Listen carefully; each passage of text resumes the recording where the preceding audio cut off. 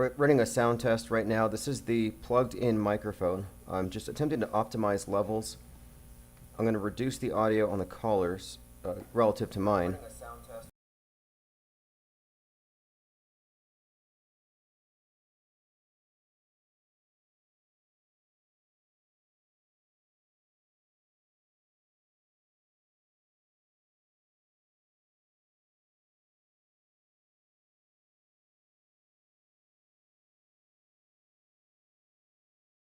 Okay, mic sounds fine. Now I'm going to go ahead and test out the input coming from Radio King.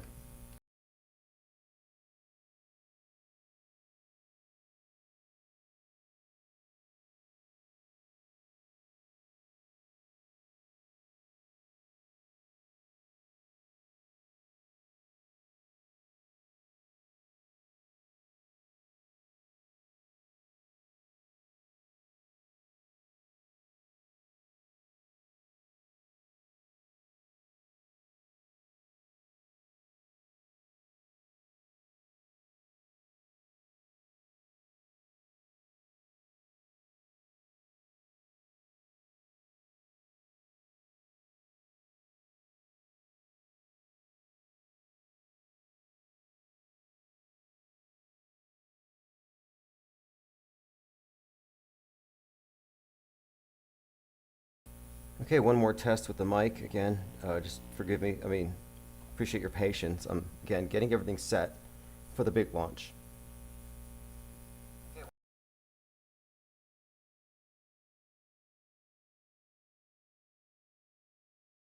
Okay, that one's fine.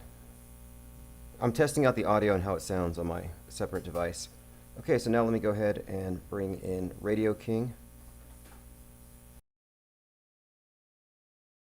And this is the source for the 24/7 audio feed, and it is also picked up at radio.net, Paranormal Radio, where we were rated in the top 13 for paranormal stations last year. Okay, any minute now, that recording should pick up. So let me go ahead and swap over here too.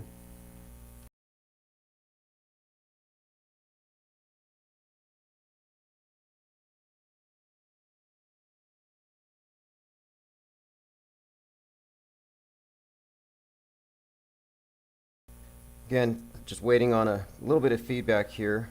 I'm listening on a separate line.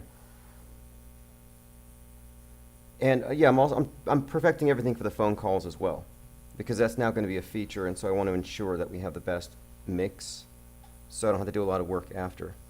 And I'm also going to be working on this. Like, I could start a live Twitter space right now, and then just have that space being picked up here on the live stream, which would mean that the commenters and listeners would actually be listening in on a panel or a group conversation, which is one of the things that we were just happen to be talking about implementing anyway, panel discussions. It's been on our agenda. In fact, I'm going to have to come up very soon with a whiteboard just so we can put our areas of interest, persons of interest, topics of interest, and really start planning out the remainder of the spring. Something's in the air today. I noticed that things are starting to look like Mid-Journey in real life. I saw this like angry guy. His face was red with anger, and he had these like spectacles on, and he was like twitching and yelling at traffic, and then this kid ran by carrying a backpack that was furry, and it looked like a monkey. So I'm like, okay, I'm seeing this angry red-faced devil in the sun shouting at this kid who's got a monkey and he's running. Anyway, it didn't look real to me in the usual sense, like Mid-Journey's leaking into the reality. And this is the premise of In the Mouth of Madness, which is something I'm going to be doing a review on very soon. It used to be my favorite movie. But it delves into that area that we often get into about what ultimately does media control mean. And in that movie scenario, the person who hijacks reality and how it manifests as an author who's like Stephen King, and his nightmarish fictions through the medium of the human reality manifesting machine, the perceiver that co-creates, they manifest a nightmare world. Again, In the Mouth of Madness, it's got Sam Harris, who's also in another must-watch movie called Daybreakers, which precedes COVID by 11 years, but predicts it. It's 2009, but it predicted 2019, the world's shut down by a bat virus, and the elite vampires are addicted to human blood, but they're given synthetic blood. But the truly rich and powerful and connected get blood from actual victims because they love the taste of fear. Rocco says, it sounds like Secret Window with Johnny Depp. Yeah, you know, Johnny Depp, if we get into any character breakdowns, he's someone I want to look into. The use of hats in his movies. Secret Window is actually based on a Stephen King, and the whole movie's about that hat that is somehow correlated with his insanity. Then he's got the Mad Hatter in the Alice in Wonderland. He goes mad in Fear and Loathing, but there's some kind of thing with him and hats. And it may mean something. Hats have a very significant value in the world of symbolism, in the occult.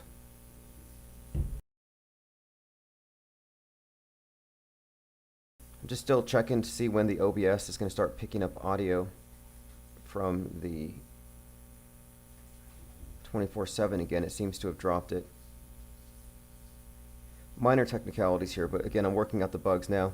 I have a plan, rigid schedule, likely 2 times a day, one being an after show in a panel form, one live. And that leaves plenty of time for everything else because there's other work to be done. Much of the work is going to be with the IPR Press Club, and that will be basically conference-like conversations, but they won't be broadcast. We have to keep some of this stuff closed.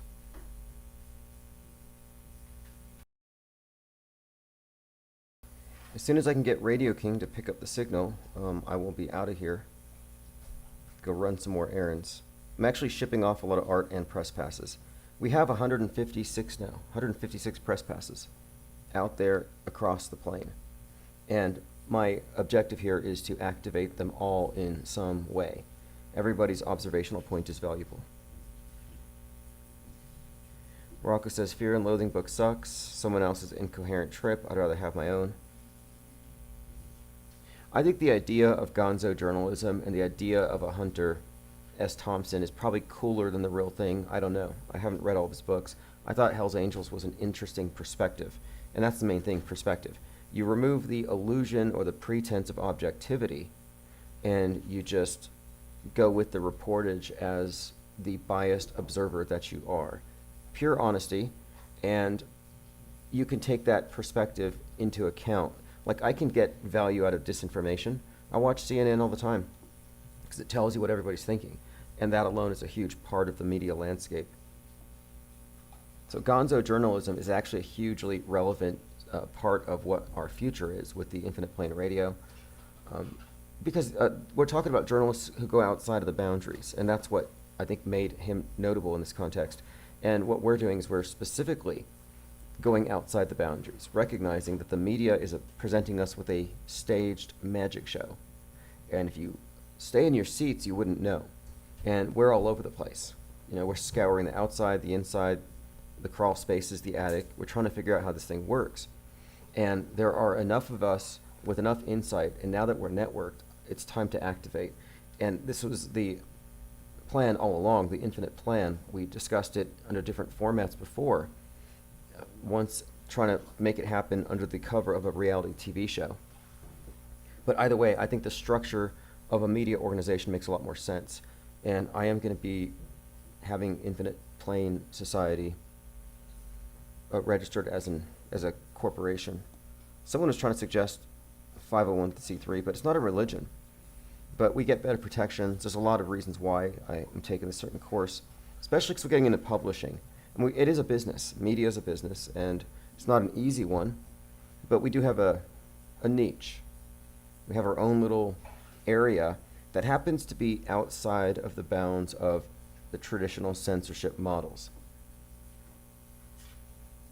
We're not breathing their air, so they have no ability to tax us or to regulate us. And that's the main thing. You know, if you want to play on their terms, you got to play nice. And I am like, well, we're not going to do that. It's never going to be a functional business relationship. It's never going to be fair. It's never going to be a level playing field. So, the solution is build your own. And that's what we've done. And it exists outside of any of their platforms because it exists in the minds of the people who have been, apprised of these things and who have come to these same realizations. So it isn't constrained to any platform. It can't be unplugged at this point. It is a philosophical movement, although ChatGPT calls it a dangerous movement. Okay, I'm going to try a different tactic here. For some reason, I'm having issues getting, this radio thing to play, and I think it's about to start. So if I take over for myself, it means it started.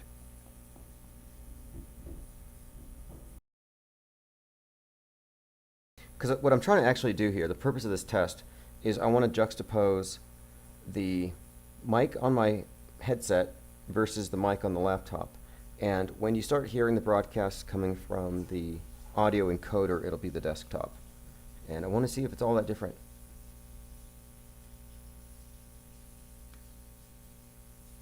I have one more option here. Just delete and re-upload. Anyway, I will be keeping everyone up with what we're working on. Okay, here it goes. Delete and re-upload. Anyway, I will be keeping everyone.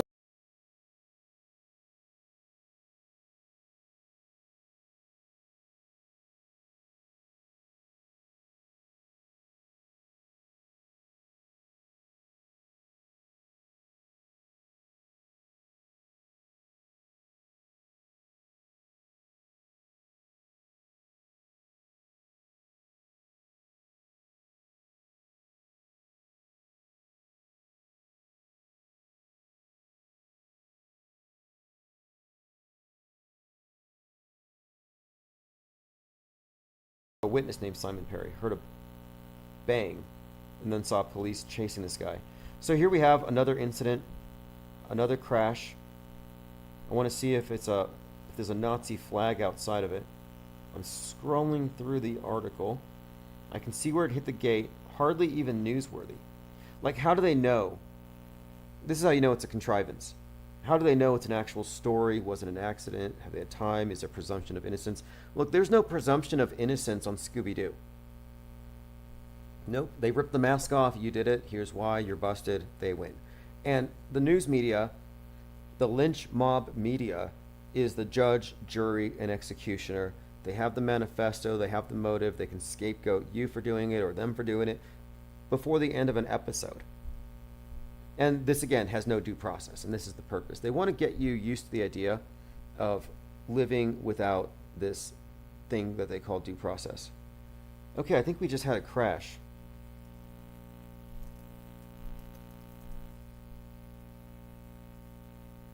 Interesting. Okay, we did crash. We're still on the audio stream. Okay, here's the test. Again, this is what I've been waiting for. In a minute, you're going to hear the difference. Okay, I think we're back on.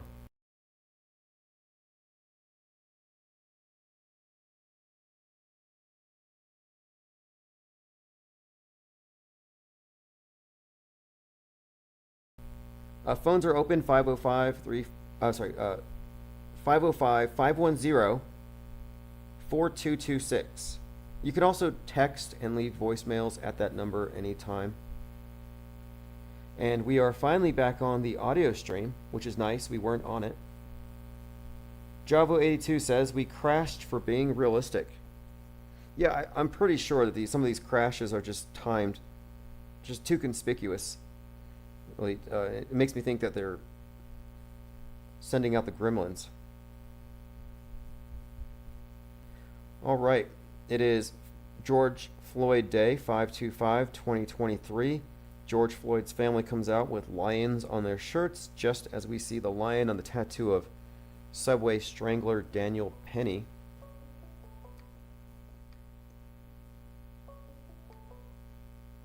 Infinite Plane Radio. This is Harmon. How you doing? Hey, what you doing, Harmon? Good to hear. Just saw you in the chats earlier. What's your take on? Yeah. Yeah, what's your take on the present news? It's George Floyd's, I guess, anniversary and this Jordan Neely thing. Have you kept up with this story? No, I haven't kept up with that one much, but I was going on all this Vanguard and BlackRock stuff and Target. That's probably in the movie news too. Yeah, let's go ahead and get into And that. Yeah, for sure, because Target is really featured heavily in the thing right now, and I was mentioning them because they were kind of cropping up earlier this summer. But yeah, I think Target is going to play a key role in a PSYOP coming up soon. yeah, because they do that, and even the beer and everything like that. If Vanguard and BlackRock really control all the corporations, have you ever seen the TV series from Canada called Continuum, where the corporations are? It's a 3-year series, I think it is, and where in the future everything's run by corporations. There's no countries, there's nothing. It's just corporations. Continuum? No, I have not, but it sounds It's like a real good series. It uses time travel too, but the guy who created this stuff, huh? no. Go on, go on. I'm listening because Yeah, Continuum. I know from you and watching shows that you like, you would really like that one. and BlackRock is hugely significant in so many ways. I didn't know who they were until really the Black Monday market crash in 2020. But then I realized, okay, this BlackRock symbol though is constantly cropping up, and I think it's ultimately a reference to the monolith. Right, exactly. And Vanguard's underneath them, and I think they even own Vanguard now. There's those two, but it looks like it's just a one world. My friends, I've been telling them since 2012, we don't have countries. We haven't had countries, and I wasn't doing none of this, the political stuff. We've always been a corporation. You know, I think we've always been corporations. We're treated as corporations, not as countries. I don't know what you think about that.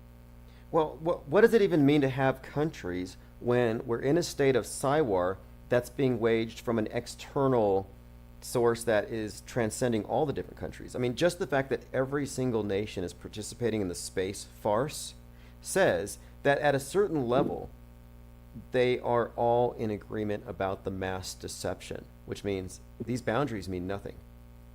Right. Well, it's just a divide and conquer, right? Yes. That's just divide and conquer. That's all that is. That's just a bigger step.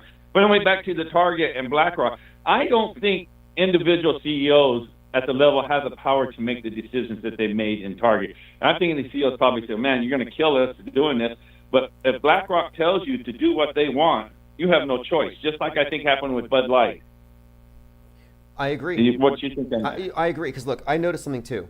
I'm paying attention to the exact influencers who are promulgating certain ideas, and what I picked up on is there's this new satanic panic that's being spearheaded by Jack Posebek from Human Events, the Pizzagate guy. He really did kick it off, but he's been really keen on following these developments with the shooter in Nashville and the possible satanic or pagan retribution against Christianity. All these ideas of the satanic panic have been brought back, and anyway, he's pointing out Target has these clothes that happen to be designed by an actual transgender Satanist who has a shirt that has Satan on it and it says Satan respects your pronouns.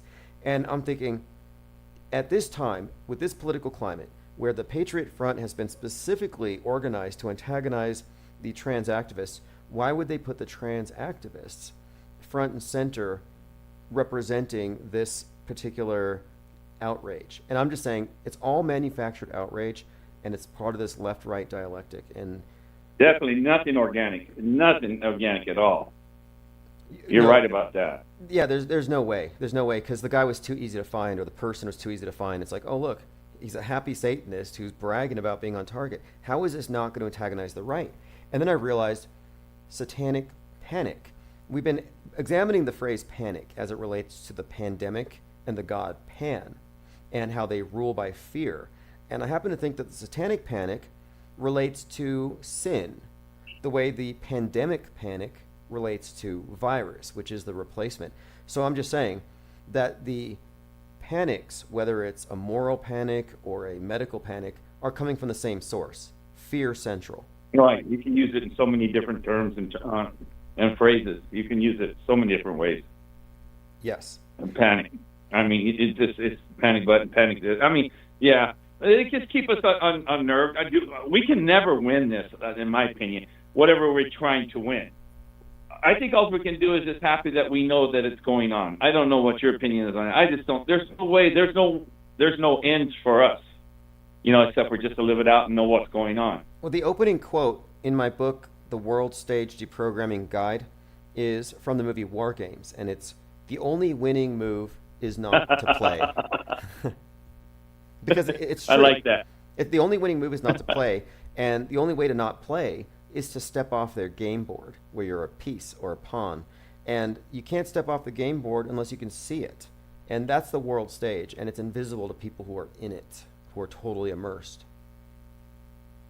Yeah, it's like I was at my friend's house. He's telling me all this is going on, and I guess there's some guy in the NBA that was brandishing a gun. It wasn't against the law, but it was against the NBA rules, and I guess that's a big deal in their world right now. I go, what are you talking about? Have you heard about that? I haven't heard that one yet, but yeah, they're hyping up gunophobia like crazy. Just last night on Fox News, there was a lady being interviewed about crime and violence, and then they hear gunshots, and then she's praying to Jesus that they live through it. But it just seems like a psyop, like all these wrong door shootings, wrong car shootings. As we get closer to the election, they're going to really hype this up, but gunophobia is at an all-time high. Right, and the guy from the Memphis Grizzlies, he had guns, right? Not illegal. He didn't break any law, but he broke the NBA, showing it was a bad light on the NBA that he carried a gun.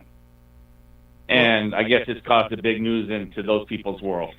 I mean, I barely heard about it. It's been going on for at least 3 or 4 weeks. Interesting, and it's pretty big in the world. Well, it kind of shows you something here, though. It's about the culture war. It's about changing opinions, I think, ultimately, so that people reject the guns in the future. But, yeah, the gunophobia thing has been hyped up to where if you didn't live in America, you would think it's the Wild West. And I listened to podcasts on the left just to see where they're at, because they believe this stuff. And a lot of them are afraid to drive through Florida. They're afraid to park and drive. They're actually terrified, which is, to me, that's how you know you're losing in this game. You're playing the game if you're in a state of fear or shock. I'm untriggered by any of this stuff, and I am happy to have the insight to know what's fake and real because, well, I'm not a stress ball. Right, it's not stressful, but it's not as fun either sometimes. I look at my kids are totally oblivious to anything. They're retarded. All right, they're 36, 7 years old, twins. But they just happy-go-lucky, like nothing's wrong in the world. And that's kind of like, that's where I think ignorance is bliss comes in. Oh, yeah, you nailed it. In fact, I describe this as a world stage because it's a good model. But the world stage is a dream world. And if you're in it, it's actually a dream. But on the fringe of the dream, at the perimeter, it becomes a nightmare as you get away from the central light, as it gets darker. So the conspiracy theories are dark and scary. That's why conspiracy theorists have a darker vision. Things are scary, but they're like, why are these normies so blissfully ignorant? Well, it's because they're in the dream world. But where you have to get, I think, is you leave the dream world, you bypass the nightmare fringe border meant to keep you in, and outside of this is where you're at what I would consider to be, objective reality. But most people are happy. Yeah, I'm not stressed anymore at all. I'm not worried. I mean, just not knowing there's no nukes, knowing all this stuff, knowing 90% of their stuff is BS. I mean, that's at peace on ourselves that they're afraid of. My kids are afraid to death of nukes and stuff. Remarkable. Yeah, I lost all that fear, and to be honest, it's like I should be the most scared person of all, considering that I was an NBC NCO in the military, nuclear biochemical, and my job was ensuring that we were all adequately trained to deal with it. And looking back at it now, I realize I was just part of the Psy-War. I was part of maintaining the wall of belief that keeps people in. Yeah. Yeah, I did the nuclear weapons in the Air Force. I was in 9 years, and when I was in Turkey, and they bring them out of the igloos, the silos that had them in, and they sit there and work on them. I'm sitting there just looking at them, like I can't go past the rope because it's a magical rope, but I can sit there watching them do it, and I'm thinking, what the hell was I doing? You just don't know. It's just a whole game. I mean, you were just part of the game too, not even really knowing it. Right. And then when 2020 rolls around, that's when I remember my training. We did exercises for this, like how do you set up decontamination zones in a city? Right, If there's all the time. contamination, I'm like, why are you letting people in the stores? You have this transference. You don't have control zones. You don't have a decontamination point. Like and the National Guard wasn't appropriating all the car washes. Like there were so many things they could have done to maintain, like for example, red biohazard containers. Assuming it was a real pathogen, something could have been done. But Goes back to the show I told you to watch, Continuum. It's corporations that's going to rule the world. It's nothing but going to be two corporations in the whole world, and that's it. Vanguard's got to be way up there, right? And BlackRock. yeah, and BlackRock really caught my ear, and I started noticing them because we had been studying the symbolism of the black cube and all this stuff. Well, it turns out that the Burning Man ceremonies take place in Black Rock City, Nevada. And a lot of the symbolism ties into the Black Monday market crashes. But I was looking at the Burning Man and the market crashes as possibly symbolic of like burning down our system and building back better, like the reset stuff. And so it's just notable that BlackRock figures so prominently in the reset because it's at BlackRock where they were symbolically already burning it all down. Isn't it amazing? BlackRock. I mean, Cube, everything. I mean, and over in Mecca where they go around the BlackRock and Cube, and it's like almost in your face. Do you think? I think so. It absolutely is. Like, for example, this is really what struck me is in BlackRock at the last Burning Man they had, this was in 2019, it was their 33rd. And there was a 33-year-old who happened to die right there. That got killed. Yeah. And I'm like, okay, what's going on here? What's the symbolism here? And then this was in 2019, and then shortly after Right. you had this man set himself on fire in front of the White House at the Ellipse. And I'm like, wait a minute here. A 33-year-old set himself on fire in front of the White House. A 33-year-old dies. And that at was a Burning Man. 33-year-old that ran into the fire at Burning Man too. Yeah, exactly. So I'm like, there's something correlating here. Well, the guy that set himself on fire in D.C. had a shirt that said USA. And he was on fire. And I'm thinking, okay, USA is going to burn. That's what we're seeing here with this symbolism with BlackRock and the 33s. And then sure enough, we had the Black Monday market crash. And it seems like BlackRock is, again, too big of a player in the post-reset, picking up the pieces. They were poised to build back. And that's Okay. pretty clear. Go It's ahead. long-term planning, but I yeah. was just going to ask you, sum it up now. So let's say that these smaller corporations like Bud Light and Target and these places who are playing heavy into the transgender stuff, which, it shows you when they do it are they just testing to see how many people really are against this? Because it really, I mean, look, there's nobody, if you take it, they're not even a percentage of the population. Yeah, So exactly, are they exactly. gauging it that way? I think it's Huh? I think it's about a calculated effort to create a moral panic and maintain a cultural and political divide. And like the numbers aren't all that significant, but I kind of think there's a few reasons for it. It's about this polarity.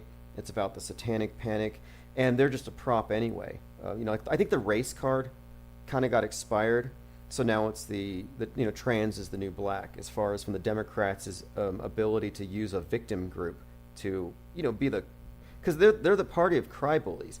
They create victims to bully the other side, and this thing with Target, it's all a PR stunt. It has to be, and I see a lot of people going into the Targets and tearing those stands down, and it reminds me of people going into Target and taking down the masks. So you can see here how in the bigger picture, Walmart seems to be associated with the American right and Target with the left and leftist values. Like there's this definite split there, and it's all culture war. You know what you said there? You just grazed over it before you back into trans.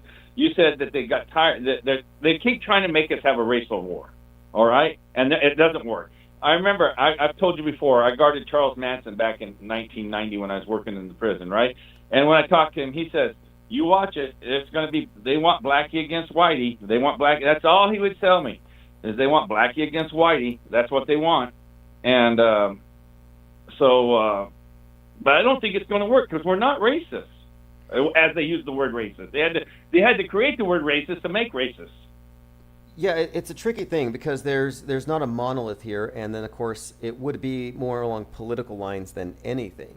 But Manson was all about helter skelter, and if people don't know, the killings, the Tate Bianca murders, were framing the Black Panthers because they wanted retribution from the whites, so they wanted to start a race war, and that's what Manson got, thrown in jail for. It's like, wow, he should have just gone to work for Yeah, it's CNN. just not working though.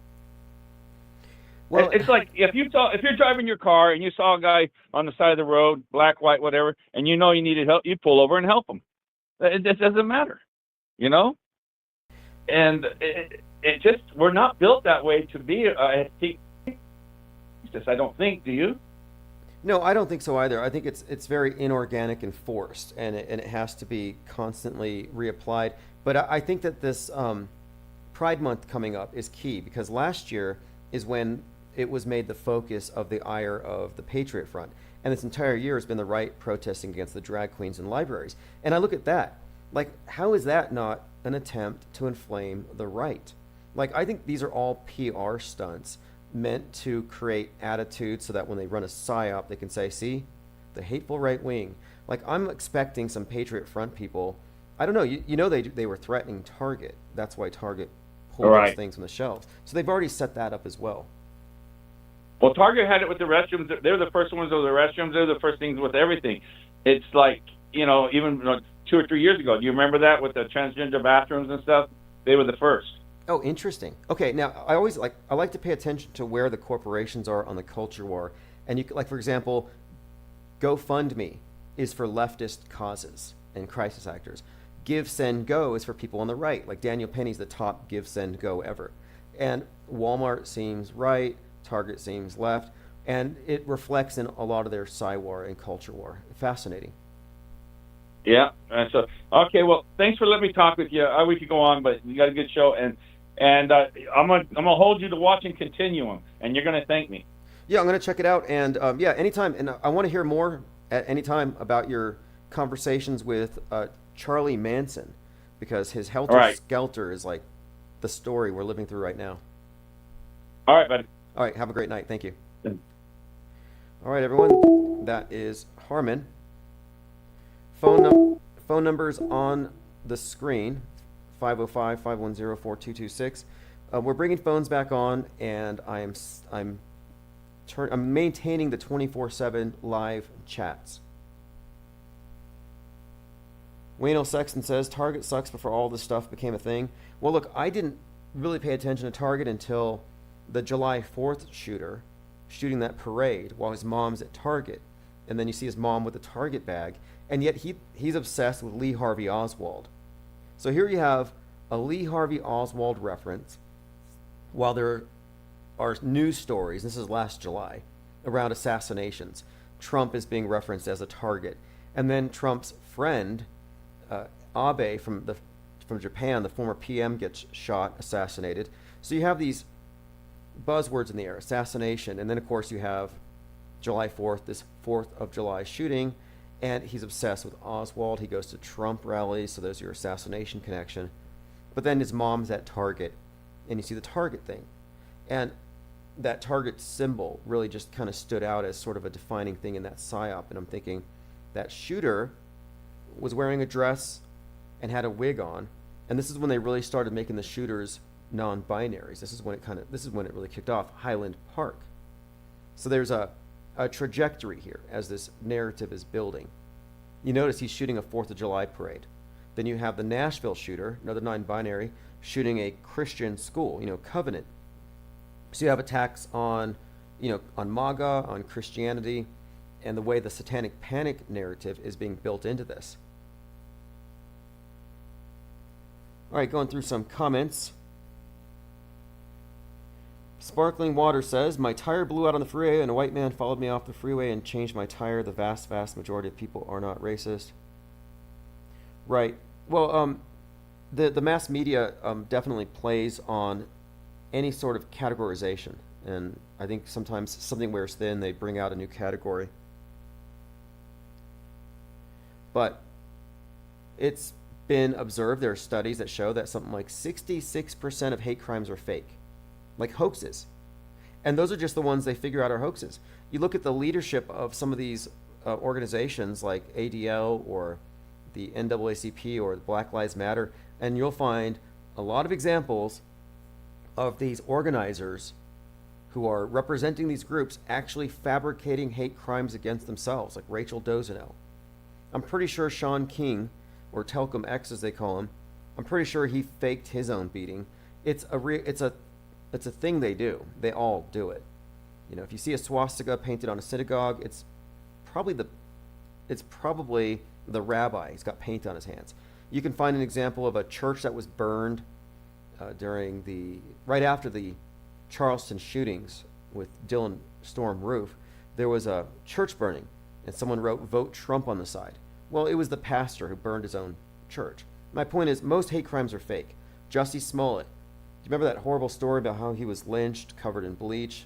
The MAGAs got him. Then turned out it was all a hoax. Typical. Hate's a hoax.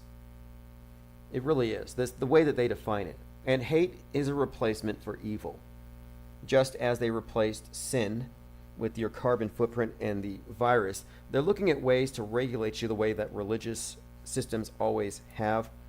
And I think that for the religion of scientism, carbon footprints, viruses, yeah, that works great. Global warming works great for their fear control, but evil itself has been more or less defined as hate and systemic oppression.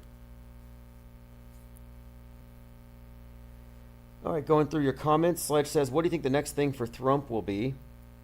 Well, Donald Trump is going to be back on Twitter, so look forward to that. I think he was a little jealous that Ron DeSantis kind of one-upped him there by getting onto Twitter Spaces. And speaking of Twitter, we are live on Twitter. Go to Auto Hoax, that's the channel. Not only do we have Spaces now available to us, but we're actually live streaming on Twitter 24/7. I didn't know, but my main channel was also shadow banned from live streaming. I mean, this is a lot of time, if you think about it. 168 hours a week. We should just be on all the time, and yet we've been shadow banned. I don't know who's behind it, if it's automated, but for some reason, we've been denied, even though I was paying for a blue check, we've been denied some of the basic features, which means I'm, canceling my blue check. Okay, let's see here. Continuing. Now, there is actual racism and hate and violence. I'm not a denialist, but the media is just very selective in how it pays attention to these things. And this is a key point, because they shape your worldview, not just through lies, deliberate lies and fabrications, but oftentimes by omission, by what they don't say. They lie in very, very subtle ways. But sometimes it's a matter of what they don't focus on that helps you build an incomplete picture. And that's where we come in. The frame of reference most people have is just the mainstream media's screen, and maybe some additional stuff. If you're a conspiracy theorist, you may think there's more to the story. But, if you're not looking beyond the conspiracy conjecture, if you're not looking at the metascript level, you really can't see. Lean Dion says, IPS Spaces to the moon. Well, this is the reason why I think we've been prohibited from participating in the spaces, is that when we get into these conversations about these topics and we begin analyzing the news objectively, talking about it realistically, factually, what we can know versus the assumptions we're supposed to make based on their logical fallacies we're supposed to ignore, they don't want that metastasizing in public. They would prefer that we remain in Discord. Jungle Jim says a wrench would be awesome. Yes, I will be handing out wrenches. And also, if you're a Patreon, you automatically get a wrench, and you get added to the Discord server. Okay, let me go ahead and go through my notes. Today's George Floyd Day. His family comes out wearing shirts with a lion's head with Floyd's face on it. And this is just after it was revealed that Daniel Penny's got Samson strangling a lion on his chest. Another Jordan Neely, George Floyd connection. Pretty deep there. All right. Damar Hamlin, another example. We're talking about the kneeling the kneeling psyops. And here is Damar Hamlin on the ground. Everybody's kneeling but the guy named Neil, who happens to be wearing a 33. There's got to be a message in here. But yes, George Floyd's family coming out with Floyd's face on a lion. That's big. The Atlantic coming out admitting that white supremacy is now multiracial. Like, does it get any more 1984 than this? Where the white supremacist group is now multiracial? How does that even make sense? Multiracial white nationalists. But this is all kind of interesting because, last year we were focusing on Ye. And Ye coming out with 33-year-old Candace Owen with a White Lives Matter, and how he's black, promoting White Lives Matter. He's got a song from 10 years prior called Black Skinhead. A little bit of predictive programming there. But, by the way, Alex Jones came out and said that Ye and Fuentes were sent to InfoWars by super Nazis, by ultra eugenicist super Nazis, to sabotage InfoWars. So he drove a wedge there. He doesn't want anyone to think that he's associated with Fuentes and Ye. Although Alex has yet to distance himself from Ollie Alexander, nor have the claims been addressed about Ollie Alexander getting people gigs on InfoWars in exchange for nude pics, or his, we'll just call it Grabgate, him and Owen Schroyer. All right, going through my Twitter feed. Again, Auto Hoax, if you go to my Twitter feed, we have spaces now available to us. I've been engaging in conversations with people on Twitter who don't know how things work. And I try to address their questions, even though they come at me with a lot of ad hominem. They say all kinds of terrible things about you if you don't believe the news. But I'm trying to get them to look at the news as I look at it, or as it actually is, and just taking a different frame of reference for a moment, which is difficult. Because people who are habitually lied to, who don't know they've been lied to, who've invested in those lies, they have a lot of reasons to not let it go. There's ego, there's just the inability to recognize that they're even dupable, which is just pure hubris. If you don't know that you're dupable, you are obviously and most likely therefore duped. The world stage hits you with stage magic, sleight of mind, movie magic, but people are talking about AI-generated deepfakes, which I say are a red herring to distract from deepfake technology already in use.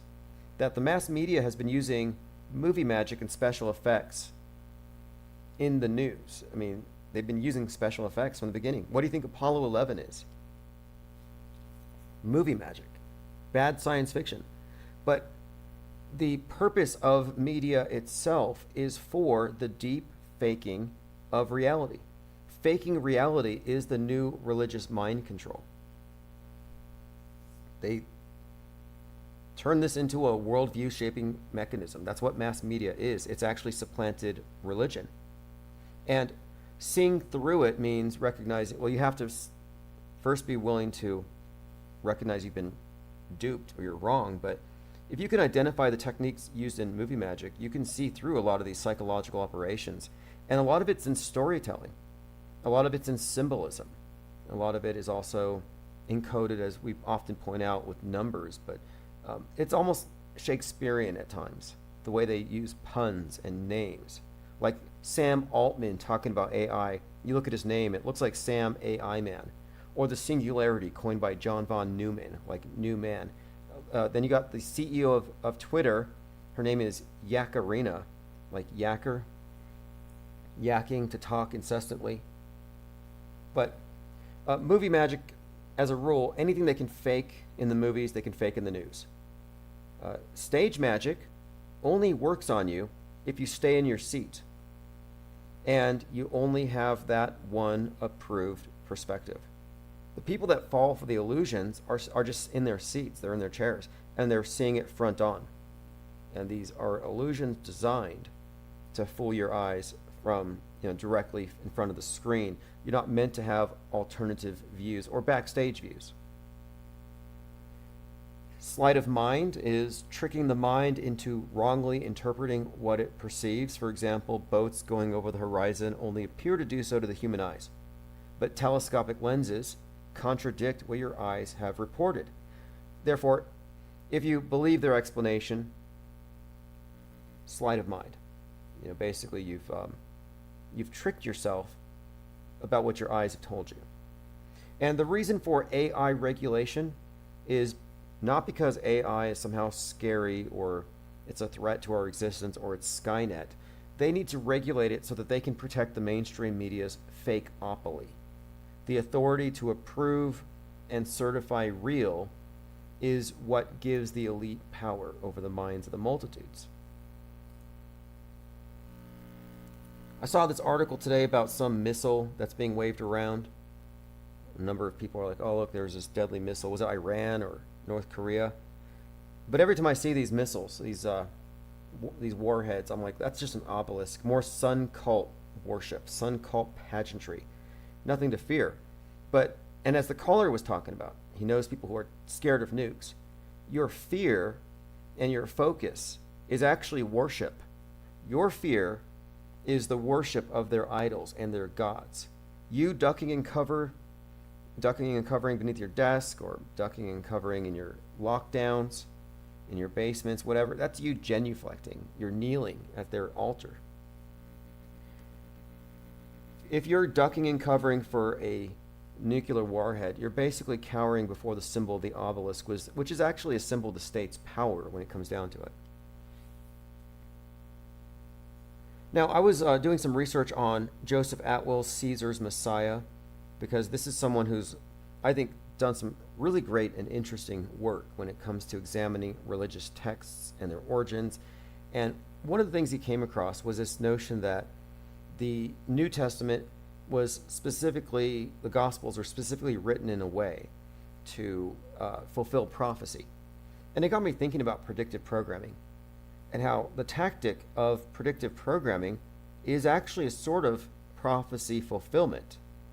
And that the significant events that become our major worldview shaping events, the big psyops, for example, 9/11 or George Floyd, that many of or all of these big events have a lot of predictive programming. And I often speak about the media itself as having supplanted the Bible, that it is the ultimate Bible, that all the different religions can all take their worldview from this one. As long as this is your main frame of reference, it doesn't matter what you believe. It's a subjective world. Other than that, that's the main thing that has to be your filter. But it's similar to what Joseph Atwill describes in his book Caesar's Messiah, the similar phenomenon of intentionally creating predictions that you can fulfill. And it has to do with something called typology, which is a theory of history, and it has to do with this very concept. This is from the Wikipedia page. For example, it says, typology is a theory of history seeing the whole story of the Jewish and Christian people as shaped by God, with events within the story acting as symbols for later events. And this is a reoccurring theme, things that are repeated, and it's a literary technique, but some will say this is evidence of divine authorship. Now, this is fascinating to me because many people look at predictive programming and they say this is evidence of AI or magic or dark occultists manipulating reality. No, it has to do with their control over the content that is all published. But now, back to the Wikipedia page. This idea of typology, of examining the New Testament in the context of the Old Testament and some kind of prophecy fulfillment, in this role, God is compared to a writer who is using actual events instead of fiction to shape his narrative. And this idea of God as a writer is key here, because from this biblical typology, from this area of research and this way of looking at it, you're looking at God as a writer, meaning he's the metascriptor, the sole author, the authority. And this is the connection. The idea of God as the author gives a lot of power to whoever controls that God. or whoever's really behind that God construct. And I think that God is the metascriptor in this context, the sole author, and it's the same idea as the monolith, the one screen I keep referencing. The monolithic media is the new monotheism. One eye, one director. I think this is what's represented by the eye in the capstone, which is on your money, the mono eye. Monotheism, it has been updated in this way. And we have this new God construct, this new religion that's been gradually implemented, but more recently accelerated. Now, it goes on to say, and this is from the Wikipedia article on typology, has to do with, it's in the section on theology. The most famous form of this is the threefold Hegelian dialectic pattern, although it's used in later applications beside history. Now, that's the thesis, antithesis, and synthesis, the problem, reaction, solution. But this is kind of interesting because this is the communist idea that also rules out God and replaces it with the state. The idea that man takes over writing history for God. And this is all intriguing to me because we are often talking about how this modern day script we're living through reflects the Old Testament and the New Testament. We're finding, for example, Noah's Ark, the Noah's myth, and then Noah with its actual dove as the symbol telling us that global warming is happening. Then you got characters like Bezos, Jeff Bezos, who's clearly templated off of Nimrod, builder of the Tower of Babel, first to build a civilization after the flood. Then you got Elon Musk and his connection with the historic role of Constantine. In other words, what Joseph Atwill, I think what he uncovered is that the elite have always maintained control over reality by controlling our worldviews through their disseminated news. It's a templated worldview, and we are seeing the new updates as they are being installed. I'm going through your comments. All right, here. Sledge says, we are in our sub-matrix vision of reality. Yes. Look, I've been talking about the Mandela effect for a while and working on a documentary about debunking it. But the very premise that reality is somehow splintered or that we're each in our own subjective, like, oh, in my reality, Mr. Rogers used to say this. Like this idea that we're totally subjective and fractured, I've always rejected it because I feel like this is where they want you to be. They don't want you to have a grasp on objective reality, and they don't want you to maintain that grasp because then you would have a counter narrative to their story. You know, history, which is basically a reflection of the elite. They write the news, and over time, that news becomes calcified. It might as well be carved in stone, crystallized. It's unimpeachable. It's settled journalism. Once that happens, it's history. Like they write our history as we go. Like all the fake news that we debunk, all the fake news that we see through, guess what? It's going in the history books. Doesn't matter what we say. And the only thing we can do is maintain a parallel course. That's why I talk about the parallel media. Like not only are we keeping track with their story as it unfolds, and not only are we maintaining a grasp on objective reality, but we're maintaining a linear continuity. And we're going to do so through time. So we're not going to get lost as the public gets diverged into the space age and they get shuffled off into their deep underground Mars bases to live as Molochs. Yeah, we're going to go ahead and avoid that kind of thing. Javo82 says, all coins will fall before the Fed coin comes out. P dollar is going to be replaced. You're probably right about that. We just mentioned the Hegelian dialectic. The reason for all the rug pulls and all of the Ponzi schemes and all of the grift is probably to create some kind of sentiment among the public that we need to have regulation. I mean, look how quick people right now are already calling for AI regulation. They're saying, oh, TikTok's got to label the deepfakes because we can't tell. They're forever posturing as saviors.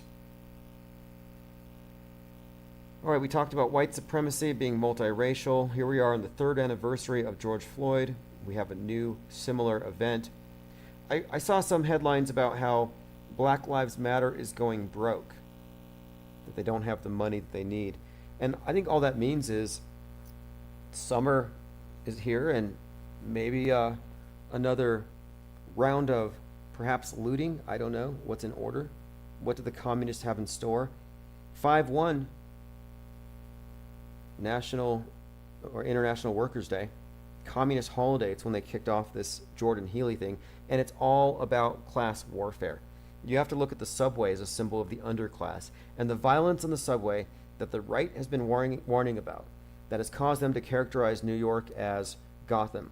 Yeah, this subway violence has been the subject of the right-wing media echo chambers for some time, and it's because it's the threat of the underclass and the uprising. That's why Joker, Kill the Rich, was one of the slogans in that movie on all the signs. It was on the newspaper, and he kicks off the uprising by shooting some rich people on the subway, whereas Batman beats up the Jokers on the subway at the beginning of the Batman movie. Well, it's the class warfare again. It's all communist beneath it. That's what the slogan "I can't breathe" really means. I can't breathe because of oppression. I can't breathe because of capitalism polluting the environment. I can't breathe because misinformation has spread the COVID. Like, they have so many ways of reiterating this theme of oppression. And I can't breathe being an anagram for a better China is not a coincidence, because ultimately we're looking at, world communism. And by communism, I don't mean in the Marxist sense, and purely speaking. I mean more about collectivism, the elimination of private property. And people think communists are godless. Well, not really. The whole thing is, I think more or less, we're looking at replacing the old concepts with the new construct, essentially a proxy for the state. But I think the age of Mars, which is not the age of us going to Mars, but it's the age of turning Earth to Mars, living like we would live on Mars.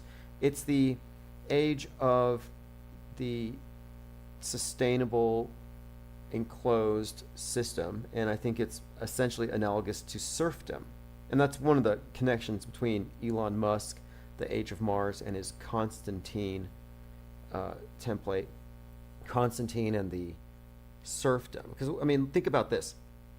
If you can convince people, the freest people in the world, in the wealthiest nations, that the ultimate goal for mankind is to go live in a spaceship or in a lunar base or a Mars base, you're convincing them to get rid of all of their private property, to get rid of all of their freedom to move and to travel, and you're basically putting them into a gulag, into a commune where there aren't any options. It's a one-way trip. I'm talking about, this is the idea of the communists who are like, we have to take a long march through the institutions to brainwash them because they're too comfortable.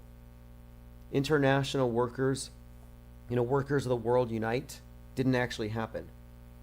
Well, workers of the world will unite for outer space because they have managed to trick the free people that the space program is somehow different from the environmentalist agenda, which, no, it's actually the same thing. Going through your comments, Lean Dion says subway and Snowpiercer. Yes, trains and subways and planes have been turned into props, and they're all symbols in this. Like, for example, the elite use their private jets, and they're considered to be some of the worst polluters as far as CO2 causing climate change, but they don't care because they're way up there. The people who suffer the effects of climate change are way down there, and it hits the poor the worst. And then the poor in the subways are seen as antagonistic to the right, who say get out of the cities. So you have this antagonism, and then you have the guy who invented Cash App. Think about that. The guy who invents Cash App, the epitome of one of these tech moguls, super rich, he gets killed. And the richest man in the world opines on Twitter that he bought, oh, he must have been killed by one of those homeless people in San Francisco. Right. Because the homeless are feral and dangerous. And again, if you think about it, it's probably a contrived statement meant to continue to incite this idea that the rich are at war with the poor. In fact, didn't Joe Rogan and his friend joke about shooting the poor or shooting the homeless? I mean, we've seen a lot of these lines that are thrown out there, and this is meme warfare, it's info war.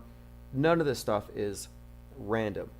You know, a lot of these little phrases, these things that are meant to shape attitudes, yeah, they're mind viruses. Rob File says, did you notice in Joker when he receives a revolver and takes it home, he then fantasizes and dances with it, and when he actually accidentally fires a round, he runs to the TV to hide his crime. Interesting. Well, I was thinking about the Joker movie and how he represents the mentally ill, the poor. He's just like Jordan Neely. And he lashed out violently at a system that treated him like trash. And at the end, he shoots the talk show host on TV.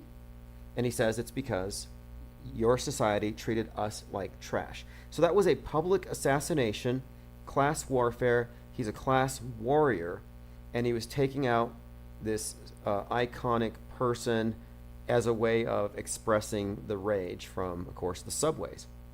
Then you had the new Batman movie, and as it comes out, you have Frank James, who shoots up a subway after sending videos to the mayor complaining about the lack of mental health services. Neely, mentally ill, lack of services. Then you get into the causes of the mental illness, and they'll say that it's a byproduct of their poverty, the gaslighting from the system. They have all kinds of ways. In fact, they'll even say that, I think they even do say, that blacks are disproportionately afflicted with schizoaffective disorders. And my point is, it all ties in to this repudiation of capitalism and how the rich are rich at the expense of the poor. Because they are rich, we have poor. That these poor represent failures of the system, and of course, it's not the individual's responsibility, it's the system. And then Daniel Penny's like, oh, I'm not ashamed for killing this guy. The system did it. Well, what is the system? Well, the system is the train, the closed system. It's the ship of state that we're all on. It's the Snowpiercer's train. It's the subway. It's the train that derailed in Ohio. It's capitalism needs to stop because I can't breathe because the air, the pollution. Well, we can't breathe because, of course, Western chauvinism keeps kneeling on the necks. And then Al Sharpton pointing out, America strangled Neely. It wasn't just Daniel Penny. And that's because, of course, America is intrinsically oppressive and systemically racist.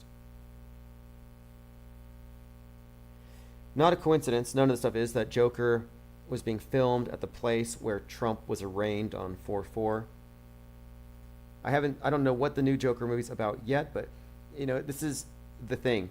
We're talking about predictive programming and mythology and how they fulfill their prophecies. Well, they've been using Joker and Batman and that dialectic, that dynamic, to frame a lot of their psyops. The Joker is left, the underclass, the poor, the subway, the people who've been made clowns by the capitalist system. He's been clowned. He has to be, I mean, this is the subtext. The reason why the subways are violent is because Democrat policies and they're light on crime. You know, they're sympathetic towards the victims of capitalism. So this is all very symbolic. And then Batman represents what? The vigilante, the right wing, the ones who are standing up against the corruption when the system or the police won't, or the system is allowing criminality to run amok. And this is why Daniel Penny is being widely praised. So on the one hand, Sharpton's like, we need to stop this vigilantism. On the other hand, you got Ann Coulter's like, we need more Daniel Pennies everywhere. Batman and Joker. One side empathizes with one side says, we like the vigilante. And the other side says, oh, that criminal is basically Jesus, a 30-year-old, poor, mentally ill, homeless man in a subway being strangled for asking for help. Okay, this has been great. I have to run. I am going to turn this back over to the 24/7. The archives will be sent out later on this evening. I'm just gradually re-implementing everything that we had before and then some. We'll be moving into an office here within about a week or so, and I'm just getting all of the preparations in order. So I want to say thanks everyone for the comments. Thanks to the callers. You can always leave voicemails. I will play the voicemails live. And I will be, of course, opening phones pretty much nightly. And we'll have a more rigid schedule, so I won't always have to send out text alerts. But again, thanks everyone for hanging out. I'm going to head back on over to the 24/7 and go to ips.monster to get all of the relevant links.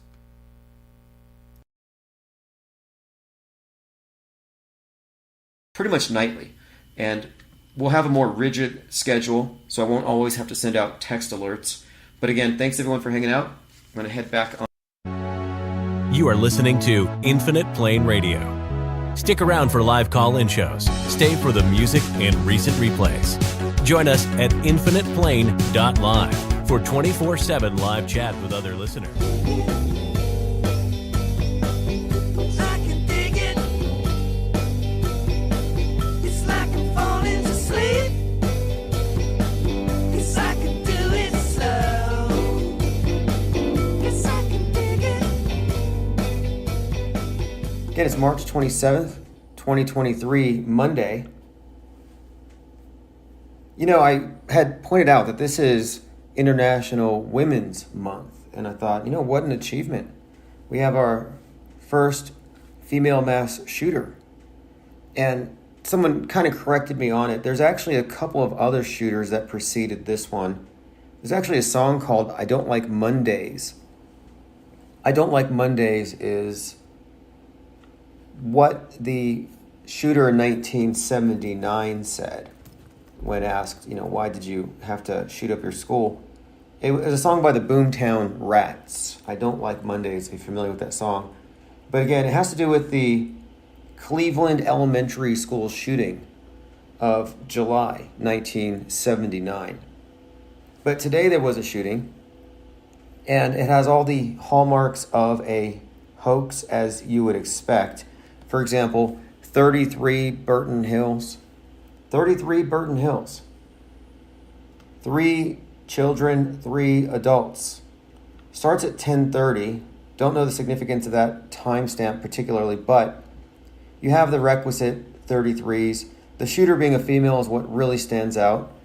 In a place called Covenant School. The school is called Covenant, which may tie in biblically. There may be some tie-in with this Daniels and Revelation scripting we've been picking up on. But the incident was reported at 10:30 a.m. at 33 Burton Hills, 3 children, 3 adults. The shooter's picture has been released, and if this is the one, if I'm looking at the right photo, bowl cut confirmed. And it's not one of these sloppy school shooter, low-income, resentful, white bowl cut shooters where it's just like they look like they just literally did it with a bowl and some scissors. No, this is actually pretty stylish, like Charlize Theron level. Like this is a movie star looking shooter, if this is the one. And I have no reason to doubt it. Although it could just be one of these Instagram models trying to put their face out there. Let me go ahead and see what's up with the chat here. All right, Rocco, let's go. Excellent. And I am multicasting. We're on all platforms. Appreciate the support. IPS or bust, says Copaesthetic. And I decided I'm going to go down to the courthouse tomorrow morning and I'm going to refile. Well, not refile. There's an attempted suit against one of my trolls from 2017 that's being refiled. And I'm going to refile my domain squatting case against Goldfinch. But I'm also filing a couple of new suits. I'm suing Spotify tomorrow. I figured now's a good time just to put all the paperwork in, get the process started. It's all going to add up. And we should have a lawfare update this week, which I'm definitely looking forward to, because we are suing a politically connected, wealthy, White House affiliated cyber criminal. It's a huge scandal. And exposing this is great for a few reasons. One of them is we are a media investigation. I mean, as far as like our think tank goes, what is our focus? Media deconstruction. We're always investigating, examining things, reading between the lines. And as a think tank, we never fell into the Q psyop. We knew it was a psyop. But I don't believe ignorance is a defense in the information war, in this psy war. And I did my diligence. I studied the group, and I continue to study the group and its origins and where it comes from, who's behind it and all of that. And in our research, we have uncovered that the QAnon is largely fed out of the White House, that all the Q drops can be attributed to an individual who's part of a group who is now, and look, this is a White House dignitary. As insane as that sounds, this channel's main adversary is a White House dignitary who received, like Benjamin Netanyahu did, a key to the White House. And as we speak, it is being auctioned. It is being auctioned off. And many of the donors believe that it's the key. I mean, this is all insane. It's a key that was actually given to JFK Jr. I mean, look, it's so bad, just that the mainstreamers are way out of touch with reality. We all know this. But this is why, in auto-hoaxology, I divided it into 3 frames of reference. You're an MSM believer, which is the normie. And then you have the conspiracy theorist. They're MSM plus, meaning they see what's on the screen and they accept it, but then they heap on a bunch more. So they're deeper into the illusion. They become delusionists. They stand by their delusions. And that's the purpose of people like Alex Jones. It's to draw you deeper. So the American dream, if you start to wake up, turns into a nightmare. And hopefully you just go back to the dream, that you fight back, or you get comfortable in the nightmare and you get terrorized like all these conspiracy theorists who believe that Hillary Clinton drinks baby's blood. I mean, they live in an alternative reality. Now, those of us who strip away the unverifiables, who reject the premise that it's real until proven fake, we're being increasingly vindicated again and again and again. I can point to numerous instances. We can point to the salami in space that tricked the brightest minds in the world, and they thought they were looking at a distant star. We can point to the deepfakes of Donald Trump running from the police going viral, and CNN saying, hey, this is terrible. We have to put up, they put warning labels. I'm watching CNN, and they're showing us this deepfake image of Donald Trump running from the cops, and they put fake on there. And they said, this is very concerning. The public needs to learn how to tell between real and fake. Like, they're actually doing my job. And I'm like, you know what? They're going to have to put the brakes on that. The last thing they want is to wake these people up. But, just moving forward, what we're doing with this channel is so far different from what every other news media organization is doing, because we're not part of the mainstream media ecosystem. And alt media pretends to be, but it's controlled up. Always has been. It's facing in, not out. They're part of the closed system. All right, we're joined by by Base Koning. Awesome. Now, the mainstream media right now, and I'm following it very closely, it's promulgating a consistent and steady message, and it's very easy to see where it's going. Like, I'm watching this story about these recent tornadoes. Tragic, terrible, people dying, serious destruction. I have no reason to think it could be faked. However, they can attach a political agenda to real things. They go out there and they show nothing but sympathy and support. But what is their real agenda? To be honest, their real agenda is about blaming the weather on the Republicans. But I'm watching this, and every eyewitness says the same thing. Every eyewitness says this is caused by, or this sounded like a passing train. They've all compared it to a train. Anders says, fix the sound or don't go live, annoying as hell. Yeah, I'll go ahead and block you, and you can go ahead and find somewhere else, because it's annoying as hell for these trolls just to come along here and you don't know what's going on. I'm sorry this isn't CNN. Maybe you should tune into CNN. I'm pretty sure Logan Paul has a live stream. Disney, I'm sure they have higher production value if that's what's important to you. I'm here for the information. And I'm just saying here that this channel has been targeted by politically connected, and this is provable. You show me another channel that has a cyber criminal assigned to it that is directly connected to the most powerful people in this country, as far as the world stage goes, politically connected, etc. I mean, he's friends with Joe Rogan. Like, that has to amount to something. I'm not saying we're victims, but we are targets. And to pretend like you should expect InfoWars level production value here, I'm sorry, we're not part of their world. They're actively working against us. And I've proven this. And the fact that that Goldfinch, the fact that this White House connected hacker is auctioning off this key, and these keys, like I said, are only given to White House dignitaries, that fact alone underscores everything I've been saying here. But it doesn't matter how the audio goes, if it screws up, if it doesn't screw up, whatever the case, I have a backup. Right now, everything is being recorded on my iPhone. I have redundancies, which is what we've always done. If you remember last year at this time, we were streaming on like 25 video platforms, and the purpose was, we know we're under attack, so we're just going to go with redundancy after redundancy to the point where as long as I have one feed that survives, it goes into the archives. Now today we're talking about how Women's Month is ending with a bang. We have a female mass shooter in the news right now, bowl cut confirmed. 3 victims that are adults, 3 that are children. Address is a 33. Let me just say this. If your children are in a school with an address with a 33 in it, pull them out. And if their teacher is 33, pull them out. If you have a family member that's 33, quarantine them. Quarantine all the 33-year-olds. You know what kind of trouble this world could have evaded?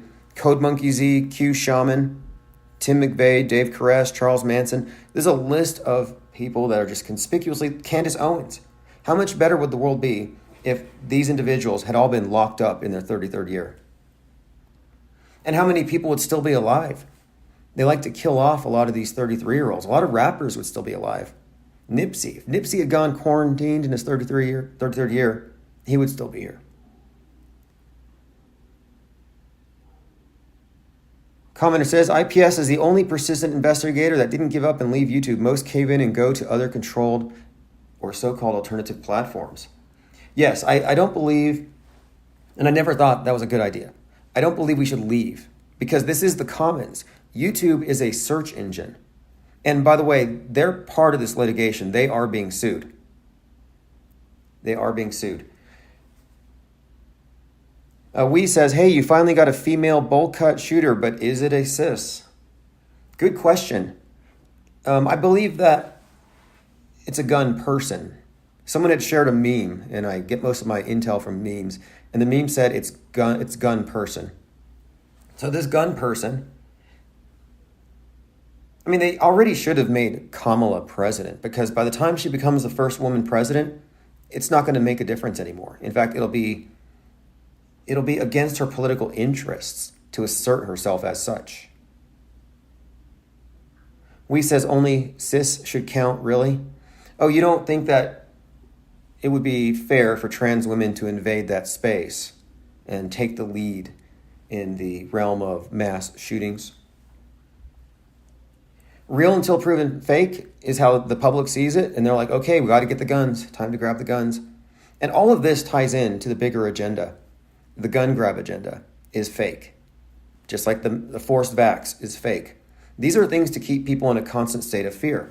It was very clear last year when you had the Roe v. Wade thing, the leak, and you had the females marching for their wombs, womb control. Like, they're going to grab our wombs. And then you had the males marching, they're going to grab our guns. So you have the guns and the wombs. And you see it's male, guns, right wing. Female, wombs, left wing. These are polarizations that they create in our society. And it's never meant to be solved. They don't want to grab your guns. It's all about this agenda. But interestingly, Trump just gave his inaugural campaign speech, his rally in Waco. And the Waco standoff was triggered by weapons violations. The ATF, they were coming to grab the guns. That's the event that radicalized Alex Jones. And Alex Jones has always been about, they're doing these gun drills or false flags because they want to take your guns. That's been his narrative for decades. And now he's in trouble for it. But it's not a coincidence that he started at Waco and now we have, of course, this latest shooting, which kind of breaks the mold a little bit. But the school, 33, Burton Hills, 3 casualties, 3 adults, 3 children. Oh, come on. Joined by JT33. Thank you for joining. And those aren't the only 33s associated with this event. It's ridiculous. And I'm going through all of it here, piece by piece. But yeah, I was saying, fascinating to see that Women's History Month is going off with a bang. Now, the only reason why I've really had to hone in on this is that this has been a major inconsistency, and I've been saying it's intentional because they want to associate guns with men, with toxic masculinity. And masculinity is a toxin, according to James Cameron. James Cameron, Avatar, James Cameron, Skynet, Terminator, who happens to believe that right now, as we speak, the AI is already taken over, and it is already in the process of eliminating us. In fact, he said that if the AI, the Skynet, were to take over and wipe out humanity, it would do so in a way that resembles the world right now. And he has a very, very good point there. It wouldn't do any ecological destruction. It would set us against one another using deep fakes. That was his argument. And I'm like, you know what? That makes perfect sense. Now we're talking about 33-year-olds, and I have a pop quiz for you. Who is the most, maybe you already know this, but the most popular artist in the world today? If anyone here knows the answer, it's The Weeknd. But how old is The Weeknd? And this is according to Guinness. They said he has the most monthly listeners on Spotify. It's like 111 million people. Yep, he's 33. I don't maintain that he's a deep fake or that he's Justin Bieber in a mask, although that would explain a lot. Overlapping girlfriends, overlapping wardrobes, overlapping addresses, more or less. But he is an interesting character if we go into it. Joined by Clockwork 113. Yes, we are back. I didn't send out a notice because I wasn't sure, but I have a backup, a redundancy. This will be recorded.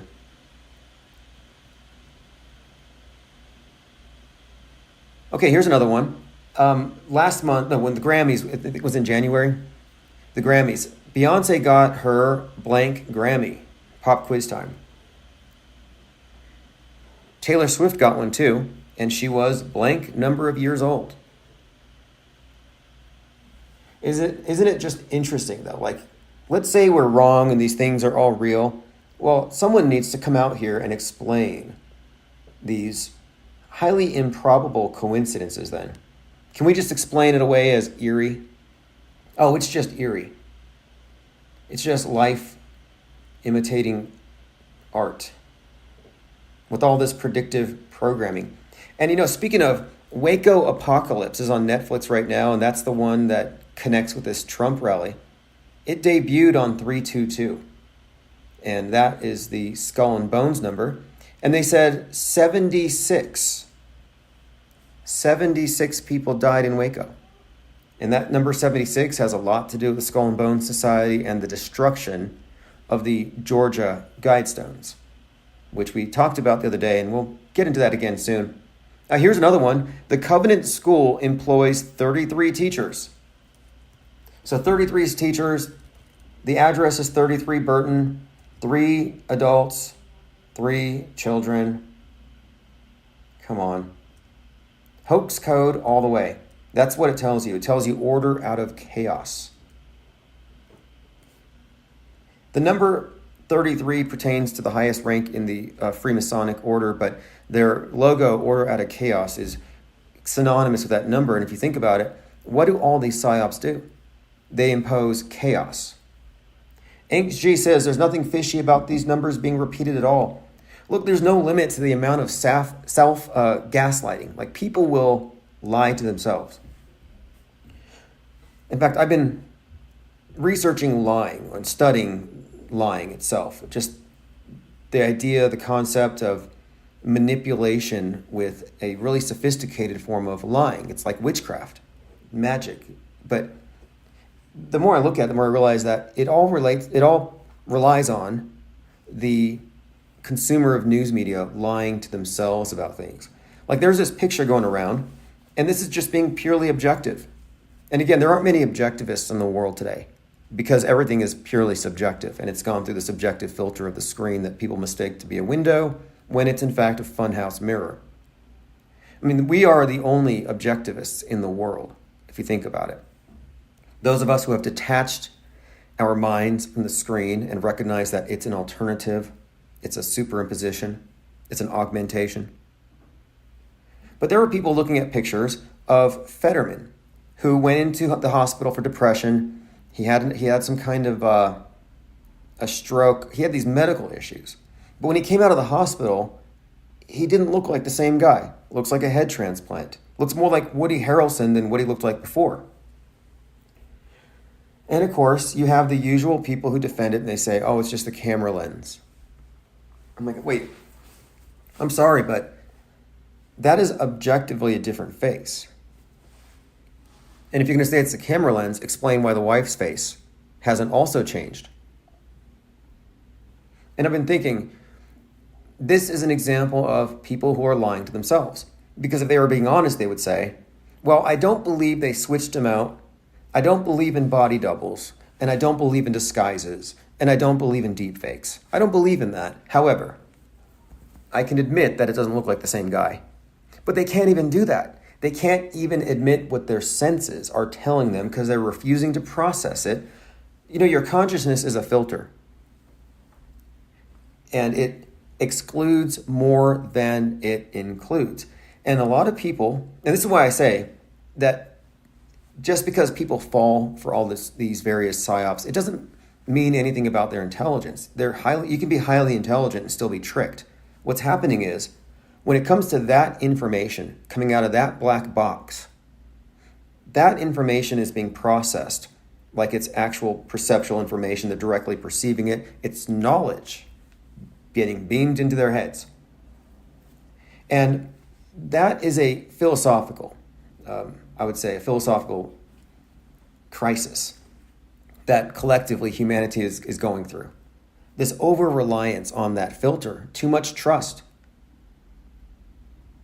And I'm finding more and more examples of people running into this, like, what does it mean when these AI-generated images become indistinguishable from the real thing? And I'm watching these people on CNN. I'm watching all these jokers labeling stuff like, oh, this is fake, this is fake.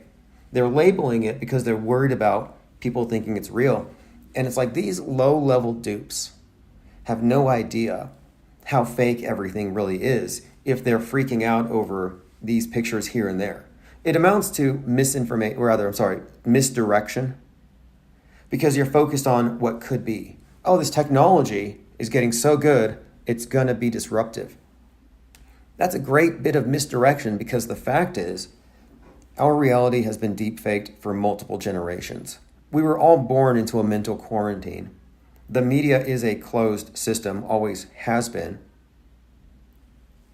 But the deep fakery pre-exists this CGI deep fakery. It pre-exists all the clever real-time editing and filtering. It pre-exists what we're being shown as a potential disruptor. It goes back to disguise, spycraft, liecraft. Cubstar says ChatGPT is better at writing stories. Well, it does seem, and a lot of people point this out, it does seem like these stories are synthetic and they could be AI generated. And I know what they mean. But when you look into subliminal programming and symbolism, Jungian symbolism, double entendre synonyms, there are various ways that messages can be conveyed. And I think we're just looking at multi-layered media where it has the exoteric version for the true believers, and it has the side stories for those who think too much, and it diverts them into the mainstream media plus universe, the conspiracy realm. You know, they have this, it's almost like this thing has like an immune system. You know, if you question it, they have these explanations ready to fill in the gaps. Someone says here, we're born into an insane asylum. a literal nut house. You know, that's kind of an interesting point to bring up really quick here, because what is an insane asylum? It's a quarantine for ideas, and the insane are what they call insane, or people who are mentally ill or quarantined for their own health if they're a danger to themselves. But what we're seeing now is the weaponization of psychiatry, where your ideas are dangerous to society, and therefore your ideas must be contained. They're trying to get you to mentally quarantine, and it's working. I mean, we're part of this. We have been quarantined. We are the hot skulls, like in that series. And the Hot Skulls series perfectly shows how society is, in that movie, in that series, they're already put into quarantine because of idea super spreaders. And these verbally communicated mind viruses have the potential to destroy society. And we're there right now. Joined by Uncool Ben. Thank you for joining. Now, I want to go ahead and get into something else, another topic here, related to this, though. And it has to do with stochastic violence, because we've been hearing a lot about this for some time. Stochastic violence, the idea that Trump says something, and then somebody does something, and there's some kind of connection there. And I kind of tacitly accepted it. I never really questioned stochastic violence. I figured, okay, some leader goes out there, and he says something. It'd be really great if somebody would stop the certification of the election, and then it happens. And then you can say, well, he incited it. Well, is that incitement? It's too vague. And I've been thinking perhaps we should look more closely at the premise and maybe even reject it altogether. Because the idea of stochastic terror says that when this or that political figure puts it out there, it's more likely to happen. And this sets a precedent that if it happens, now we have an explanation. Now it's not so much out of the ordinary. It was expected. And that gives the mass media a lot of power. Because, of course, we're dealing with the media that reports stories like the one conjured up by Jussie Smollett. They can fake events and say, hey, this event was caused by you, which is what they do all the time. In other words, by not rejecting the premise of stochastic terror, we're allowing them to set us up to be framed for whatever they gin up. And I think it's a parallel to the copycat killers that they used to talk about. Like, oh, there's a mass shooting here, and somebody else is going to pick up a gun and do a shooting. A copycat. I don't think that's even a legitimate notion. And I've been questioning this because, of course, are gun attacks also now contagious? Is gun violence contagion like bank failures are? So let's go over my Substack account. It's timosman.blog, the stochastic terror myth. I've been monitoring CNN, and their dominant narrative is that former President Donald Trump upped the ante for potential violence with his rhetoric. And they're citing this stochastic terrorism, saying it's, quote, the use of mass media to provoke random acts of ideologically motivated violence. And that's from an article I have linked, but yes, mass media provoking random acts of violence. Now, again, this to me is almost akin to blaming rap lyrics for violence. I find myself rejecting it because if somebody of influence says something and something happens, it just plays into the hands of media manipulators. And this is a very similar ploy to copycat killers, which is the alleged tendency of sensational publicity about violent murders or suicides to result in more of the same through imitation. And the idea of a copycat killer emerged after the Jack the Ripper killings. I mean, this isn't true criminology. I think most of it is almost like superstition. But now, this is a theme that's come up since the storming of the Capitol, because the people who are chanting this, and I'm seeing it all over CNN, they're saying that the president's use of language prior to January 6th was tantamount to indirect incitement.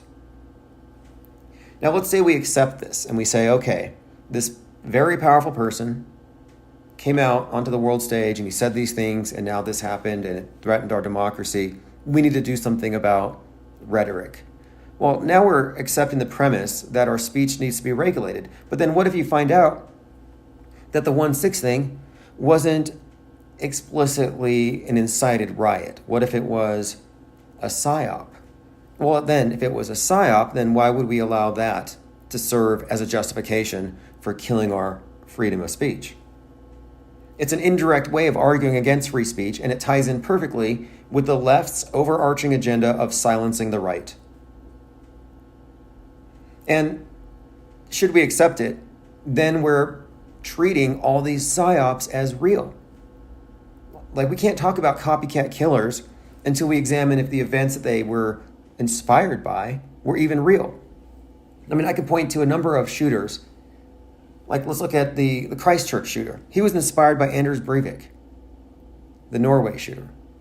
For the same reasons, same manifesto, totally plagiarized. Well, let's say one of those is real, like the second one is real. Well, then this real event in Christchurch was inspired by a fake one. So good job, media. Your fake story served as stochastic terrorism and inspired a copycat killer to murder a bunch of kids. Like, if we accept the premise of copycat killers being real, then if anybody's going to inspire it, if anybody's responsible for any stochastic terror, it's the MSM. Again, assuming these things are real is a huge assumption. And it assumes, too, that violence is a contagion like bank failure. I can't accept it. And it's just a further angle to erode the Second Amendment in principle. And we don't want to give the government-controlled media the power to alter our reality based on a false representation of the reality.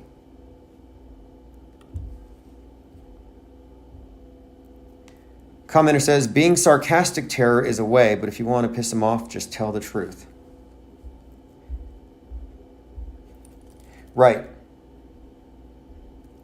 Commenter says, Russians are rotating their generals in Ukraine. Yeah, the theater of war, it's getting pretty interesting.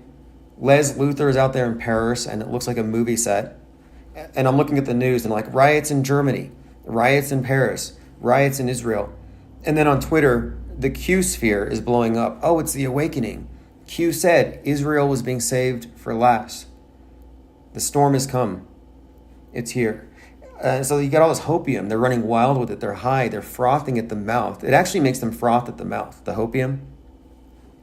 Then I look on CNN, and it's like Israel's PM is making some deal. So I'm like, oh, there goes your awakening. They put out that fire. It's all just a big PR. It's PR. It's participation. It's almost like a holiday when you look at these mass protests. Like BLM, yeah, that was just the Democrats doing a show of force, just a big march, expressing their ideology. Oh no. Reports say the Christian school shooter was a transgender Aiden Hale. Okay, we may be a little premature in giving credit for National Women's Month. Or this is another place like swimming in some areas of sports where, I'm sorry, but cis women just don't have it. And why is that? Bethany says, listening to Twitch, haven't been able to tune in as of late. How's the legal stuff going? Hey, thank you for asking. Right now, I responded to a motion by Google and YouTube, and I'm waiting on a response from the judge because the judge now has in his hands, and so do YouTube, what they have in their hands is conclusive evidence from 4 different witnesses that I have. I'm talking about Kickstarter, Vimeo, Gravatar, WordPress. I have eyewitnesses that one of the defendants is real-time still hacking my accounts, and I'm intimidated by it. In other words, I'm telling the judge that the defendant has been hacking my stuff after I sued him, and he's trying to, intimidate me in order to get him to look at it even closer. And in that packet, in that motion, in that response, I included as Exhibit A the email that he sent to YouTube in 2018 when he claimed that my voice was his. And ever since then, he has priority treatment when it comes to copyright claims. Well, they all have the evidence. It's there. It's in the judge's hands. And I included also the FBI reports, and I included a friendly letter with this to the judge saying, I think we need to pursue criminal charges. Because, and I had to, this is the reason for the civil suit. I'm not trying to shake down YouTube for $5,000.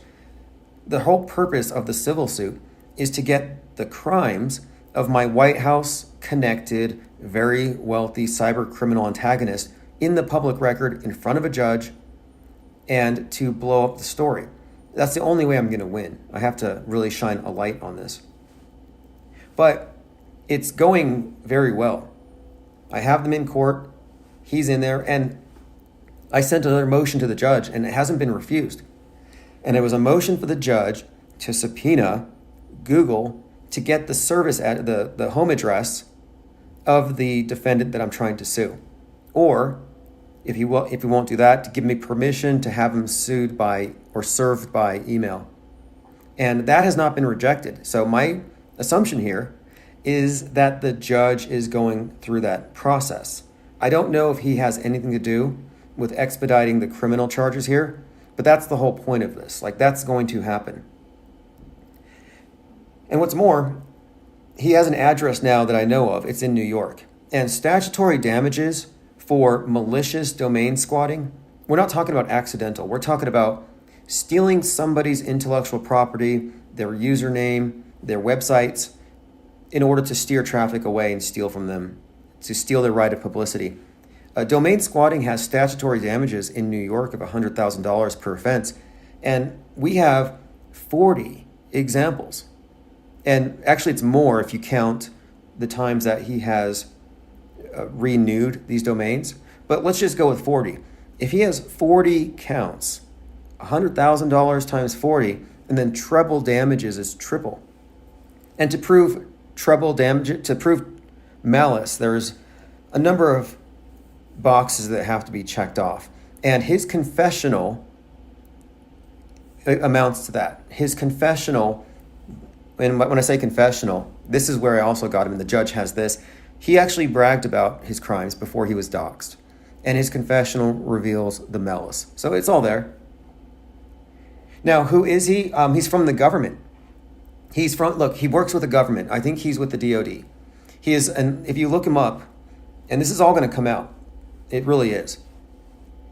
He's a White House dignitary. He's been given a White House key, and he's behind or a large part of the QAnon PSYOP. He's friends with Roger Stone. He's very well connected with the Ultimate Fighting groups. He's connected with the military. But this individual is also an actor with a very impressive Internet Movie Database. He's been doing extras. He's been doing stunt work ever since like Xena the Warrior Princess. But he also is a hacker. He's part of that anonymous thing. And he has some kind of connections. It's unbelievable. I mean, in 2018, when David Hogg went viral as an actor, it was because this guy found Hoggs's old video reels and published them. And he went viral. And YouTube pulled his channel. Back then, he was MGTV. MG being the initials of his name. Now, you can look this up. The Parkland school shooting crisis actor controversy. He started it. But you will not find his name. You will not find his channel. Why? Because Forbes, because Vice, because every single news outlet that covered it deleted it. I have evidence. In fact, I went to the Wayback Machine and I can show you how it was like YouTube user MGTV history started this rumor and it went viral and YouTube CEO apologized. Now, you won't find his name. They don't want him to be searchable because after that event, he was repackaged as George News and he went to work immediately with the Trumps. He's friends with Ivanka. He's friends with Donald Trump Jr. He's done some screen shares to show that he has some, to give himself some credibility. He's revealed quite a lot. And originally, he was I mean, it's kind of strange. It's like he has his hand in everything. He's big on Space Force. He's every conspiracy theory out there, it seems like, he was in and he was involved in. And I think this is part of the operation. I believe that this QAnon PSYOP out of the White House was a purposeful operation with the express intention of weaponizing conspiracy theories in favor of their candidate. And I think what he was doing with his channels, and he was interfacing with all these flat earth channels, like you can find MGTV co-produced a video with Eric Dubay. They know each other. This is unbelievable. But I had deep faked as Goldfinch, and I actually communicated with Eric Dubay. It's one of the reasons he hates me, because I was able to elicit some information. And I don't think we're dealing with real, authentic people. I think we're dealing with intelligence agents, and they're all interconnected. I mean, think about, how do you think I got the confessional? I'm monitoring this guy because he's anonymous and he's an antagonist. And I'm monitoring his channels, and I see in the comments section, one of these very shady, some of these individuals, we call them shills. Not that we have evidence necessarily, but some people seem to be, a little, I don't know, like out of place, almost like they have a gig, like they just seem inauthentic.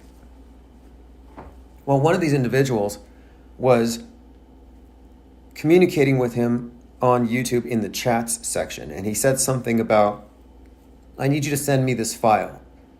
And the response was a thumbs up. He said, check your inbox. I'll send it to you in a minute.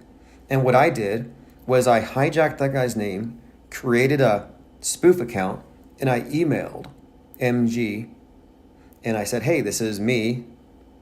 I need some information. I just basically kind of jumped in between the two, and I got a dialogue going. And I said, hey, how are you getting IPS off of YouTube so quickly? Then he responded braggingly with a long explanation about how he pretended to be me and how he got in contact with YouTube's legal and claimed my voice was his. Now, I went further and I said, can you send me those emails that you sent to YouTube's legal? And he did. In other words, I have those emails that he sent to YouTube's legal department. I have their exact email address where he specifically claimed, I am the guy that's speaking. Now, that is in the hands of the judge. That is irrefutable.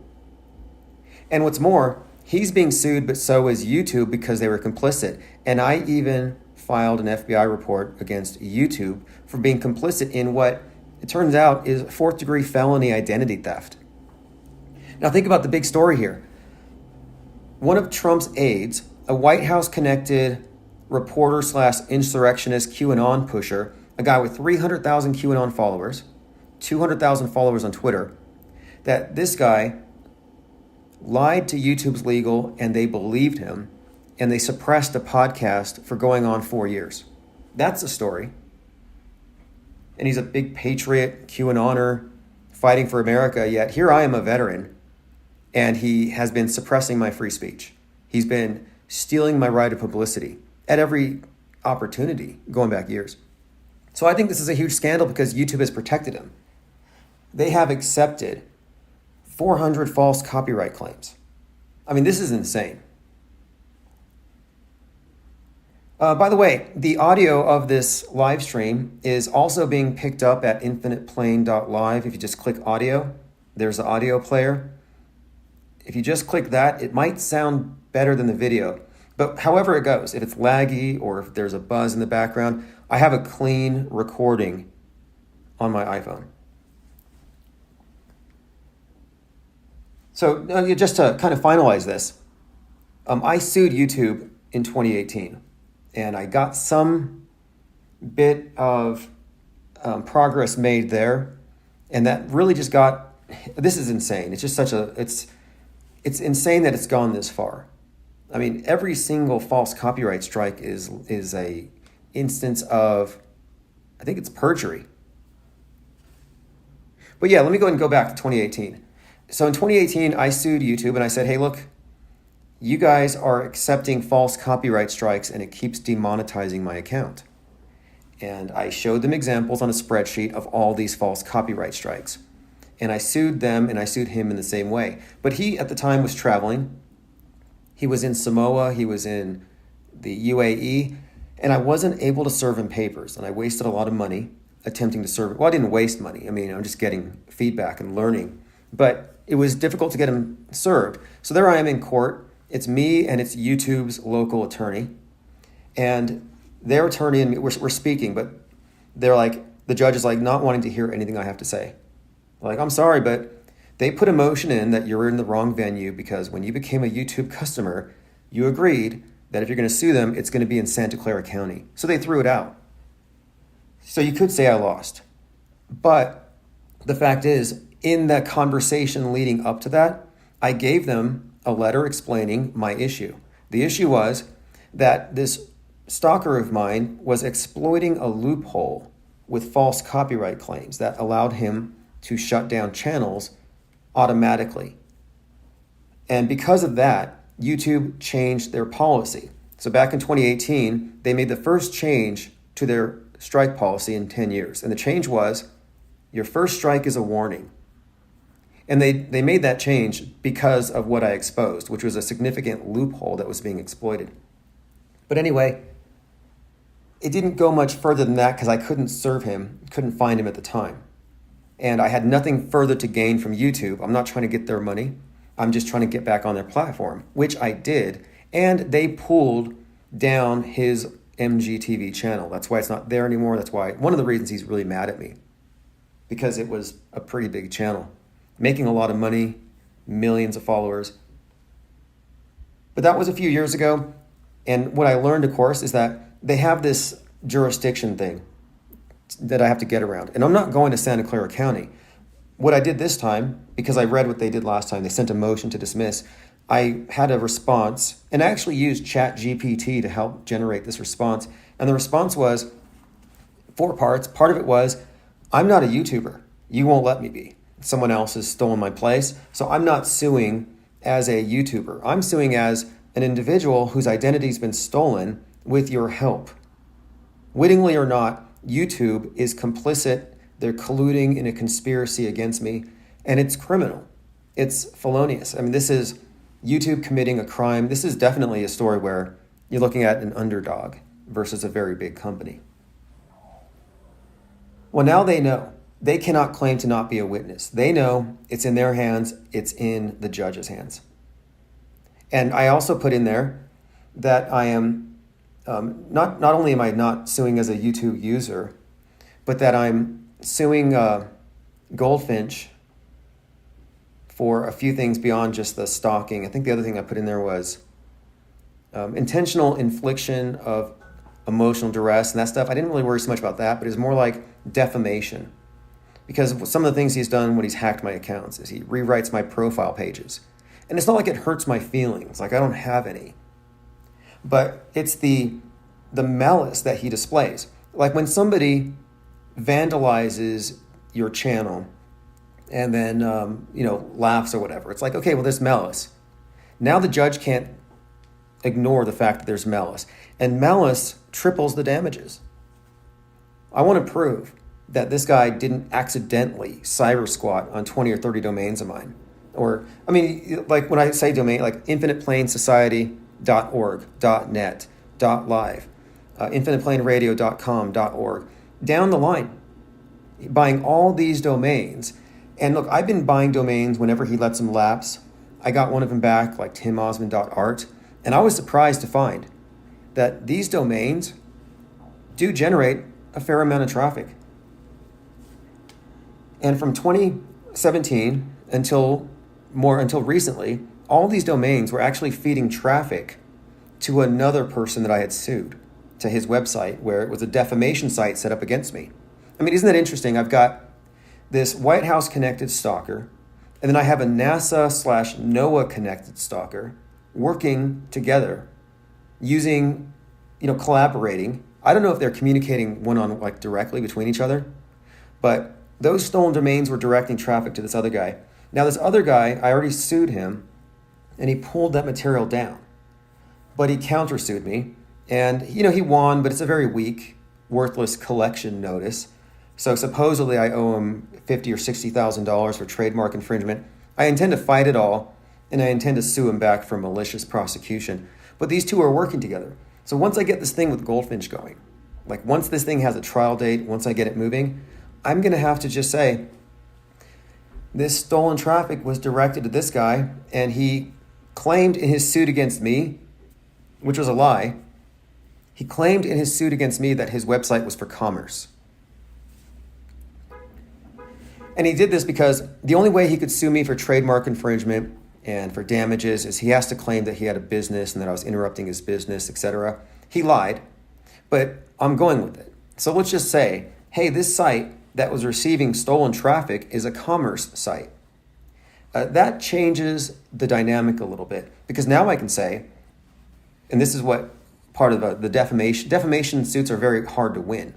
But if somebody's making money off your name, like let's say somebody puts your face on a billboard, well, they owe you. That's called your right of publicity. You can't just take some celebrity's face and put it on your brand. You can't just take some random person's face and put it on your brand. You need permissions. Your face is automatically trademarked. It's called your right of publicity. Your name. If somebody steals your name, and it gets tricky with names because your name may not have a secondary meaning in the marketplace, like Stephen King, for example. Names like that, they have a secondary meaning. Your name may not. So the theft of your name as a domain may not necessarily constitute trademark fraud. However, if they're using your name and steering it to a defamation site and it's part of a bigger campaign, you can make that case, which I have. And my point being, I have a very solid defamation case. I have the criminal case. We have aggravated stalking. And this criminal thing is going to go deep because in December and January, he hacked into 4 of my accounts. And I got all these accounts back. Many of you remember it. This is one of the things that caused a lot of disruptions. And here I am trying to work, and I'm also fending off this stalker who hacked into my Kickstarter. Then he tries to get into Patreon. So in other words, it was a major distraction. You could call that interference, which I'll sue for that as well. Every live stream that didn't happen, he's going to have to pay for. But I was able to regain access to all of these accounts. It wasn't easy with Vimeo, but I have a strategy now. Like if you ever get, let's say somebody takes over your Facebook account or something. One easy way to get it back is first you file the complaint with the FBI, IC3, just get a PDF report printed out. Then you publicly shame the company. Like I went to YouTube on their public page and I showed them the FBI report and I said, hey, this is what I've been doing to all these companies. I did this to Kickstarter. I'm like, look, this guy hijacked my account. I've attached the FBI report. I'm going to have to add you as a co-defendant in my lawsuit if you can't give it back. And that little bit of leverage worked every single time. And I even got IP addresses, which means even if Goldfinch had not done anything in the last 4 or 5 years, what he did in the last 3 months still is actionable. So to me, this is a win-win situation. I have a history. I have a long pattern of abuse. We have confessionals, we have evidence, and we have 4 recent crimes with 4 witnesses from these respective companies. Like, I don't think this can be lost. But the angle here for me is, like, I got to win in the court of public opinion. And this is why I have been fishing this story around lefties, because this story has a lot in it for people who are anti-Trump. In fact, Will Sommers, who wrote a book about Q that just came out. He's a writer for the Daily Beast. He has a podcast. I think he has 700,000 followers. But I got him to acknowledge this Goldfinch thing, the key. I'm like, hey, look, you missed this in the book, but the top QAnon influencer, and this is insane, these big QAnon books that have come out, none of them mention George News. That's insane. I'm like, are these people not allowed to? I'm like, look, this guy's pretending to be JFK Jr. He's raised $50,000 plus on this White House key that he's selling for some reason, a key that's only given to dignitaries. And I called it the QAnon Grift of the Year. He has people in the comments, here's $50, JFK Jr. I'm like, that's insane. You think this is JFK Jr.? One guy's like, I can't wait to see Trump and John F. Kennedy having coffee in the Oval Office. We're talking about JFK Sr.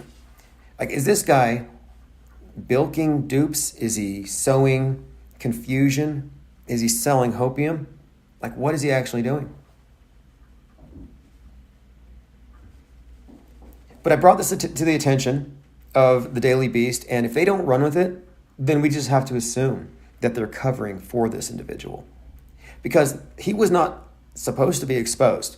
This guy was anonymous. He would not have been exposed if it wasn't for us. Like, I kind of think that we are sort of an anomaly in this matrix. 737 said, did we talk about the female Tennessee shooter? Yeah, we just realized like 5 minutes ago that it might not be what we initially thought. Like, we may not want to assume anything about the shooter. We're just going to say a gun person. Now, the shooting did happen with an address with the 33 in it. It was 3 adult victims, 3 child victims, and there were 33 teachers at the school. So 33, 33, 33, is it right? I mean, is it real? Is it fake? Angst G says, you can make the argument that YouTube making it difficult, if not impossible, for you to live stream is retaliation. Right. Well, what I intend to do, my very next step, after this trial, whatever happens, like let's say we do get some kind of court victory here, I'll be hiring an attorney because I will need all these different avenues pursued.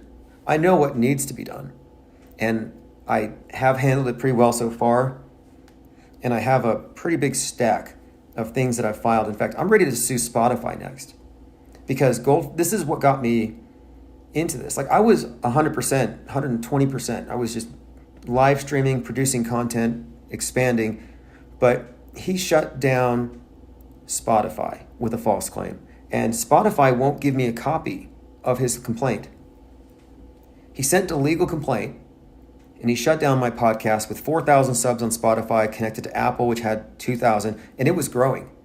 It was actually just a few hundred subscribers a few weeks before. It was growing fast, and he copyright struck me. So I write Spotify, and I send a letter to the legal department. I said, hey, could you please send me the copyright notice that you used as an excuse to pull my channels down? And that pulled us off of 25 podcasting platforms, by the way. And they didn't respond. And it's been 5 months now. 5 months now. They have not responded.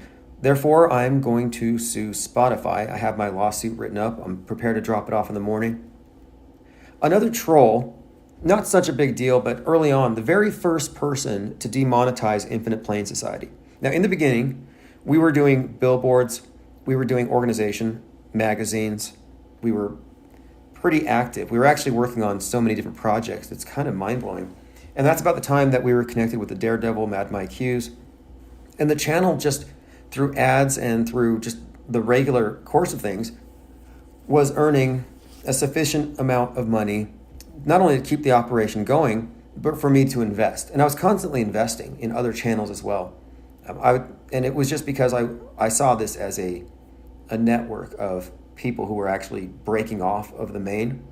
And so the channel was very generous in its allocation of whatever we could do to help other channels grow, or even individuals. I mean, we launched certain channels, like, I'm sorry to say, Authentic Intent was a monster we created, or rather platformed.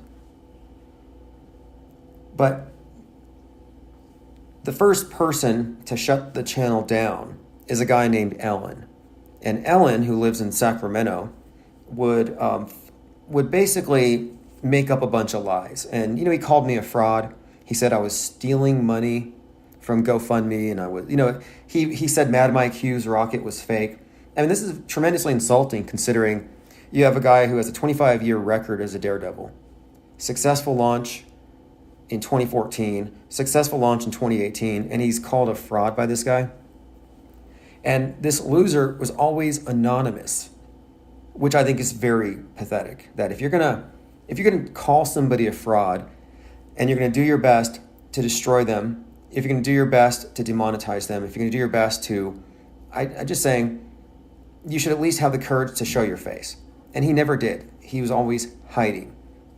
And I told him, I said, look, I'm kind of busy, but after I get Goldfinch in the court system, once I get that down, I'm going to find you and sue you next. And of course, he laughed and he said, it's just a threat, haha. And he also bragged about how he's related to the Attorney General in California, as though that's supposed to scare me. So what I did is I followed through with my promise. I got Goldfinch sued, and my next step, of course, was reset. And it took me about 5 minutes, and it wasn't that it was me. It wasn't like I'm a good researcher in this case. I just happened to get lucky because the guy's remained in the dark, in the shadows for years, and he slipped up. He opened up some account and he popped up on my radar. And you know what's funny is one of his email addresses is something like handyinthesack@yahoo.com. I mean, it's some really gross email address. I'm like, oh, you are, I mean, I don't know. I don't want to shame, I don't know too much about him, but I'm like, he's this nasty old, 65, 68-year-old guy, always just trolling people on YouTube. He seems very antisocial, but then he's got this other side where he's handy in the sack. And I don't think he means that he like fixes beds or anything. He's not a handyman. But why that email address? And if I wanted to dig, which I don't, and I could probably find out a lot. Maybe I will actually. I have a course. I have an entire course on counter stalking, and I've been considering giving it doing another presentation, because I gave this course a couple years ago on a Zoom. It was like a one-day Zoom conference. I may do it again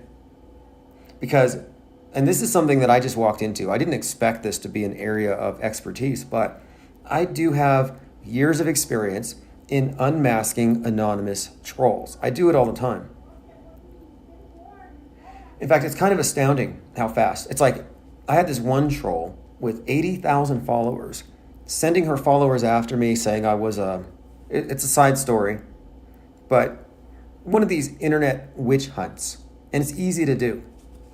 If you have a big enough channel, you can gin up a mob against somebody. This person starts a witch hunt on me, obviously because they have this power of a very large platform. And it took less than 10 minutes. And you know what gave this person away? Their cat and their dog. If you're going to be anonymous and you're going to abuse your power, the power of your platform, and hit down at people, you probably don't want to have your pets regularly photographed and put into your Twitter feed, because they can give you away. And I can show how I actually made this happen in the course. Like, how do you go about finding somebody who's anonymous? And one thing about anonymous trolls, and part of this is, it's almost like a safari, I'm talking about a troll safari. Like, what is it that makes a troll? And one thing about them is they do, like the big ones, they do develop an ego. Like, yeah, they want to be anonymous, but there's a point where they begin to love the notoriety, as in they get addicted to it.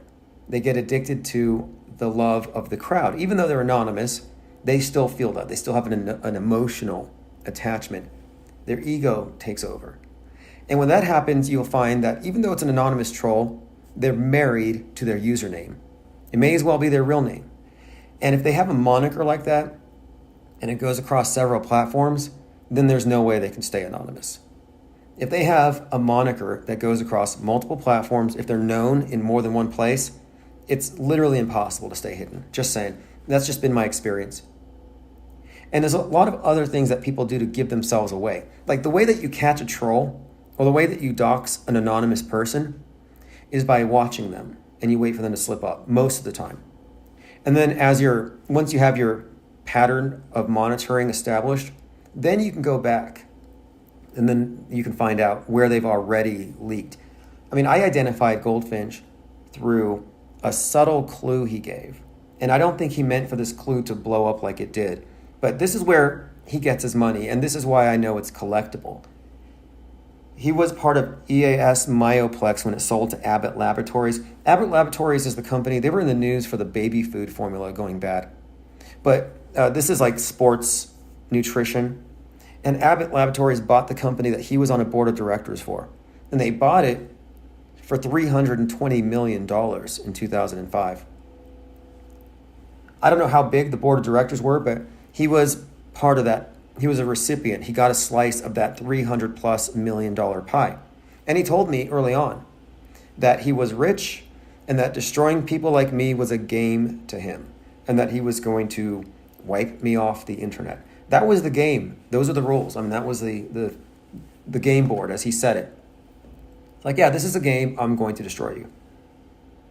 I'm like, okay, well, I went to the FBI because at that point he was a little more bold. Like he would send me pictures of my sister's house. He would send me pictures of the bike trails behind my apartment. Like he was getting a little, I guess he's getting some kind of a rush off of this. Then he was contacting former employers. He got in contact with a family member of mine. I don't know who it is, but apparently it's a relative of mine. Like he was really going deep to, again, trying to destroy my life.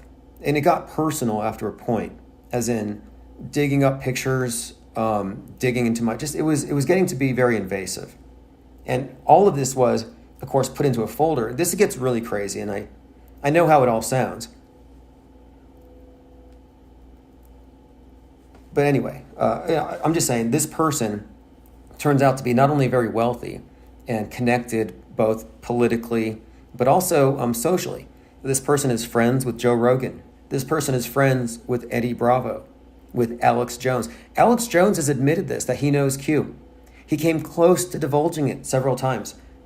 The fact that Alex Jones knows who is behind the actual Q drops, who's the guy that bridges the gap, like who's this shadowy character who makes this happen?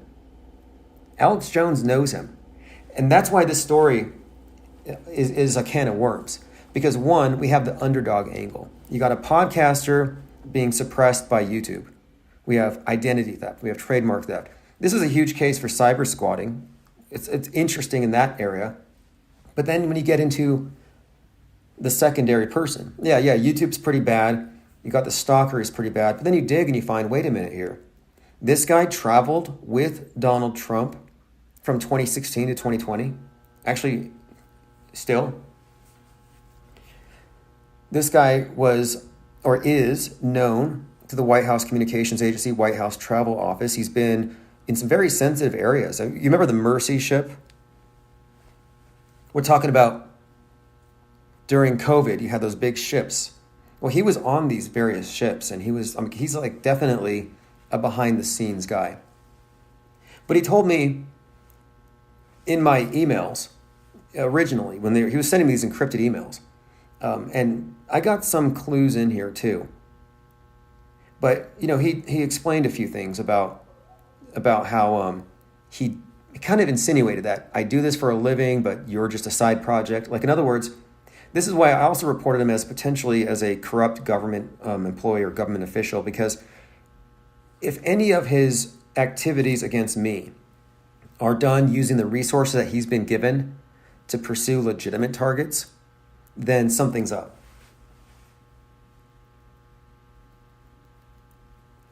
But this is just one facet of this case. Again, we're looking at a case that's going to be resolved very soon in the small claims, and the small claim suit is going to open the door to other things because I'm using the power and leverage of a judge to get this guy's service address, because the domain squatting case is actually just a damage complaint. There's no trial for it.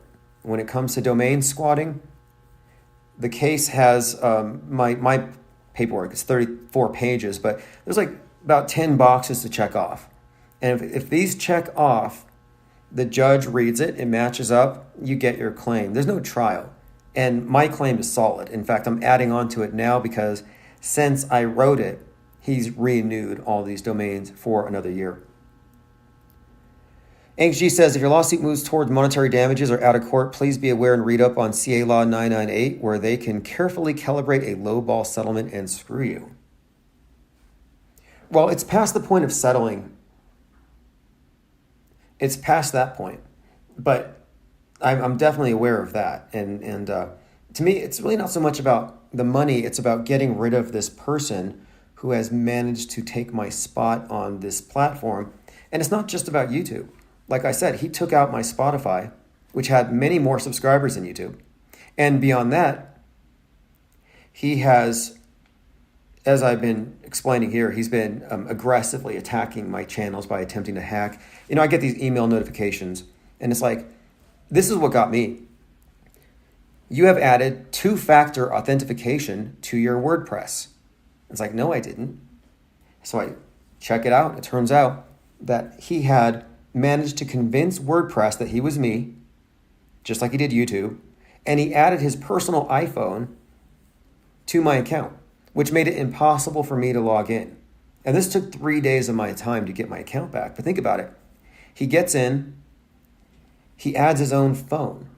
WordPress has information that I need. And I put this in the court documents, and I'm like, to the judge, I'm like, look, this is WordPress is legal. This is the IP address. And if you subpoena them, you can find out the phone number, the address. Because again, he put his own personal phone in my account. So this person's not going to go away without the power of the court system to shut him down. But what a huge embarrassment it's going to be for him and everybody associated with him when this gets out. And to me, Alex Jones is the one that needs to answer. Alex Jones knowing Q is a betrayal of all of the QAnoners. He was there at 1-6 when he was screaming into the mic, Joe Biden will be taken out of office one way or the other. If you remember that call that Alex Jones was making, and Jones additionally has the weapons that the 1-6 protesters brought. I don't know if he has a QAnoner spear, the QAnon shaman, but he has all of their weapons at his house. He's very closely connected with the Q movement. This is undeniable. The fact that he knows Q is a huge scandal in and of itself. I guess that's the lawfare update for now. It's a winning situation. And this is like everything that I'm working on now. Like everything, trying to get back into the headquarters and everything. This is all going on whether or not we win in the short term. But the long term, it's definitely a win. But should I collect? And this is part of my revenge, because I want revenge. My revenge is I want all of the damages that I claim, all the punitive damages, everything that I pick, all the special damages, all this money, which was formerly his. I want him to be aware. I want him to be able to see where it's going. In other words, it's all going to be reinvested into this channel. They tried for several years to shut it down. Let's see what happens if we shoot it up with working capital in every department. We have art, music, documentaries, animations, tons of scripts. The South Pole was in multiple seasons, and that's definitely going back on. Many of these things can be switched back on. It's like a turnkey, like quite literally. This is like we built a giant tank, a big juggernaut, and all it needs is gas. And that's going to arrive here very soon. Midwest Fishman says, Alex Jones has always been a CIA plant. The Sandy Hook lawsuits are like his version of a beard. I've always thought that his beard looked fake, like Velcro, like some kind of, maybe it's got some adhesive. You just cut it to form it. Like, I'm pretty sure. But no, I'm with you on this. Alex Jones was activated at Waco 30 years ago. I mean, think about that. Waco, gun grab, 33-year-old David Koresh, and then Jones was behind a mission to rebuild Waco. I mean, to me, that's a pretty good indicator where he started. If you look at the videos, he's over there at Waco hanging out with Kevin Booth, who's also the producer of Bill Hicks. Now, I haven't watched this show on Netflix called Waco American Apocalypse, but the release date was 3/22, 76 people killed in that particular narrative. It may be worth looking into just because of all this apocalypse stuff. And then there's Trump giving his speech in Waco, and he says, 2024 is the final battle. Final battle? As in what, Armageddon? So I'm thinking, Armageddon, it refers to a mountain, a place. Where is Armageddon in relation to Israel and Palestine? Because Palestine is where the train wreck happened in Ohio. And it seems like everything really started with that particular ground zero. That this train metaphor, this train wreck thing, which has been a reoccurring theme. I was talking about this earlier. I'm watching these people who are suffering through the tornado devastation, and all of them are saying that the passing tornado sounded like a big train. I mean, I'm not at all saying that that thing was fake. I'm not even saying it's fakeable, because tornadoes really aren't. I mean, yeah, they're fakeable in a sense, but no, you're not going to be able to pull something off like that, but you can certainly capitalize on it. You can blame Republicans and fossil fuels for it. But why is it that every eyewitness testimony, like one lady was in her closet, another was in the bathtub, they described, what did it sound like when the tornado was passing over? And they said, it sounded like a big train. Another person said, I don't know why everyone's saying it sounded like a train, but I guess it sounded like a train. Trains and planes are under attack right now. The planes are, I'm seeing articles, it's on CNN all the time. Turbulent times for the airlines. Person dies because of turbulence. Near collisions on the runway are more common than we think. What they're trying to say is the body of America has clogged arteries because of our unsustainable political and economic system, because of American greed. It's not a coincidence that this whole thing begins in Ohio. Ohio, since 1984, has had the slogan, the heart of it all. It's the heart attack of Damar Hamlin. It's the suddenly died psyop that the anti-vaxxers were all about. Not so much anymore. And on that note, anti-vaxxers, and I'm sure there's still a few out there, and I know they're not dying, it's just that there's a new shiny object to pay attention to. But wouldn't it not be true that most of the victims of this nefarious thing, if it be such, would be Democrats? And if so, why the protests? Why try so hard to save your enemies when they're making mistakes? All right. We started off the day talking about this shooter. We'll find out more about the shooter. If it isn't a cis female, sorry, it doesn't count. I stipulated this earlier on. I said, hey, look, they're associating toxic masculinity with guns.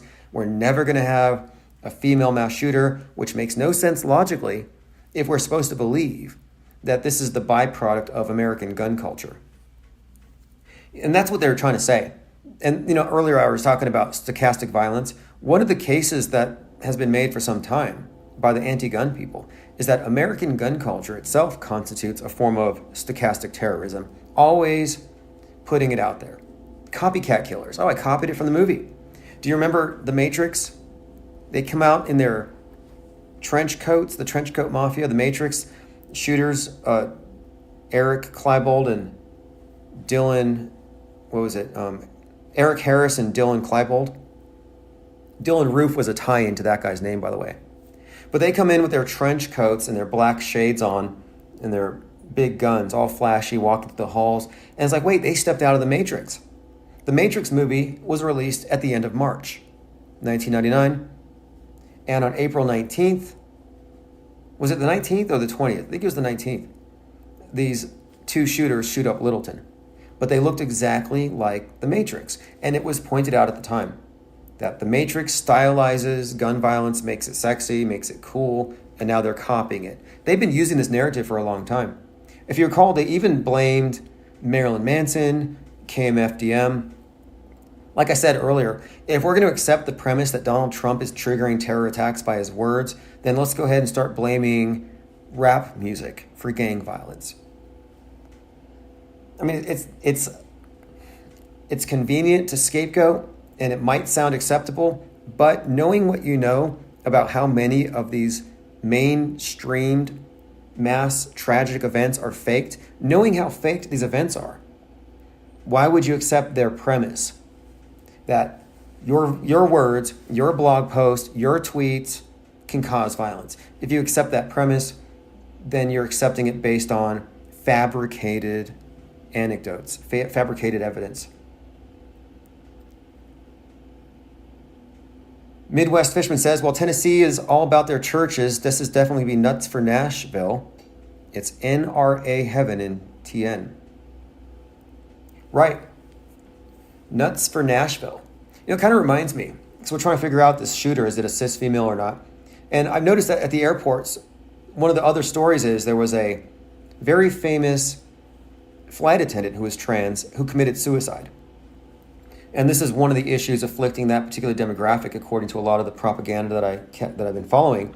And I'm like, okay, it could be real, but it's a very useful and politically expedient death if it's not an all-out psyop. Then, yesterday, another story trends, and it's about another trans person at an airport who went through the cis female line and got groped too hard by a TSA agent who essentially, quote, punched her in the balls. That's what she said. And that story's going viral.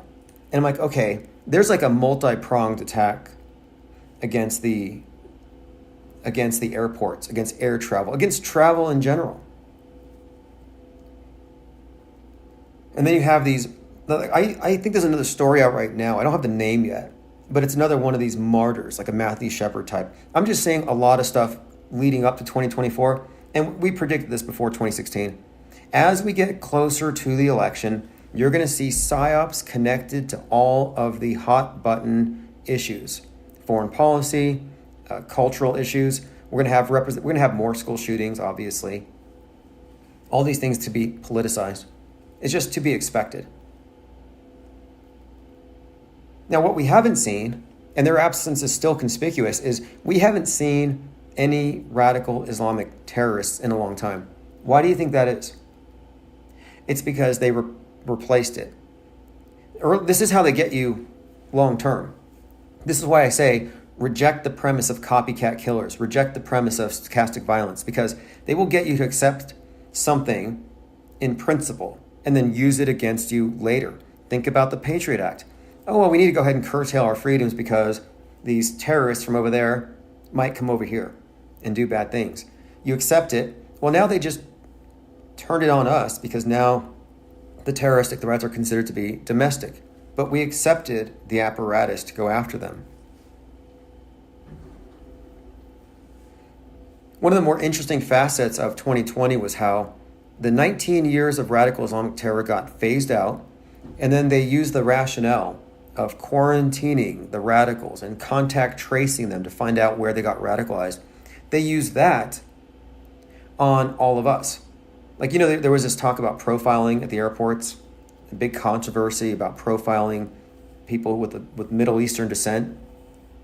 Like that was something of a big issue right after 2020. It's like, okay, we have these people who are potentially carriers of radical Islam. They're mind virus carriers. You see what they've done? Mind virus carriers of a specific variant need to be quarantined, and then you have to use enhanced interrogation to find out where it came from and trace it, or if they even have it. Do they have this ideology? Now, when 2020 rolled around, we were all considered to be terrorists. We were all super spreaders, but now instead of a mind virus, it was a virus. But instead of sending us all to FEMA camps or Guantanamo, we had ubiquitous home incarceration. Enhanced interrogation? Yeah, PCR test. But what they did is they got us to accept the premise that we were all guilty until proven innocent, unhealthy, infectious, until considered healthy. McDirtywork says, in order for us to preserve your freedoms, we need to take some of your freedoms. Well, this is where they're leading us to, because Donald Trump tweets out an image, or truthed out an image of himself with a baseball bat. And adjacent to that picture was D.A. Elvin Bragg. I'm like, wow, that to me is a threat. Whether it's a gun or a bat or a raised fist, that's an obvious threat. I'm surprised. But the point of it is, if anything happens, real or fake, good luck showing anybody it's fake, because they're all going to now say, oh, that was caused by Trump. They use suggestion, they plant seeds, and this stochastic terror narrative gives them room to run psyops without question.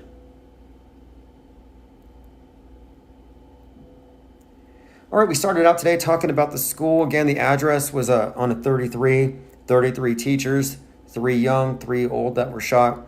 Like I was saying today, if your children are in a school and the address is at 33, move them out. If you have kids that are 33, quarantine them. If you know any 33-year-olds, shun them. There's definitely a pattern here emerging. And if they had only listened to me, beginning of 2021, I said, quarantine the 33-year-olds. 6 days later, one of them destroyed democracy, QAnon shaman. If it wasn't for Candace Owen, Ye would still have billionaire status. You know, she was 33 at the time that she tried to get him to buy Parler and ran with the White Lives Matter publicity stunt, and we all see the fallout from that. Although Ye's in the news right now because he likes Jews again, thanks to Jonah Hill. Apparently, he put out a movie that Ye approves of. I find this all to be very confusing and convoluted because last I heard, Ye was Jew. That was his claim. It's so convoluted. I don't know how he's going to run for president when his campaign manager, Nick Fuentes, doesn't think women should be allowed to vote. Like, that just seems like a non-starter. And by the way, Nick Fuentes said some pretty shocking things. And this is a self-described volcel, which is an incel that wants to pretend that he's involuntarily celibate. But yeah, he made these claims to the effect that women like to be abused. I mean, very terrible stuff. I'm not going to repeat it. But Nick Fuentes, America First, face of white Christian nationalism, that's Ye's campaign manager. So I don't think he's going to get very far with that. Politics, though, is the same as it's always been. It's predictable. And you have this fascinating juxtaposition, and it shows you how people are just about imagery more than anything. I mean, for example, you have Donald Trump arriving in Waco in Trump Force One with the Highway to the Danger Zone theme track from Top Gun playing as he lands. And you got some artist doing a big painting of him live, real time, and he looks like Rocky Balboa mixed with Trump. And then you've got Ron DeSantis. And the biggest news you can find about Ron DeSantis, that apparently he eats his pudding with his fingers, much to the chagrin of all of his assistants who are just having to deal with it. We said, so you think Ye is still alive then? Oh yeah, I think he's still, I don't think he's dead. Now, I think he's insulated. I have a hard time believing that he's some kind of diabolical game-playing psyop operative. I think he's a musician who's been born into the club. And I've noticed this, that some of these second-generation Illuminati type aren't always clued into everything. And why would they be? And he's a good example. Like, there's a few examples I could point out, like Pete Davidson. Okay, Pete Davidson may not know that his dad didn't die on 9/11 in one of the Twin Towers. He might actually think it was real. Why? Because according to a recent interview, which I played it before, but you can find an interview where Pete Davidson, the one who was dating Ye's wife for a while, his dad died at the age of 33 in 9/11. And by the way, the lead hijacker, Mohammed Atta, was also 33. His birthday was September the 1st. But Pete Davidson's dad was also 33 when he died in one of the Twin Towers. And in this interview, Pete was saying that for years, he was followed around, periodically interviewed by doctors from Columbia who were asking him if he really believed that his dad was dead. Like, isn't that strange? And he commented that it was a really effed up thing for them to ask. And it seemed to me, he wouldn't bring that up in an interview if he was an insider. Do you know what I mean? It wouldn't even be brought up at all. I think there's something very shady about that. And then he's got this movie called King of Staten Island. I was able to stand about 10 minutes of it. And in the first 5 minutes, he's driving in his car and it's 11:13, which ties in, 113 It was 11:30 on his car, his dashboard, one of the two. But this, again, he's driving, and there's these two cars behind him that collide, like twin towers collapsing. Fascinating all around when you look at this, how he might not be in the know, but he's clearly on the world stage in a very conspicuous position. So I'm thinking some of these celebrities could be like Truman in a Truman Show, surrounded by handlers. And Ye has even attested to this. He claims he found out that his personal trainer was some kind of Canadian intel. This was the guy that threatened him and said, if you don't play nice, you're going to be drugged up, you'll be a zombie, and you'll never see your kids again. So in a way, Ye could easily be a victim and a puppet and totally insulated. And why would you expect otherwise? I mean, how did you arrive at the conclusions you've arrived at? And I've arrived at conclusions. This is not conjecture. I'm not debating, did this plane really hit this building? Like, I know what happened, and I know what didn't happen, and I know the MO because we know what media actually is. And that's the biggest secret of all, that media isn't what it pretends to be. It's not a window to the world. It's not partisan slants on the same objective reality. No, it's a fictional reality that they're all conveying, and they're superimposing it onto the objective reality. And by doing so, they've destroyed any true objectivism. Nobody is grounded in reality. I mean, this is the lie world order. And it makes perfect sense also that you wouldn't allow everybody in the club to know everything. That would be a security flaw. It would be a bad idea for someone to know everybody else's. I mean, there's so many issues here with the idea that everybody's in on the conspiracy. One of the refutations to Apollo 11 being a hoax, the believers in it, the believers in bad science fiction, yeah, they say, oh, there's no way it could be a hoax because 400,000 people were a part of that. Oh, 400,000 people were a part of that. Okay. You're looking at contractors, every engineer. And sure, there is a point, though, where the knowledge becomes a bit stratified. It's like in the military. It's a secret society in the sense it's a security clearance society, need to know basis. The higher up you go on their pyramid, the more you know, and the less you believe, because the more you know, the more you realize, or the more you're figuring out that the beliefs are fake, they're fronts, they're false explanations. And at the top of the pyramid, they know it's all hoax. At the bottom, where we all live on the world stage, we think it's objectively real. And the device that they used to put everybody into this pseudo or simulated or super, I would say it's a superimposition. It's an augmented reality. How did they get us into the augmented reality? Through the screen. And while, you look at the Oculus, the headset. You put the headset on to add to reality. Yeah, you're looking at the world, but now you've got a Pokemon over there. You've got an ISS up there.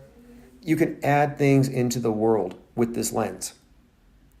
Now, what I've been saying for some time here is that that's one of these instances, kind of like with deepfake tech, where we're already there. We're already in this metaverse. That just by accepting the screen as a primary source of info and accepting it as real until proven fake without any critical analysis, you're effectively in an augmented reality. Pokemon may as well exist for you. It doesn't have to be on your face. For all intents and purposes, you're in that screen. You've gone through the looking glass. And this is the meaning of the monolith in 2001: A Space Odyssey, the space age. The space age was not about man conquering outer space and going to the stars. The space age was man's mental world merging with the screen. The monolith. The monolithic worldview that we're given through our monolithic media, which is worldwide, this monolithic worldview is the new monotheism. The eye on your money, the eye on the dollar bill, the one eye, the mono eye, that is the director's view. That is the director of the world stage script that sets the playing field for everybody. And it is ubiquitous and universal. It is a universal religion. The fact that even Iran has a space program, there are no outliers. Any nation that has a space program, yeah, they're in on it. There's no outliers. And this is one of my clues. When I realized, when I was like looking very close at this whole school shooting thing, and I thought, wait a minute here. Are the Democrats faking the news to gain political points, to win on this particular political football? And the people on the right are just like oblivious to it? Like, why isn't Fox News destroying CNN? Are they not competing? If I was able to show, hey, my competitor is faking news and hiring actors and simulating news events and simulating tragedies for political gain, that would be a winning move. But they don't call each other out. So if the left doesn't get called out by the right, but then you look at the right and they're staging their own psyops. If you're a right-winger, you swat yourself. Right wing was pretty much doing all the terror attacks. Remember all those like Draw Muhammad contests? Like some right-winger, I believe her name is, there's this organization that was involved in drawing images of Muhammad in order to protest the anti-free speech attitudes of radical Islamists. And supposedly, this would trigger actual shootings where they're getting shot by radical Muslims that just come out of their basements, out of their cells. Well, that was one of these narratives that I was like believing for a while, but then I realized, okay, they're faking stuff on the right just as they fake stuff on the left. And if neither side calls out the other, then they're working together. Looks like the live stream is down temporarily. It may go back on. Not sure what the issue is, but that's why I kept this redundancy. So anybody listening on the replay is not going to miss anything. We've been live here for about 96 minutes. I'm going to go ahead and cut it now, and we will definitely be back later. This is a format that I find to be acceptable. I know the audio isn't the best because I'm using my desktop speaker, but it doesn't have the buzz, and the replay audio will be 10 times better. Let me just do a quick recap here, because this is big. This is all you need to know about this mass shooting event today. The Covenant School, 33 Burton Hills Boulevard. 3 children, 3 adults. Shooting at 33 Burton Hills at 33 minutes after 10 a.m. And there are 33 teachers at the school. So again, 3 children, 3 adults, 33 Burton Hills, 10:33 a.m., 33 teachers.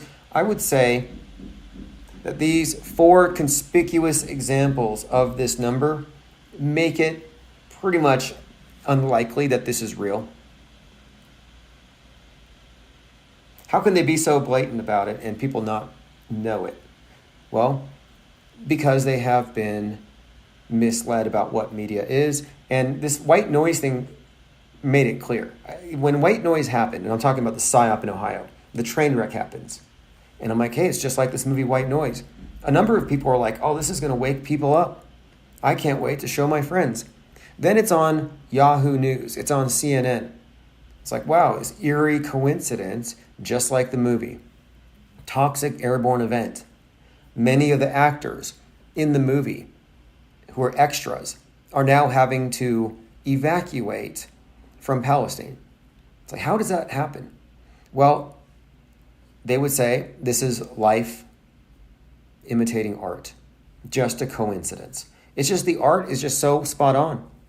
The director just saw that, hey, we're just deregulating trains. We don't care about the environment, the nuclear family driving across the heartland. That's not good for Gaia. Let's make a movie about the zeitgeist, and it'll just reflect reality. That's what people think. They think this is an anomaly, that this movie just happened to parallel and mirror what was about to happen. Nobody's giving credit to the writer for being a prophet. And by the way, he wrote another book called Underworld about 9/11. And it has some 9/11 predictive programming if you look at the book cover. But again, we're looking at people who are thinking that, hey, the news is noticing its own predictive programming. This is going to wake people up. No, it doesn't wake people up. It pulls them deeper into the dream because they think it's an anomaly. Now they can explain it away. Now they see predictive programming, they can say it's just life follows art. This is why I think it's important to emphasize that to have this off-world stage perspective is to affect a paradigm shift. You break away from that assumption that everything on the news is a reflection of reality. And it may seem trivial and trite to people who don't pay attention day to day because they're comfortable. They're in the comfort zone, like they're meant to be. And just as with all these various movies that show what happens when somebody attempts to break their matrix, it has its own immune system. The gatekeepers in your lives, the Agent Smiths, the ones who are, and when you think about it, all we're talking about are NPCs. And I'm not saying that people lack any kind of awareness or that they're not there, but the NPC is the person typified by the one that goes with the current thing, that goes with the trends, that has a way of belief by consensus. And the NPC follows the dominant paradigm, the dominant scripts. They follow the program. And the NPCs will say, hey, you're off script. In fact, I was thinking about this today, about like LARP, the word LARP, live action role playing. And I was pointing out how in 2020, we were all essentially LARPers. You had to be. But it got me thinking about the movie War Games. It has this catchphrase where it's strange game, the only winning move is not to play. And I was thinking like this world stage model that I'm using to explain the place that we're in, it's suggesting that we're living on a play. Like it's a stage, that there's a play going on, that reality's there, but then there's something more. And the word play really stands out to me as important here. The idea that they are playing a role. Like if you're in a movie, let's say you're on a stage and you're an actor. Well, what you're doing is you're in a scripted scene or situation and you're pretending that it's real and you're playing along with the script. You're an NPC in that sense. You have no will of your own. Your will is left behind when you get on the stage. Your ability to act means it's your ability to, follow somebody else's script. And most people are players on the world stage. We say NPCs, non-playing characters. Yeah, they're like extras, I guess you could say. But they are playing. They're still playing in a role. It might just be, a background character, an extra. But the idea of play really stands out to me here as being significant here in this model. Live action role playing, alternative reality games, ARGs, that's what Q is. In fact, that's not just what Q is. That's what doomsday cults pretty much are. Prophecy cults. But the alternate reality game of Q, it's a new way, maybe it's not all that new, but it's just a way of getting people involved in the script, getting them to play along. All the people that went to January 6th who weren't part of the operation, you could think, okay, they're fighting the system. They're rebels. They're fighting for something. No, actually, they're still NPCs in the sense that they're just going along with the pre-written script. Unpaid crisis actors. Joined by Moxie Tyson, Pengu 33, 737. Austin, we've been live here for 102 minutes, and we're just kind of scratching the surface. This last shooting we talked about, this thing today, gives itself away. Let me read this clip. This is from houston.culturemat.com, and it's part of the review about the Waco apocalypse. And again, I brought this up earlier. Waco apocalypse. That's the Netflix concurrent programming for right now. Right now, Donald Trump goes out to Waco and he says 2024 is the final battle. Final battle, obvious reference to Armageddon. Armageddon is a place near Palestine. The Ohio PSYOP took place in Palestine, Ohio. Well, here's a review, part of a review, about this Netflix series, which debuted on 322. It says, quote, "So much of what's roiling in culture today can be traced to Waco, a story about God and guns in America, with all these children at the center, whose lives are being determined by the adults around them." I think about that. So much of what's going on in today's culture can be traced to Waco. Alex Jones from Waco, Alex Jones, Sandy Hook, a story about God, guns, America with these children at the center whose lives are determined by the adults. This is exactly why Jones is what I mean, this explains his character in so many ways. Radicalized in Waco, big pro-gun guy. Waco is about children being victimized by this gun culture, that they are too young to vote away. That's what March for Our Lives, the Children's Crusade, Dave Hogg, Parkland, that's what that was about, the children. It was actually Save the Children. They were saying Save the Children before the Q people were. But the significance of Waco to guns and children and InfoWars, Alex Jones, all that stands out pretty much. And then again, Final Battle, Armageddon. Well, what is the final battle? From the perspective of the right. The final battle is what happens when they try to get the guns. Do you remember what Alex Jones said when he was with Piers Morgan? He said, 1776 will commence again when you try to take the guns. Well, the Turner Diaries is about the turning point when the NWO finally tries to get the guns. Turning Point USA, Kerry Lake, we're going to burn it all to the ground. 1776 just happened if you look at the astrological positioning of Pluto. Then you have this Waco movie coming out, 76 dead. Interesting timing because Trump is 76. His son just turned 17. There's your 1776. But I'm finding a lot of stuff, a lot of numbers that are connecting this Waco thing with Trump. And interestingly enough, with this, there's a fascinating tie-in here to this martyr narrative. Again, David Koresh was 33. They made a martyr out of him. One more thing about Turning Point, Turner Diaries. Turner Diaries, Timothy McVeigh, 33. We're looking at a book that was about a situation after some kind of, it's almost like, I think the whole premise of it is white nationalists rising up and nuking everybody else. Like it's race war stuff.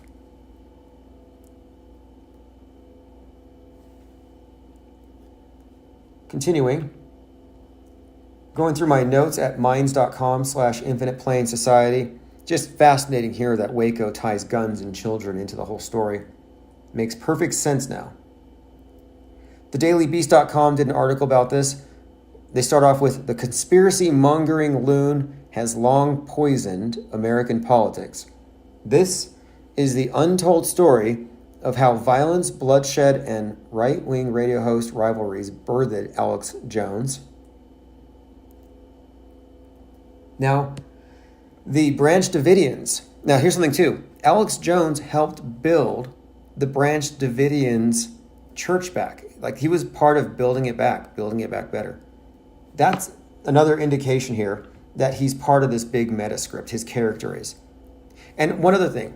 We're talking about Waco, American Apocalypse, Final Battle, Armageddon. During his speech, Donald Trump referenced Stormy Daniels. Remember, the storm is coming, Book of Revelation, Vision of Daniel. Fascinating keywords coming out here. But he mentioned Stormy Daniels. Now, Stormy Daniels just had a birthday. On her birthday cake, she has a black horse. Now, above the black horse, it has the word lawless. And this stood out to me because Donald Trump is believed by some to be the Antichrist, the man of lawlessness. But then you have the image of the horse, like the four horses of the apocalypse. Well, Stormy's there with the black horse, but before Bill Hicks died, Bill Hicks was over there at Waco. Or not at Waco. Bill Hicks was joking about Waco, talking about Waco, making commentary on it. Very much passionate about Waco. And before he dies, Bill Hicks releases this movie called Revelation, where he's on a white horse. So there you have another connection with Jones and the apocalypse story connected to Waco. And he's there marked. If you look at the cover of this Bill Hicks thing, it's got the white horse, it's got fire. It's all in there.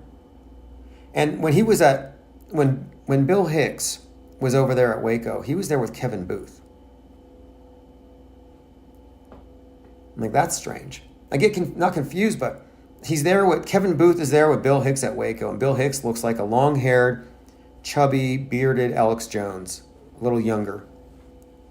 But then for Alex Jones to be radicalized by Waco, and Jones's producer was also Kevin Booth, fascinating connection there. Bernick Laney says, watch the Mockingjay movie. They're trying to push an uprising into the public mind, probably to declare martial law. Yes. Do you remember in 2020 how they pulled this off? It's like, we're locked down, but if you're a protester, yeah, you can go ahead and violate social distancing. At that point, I had already concluded, though, that there is a cure for the virus. There is a way to remain immune to it in public. Had nothing to do with the needle. It's tear gas. Apparently, copious amounts of tear gas will inoculate you against the worst pandemic in human history. I mean, explain to me why the protesters from BLM and Antifa didn't all drop dead like it was Wuhan. It's because that's the only explanation is I can come up with, tear gas. It must be some kind of like purification agent. Got to be careful what I say. They'll say it's medical misinformation, but, and it's not advice, but I do think that if you go into a mob of leftists, yeah, you're not going to catch it. You're safe. And you won't get arrested either. Representative Marjorie Taylor Greene says, how much hormones like testosterone and medication for mental illness was transgender Nashville school shooter taking? Everybody stop blaming guns now. Okay, what's fascinating about this point, this is standard. Left wing blames guns and gun culture. Right wing blames marijuana and SSRIs. So this is sort of a twist on that. But generally speaking, and this goes back, as long as I've been following it, you can go back to Adam Lanza. The debate has always been the same. We got to take the guns. No, we got to take the antidepressants. It doesn't even make sense. Like, obviously the reason why he shot up the schools is he's an MK Ultra mind-controlled assassin. That was the go-to excuse back when Sandy Hook happened and some of these subsequent events. The InfoWars explanation was, obviously it's mind control. Psychiatric drugs, SSRIs causes school shootings. I'm like, wait, one side says it's caused by drugs. The other side says it's caused by gun culture and guns. No side says it didn't even happen. But now here we have Rep. Greene saying, nope, it was definitely the hormones like testosterone and psychiatric drugs. You see how this works? How each side has their spin, but both of their spins constitute adding on to the basic reportage. It's what I call MSM+. It happened. The shooting happened at 33 Burton, 33 teachers, 3 shot that were older, 3 that were younger. Is at 10:33 a.m. Yeah, that happened, 100% real. But it's just a question of, was it the guns or the SSRIs? And here Marjorie Taylor Greene is, doing a toxicology, doing a remote armchair autopsy, weeks before you could actually get the results, and already ascribing blame. Like, you think it's premature for Biden to be calling for an assault rifle ban as he has today? You think that's premature? Why?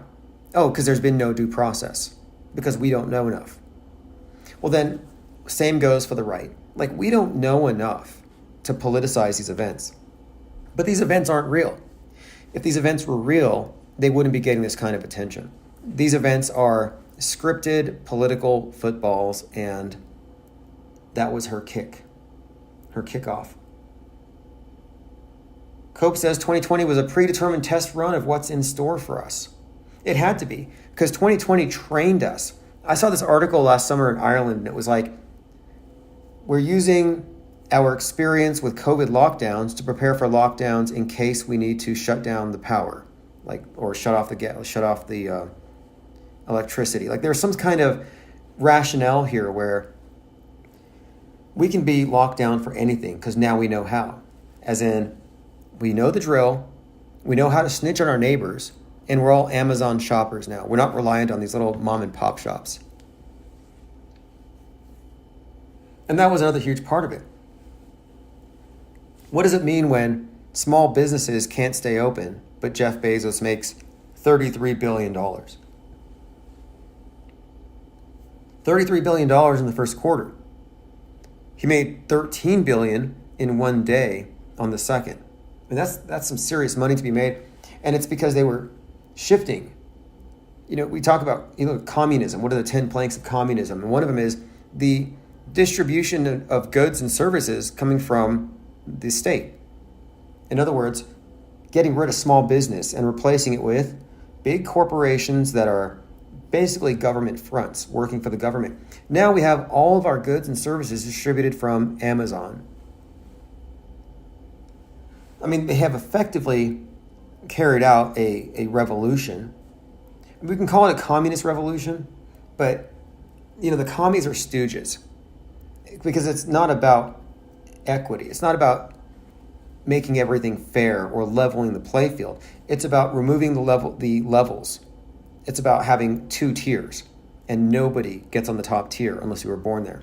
It's about the elite maintaining their power disparity through wrecking our free market, and that's really one of the main objectives here, I think, is maintaining a power disparity, not just economically, but also when it comes to knowledge, how things actually work.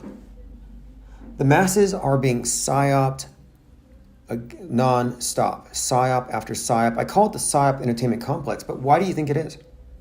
Psyops are the opiate of the masses. It's no longer religion. It's not literal drugs. It's not entertainment. It's the psywar.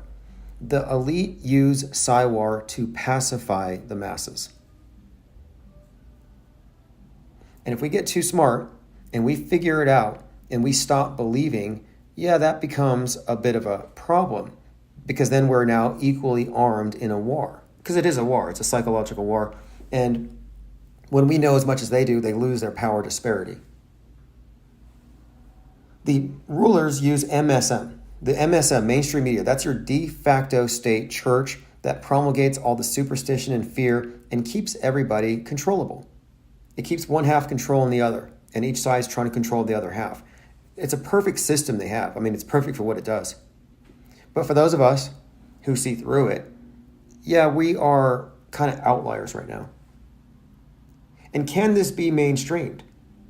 As in, this idea of questioning the media at this level, it's difficult because the idea of seeking the truth has already been co-opted. The idea of seeking the truth, of pursuing it and aggregating around that, they have ways of dealing with it, primarily limited hangout operations. Like they know something's going to leak. What do? They leak it themselves. But they leak it in a very controlled way, and then they know the name and number and address of everybody who knows that. You see what they're doing? They're able to contact trace every single meme, every idea. And of course, the conspiracy theorists today, like I've been pointing out, they add on to what's on the screen.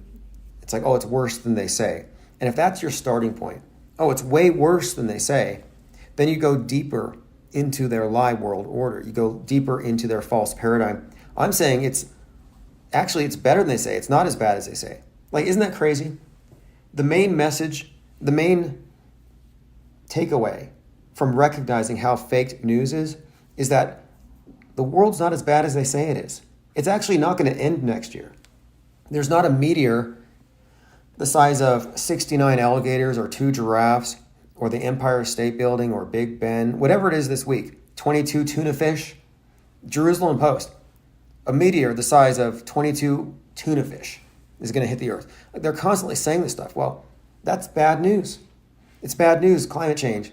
It's bad news that the ocean levels are rising and all these rich bi-coastal elites are having to move to flyover country because their lands are being flooded by the ocean levels that are rising. That's all very bad news. Then you find out, hey, it's not actually happening.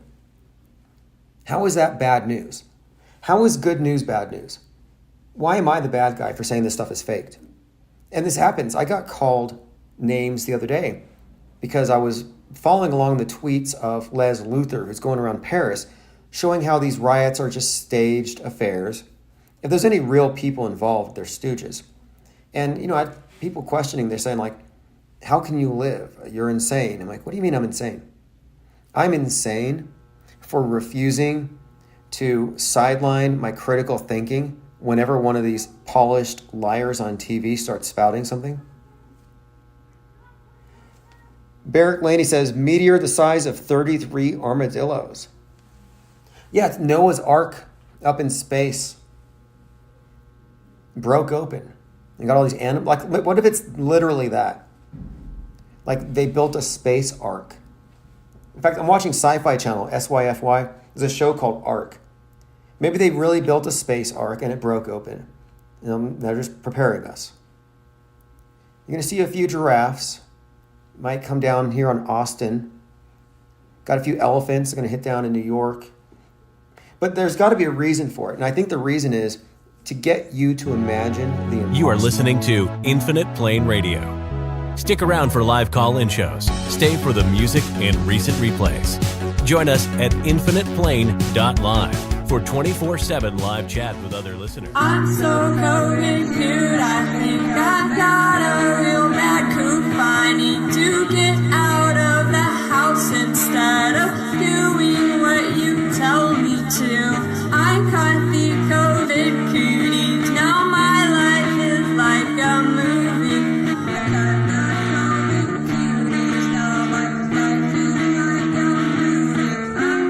I'm not staying home. I'm filming all the empty hospitals. Exposing Christ and sacrifice, running through all of these psyops.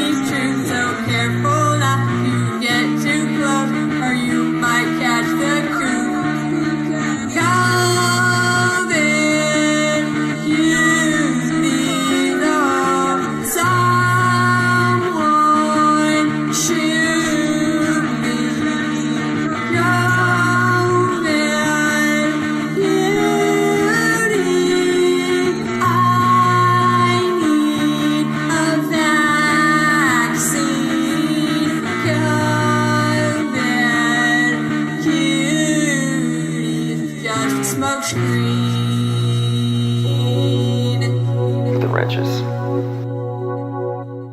Always with the damn wrenches. It's about to go down.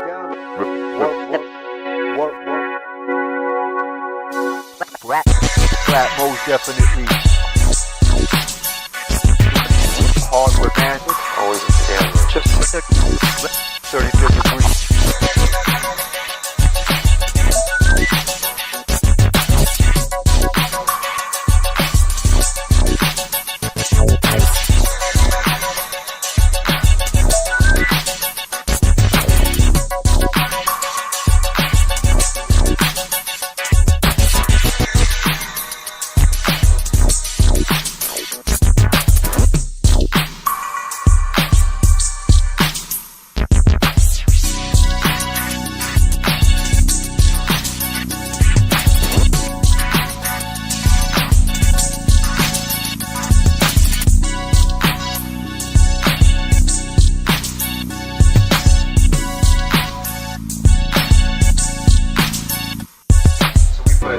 Facts over feelings, action over drama.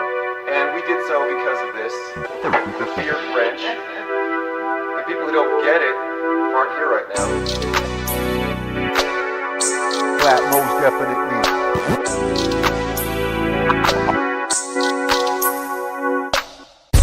Flat, most definitely. Hard for vandals. Always with the damn roaches. 32 degrees.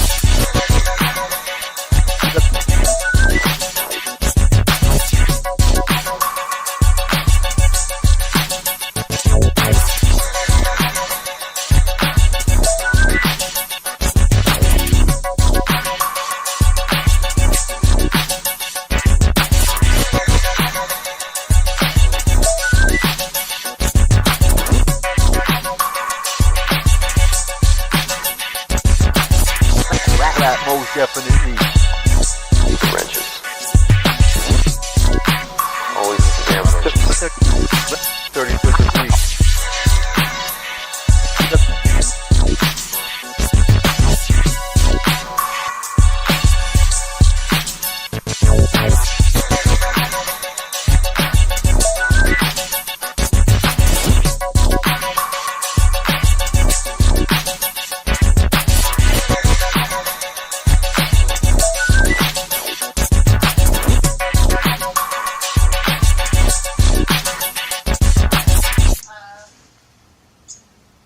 I can't do anything about it. There's just too many of them. There's so many of them, but okay. Thank you for joining. It's May 24th, 2023. This is Infinite Plane Radio. I sent out notifications just a moment ago, so I think a number of you should be piling in, and there's a number of people listening on the audio stream. I have a list of things to discuss today. A lot of the trends in the theater of Psywar, influencer-driven psyops, which we've talked about before, celebrity-driven psyops, but it's become very noticeable, where you have someone like Jack Posebek or Tim Pool or Stu Peters delivering a constant barrage of a certain message, which happens to lead up perfectly to a psyop. For example, the barrage of subway violence with the catchphrase, "Get out of the cities."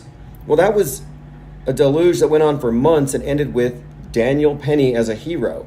Like, I don't think you would arrive at calling him a hero, were it not for that buildup. The assumption that the subways were in the state and we needed a Batman, a vigilante. And he's been called a vigilante. New York is Gotham, the way they framed it. And the opinions about the act are purely partisan. Yesterday, I was talking about the eerie coincidence that he's got a tattoo of Samson strangling a lion on his chest. And that story's out there, but it's not being looked at as an eerie coincidence or some kind of foreshadowing.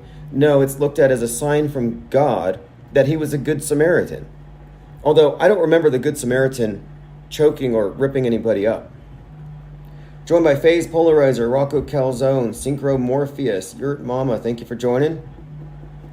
Synchro Morpheus has a tweet I was just looking at a moment ago, and we'll get into this because I'm talking about the various trends on the world stage right now and the psyops that are really standing out. Like right now, the big thing is the fake U-Haul false flag attack. They should have used a writer to be more consistent with McVeigh. You had that following in the heels of the fake CGI attack on the Pentagon that actually caused the market to dip. Like the fake attack on the Pentagon had a bigger effect, had more ripples than the U-Haul attack with the Nazi flag carefully planted there on the ground. And we still haven't seen the manifesto from the Nashville shooter, and that's constantly being talked about, and we'll probably discuss that a little bit, but we're looking at predictive programming and the predictive programming from the Waco Netflix, how it ties into Trump's presidential campaign. It ties into this attack on the Pentagon. The attacker, who was, I believe he's typical. These white nationalists, you can't really stereotype them for some reason. They can't find representation. Maybe they can't find an actual white person to go down for the cause. But he said he wanted to take out the president, that he wanted to literally do it for Hitler or something. I mean, they are so terrible at writing this stuff, but it doesn't matter. The propaganda exists, the propagandists can point to it, and nobody asks any questions. Which is something else that I've been confronting. People who don't ask questions, and it's getting to be interesting on Twitter. But let me go back to Synchromorpheus's tweet. He posted a tweet of, quote, "the mysterious professional cameraman who just happened to capture the spectacle of Jordan Neely's event on video." That's Juan Vasquez. The mysterious professional cameraman recruited to capture the spectacle of the UFO in Jordan Peele's film Nope. Antlers Holst looks just like him. And we were already discussing this, but this is just another affirmation that we are correct on interpreting the basis for the subway spectacle.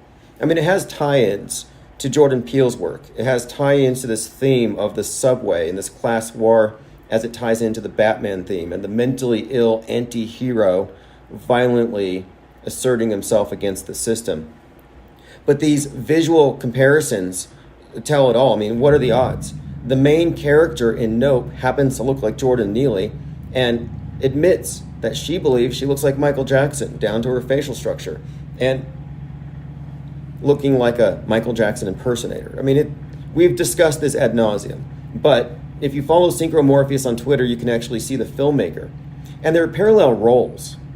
These are, again, tie-ins worth looking at, especially when you realize that Nope is actually inspired by George Floyd's death.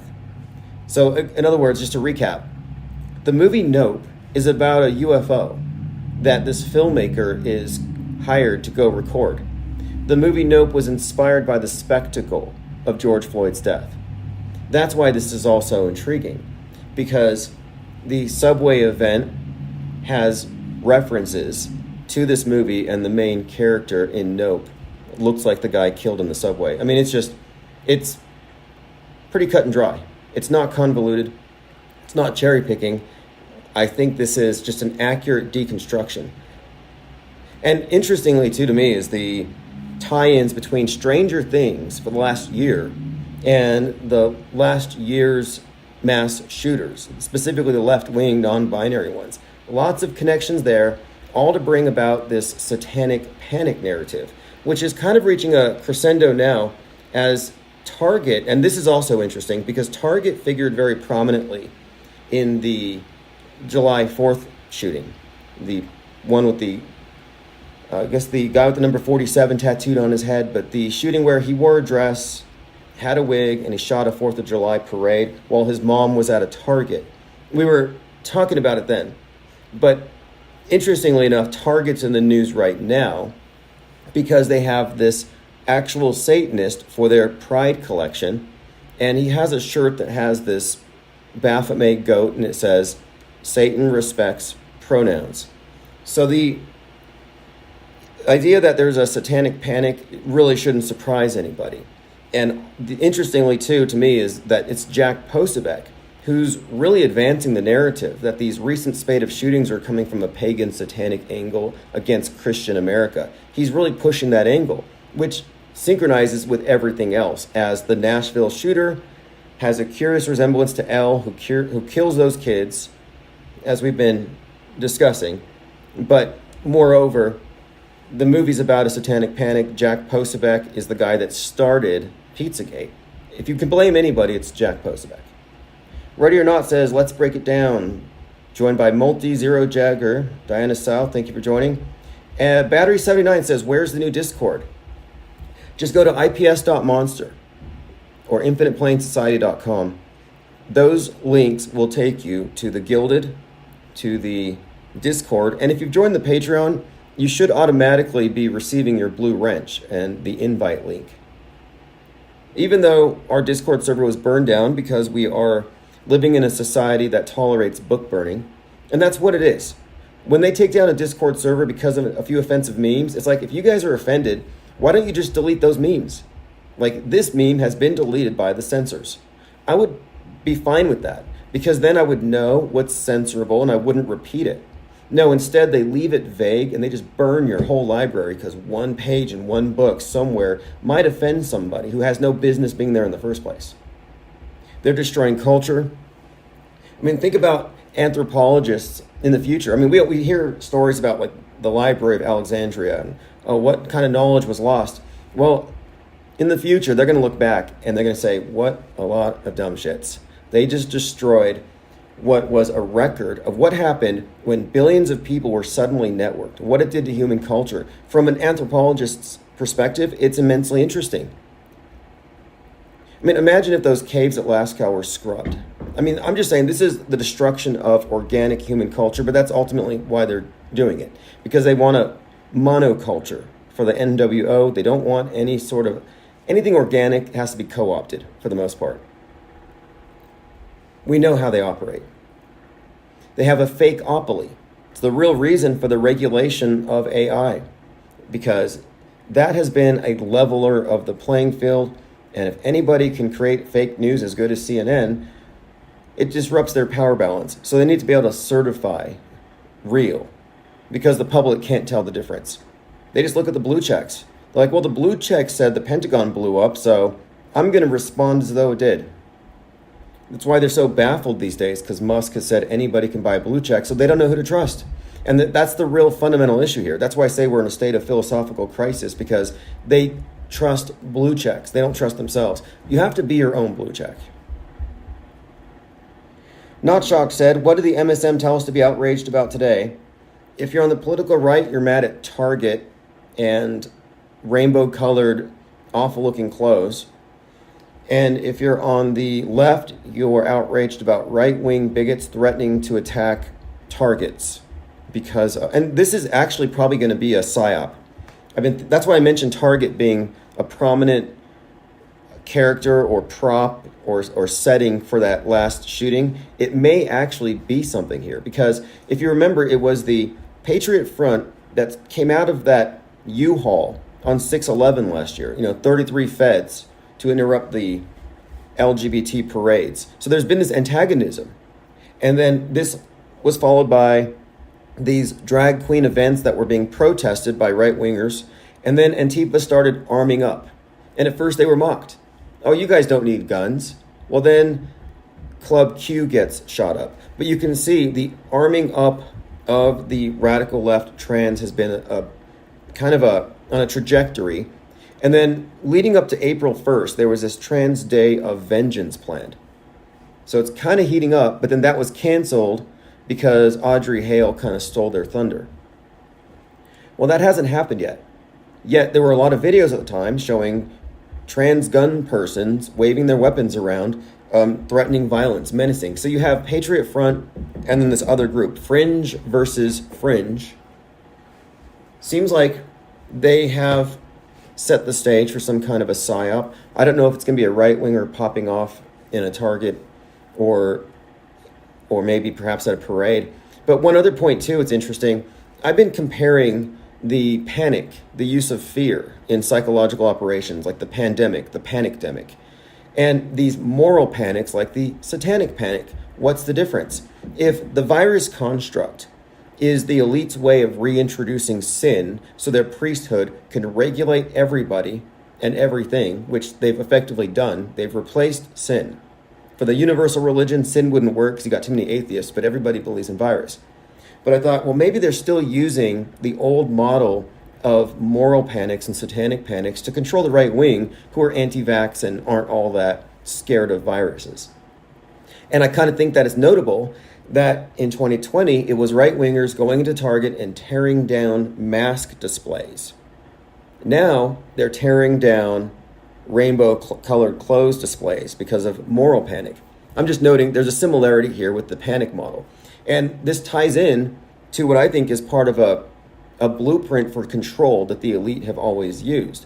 I point out Scientology as a perfect example of this, where the premise of Scientology is everybody is a healthy super spreader of what they call engrams, which are like mind viruses. And to get away from that, you got to quarantine and clear yourself of your own mind viruses. But if you associate with people that have them, you just catch them. So it becomes this problem where now you've just got to spend more time at church and less time with people outside. And people who mix with outsiders then have to be looked at closely because they might bring something in. And this is the division between the saved and the unsaved. the cleared and the uncleared, the vaxxed and the unvaxxed. I think it's a control system. So when I see these satanic panics, I'm like, this has got to be engineered. There's no way that you happen to have a Satanist creating a pride collection for Target, and he's literally got Satan respects pronouns on a shirt. Like, that is an absolute provocation. Too perfect to be real. Primal Jihad says, could they pull the whole financial system down under Biden to bring in Trump as a savior with this whole debt ceiling stuff? Good question. There's no doomsday scenario they won't play. That's definitely one of their Illuminati playing cards, no doubt about it. Will they play it?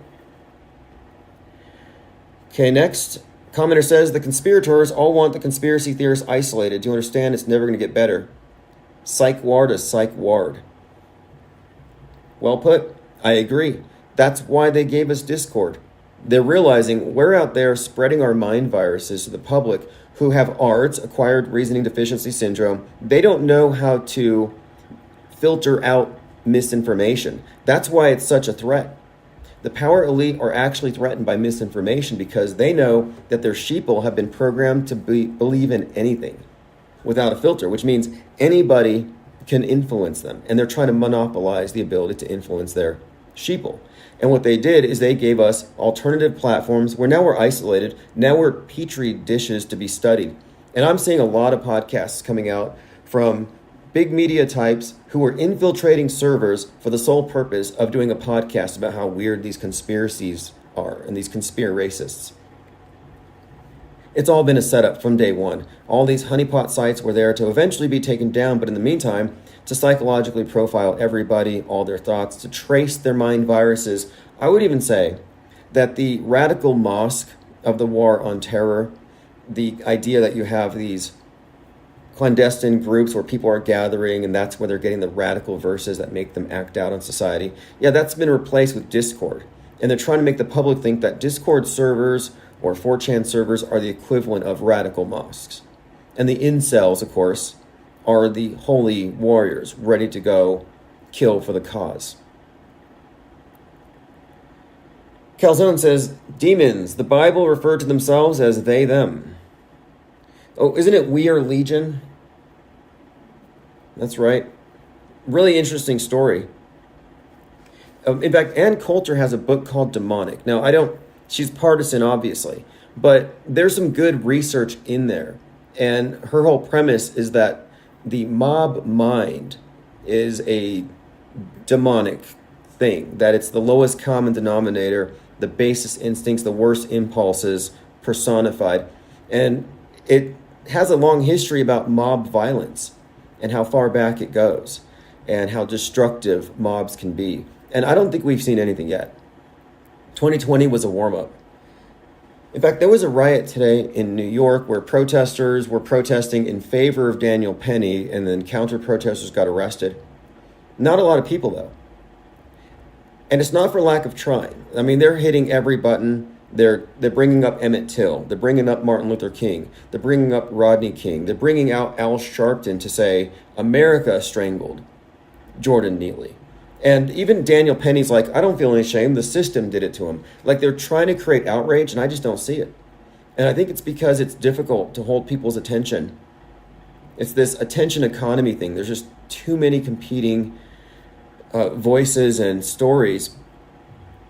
It's getting to be a little muddled. But this is why they're probably planning to shut things down very soon. I think they're losing their stranglehold. Now, listen to this. This is from Hal Turner radio show. Now, Hal Turner's obviously a Fed. He's one of these Timothy McVeigh fanboys. His name, Hal Turner, is obviously a reference to the Turner Diaries. But he posted this today. High-level U.S. politicians will be vacationing Memorial Day weekend with their families at various undisclosed COG locations. COG, continuity of government. Friends and family members are saying their friends and relatives are bragging about some super secret vacation in some kind of government bunker facilities. People are supposed to be at their destinations no later than May 27th, 2023.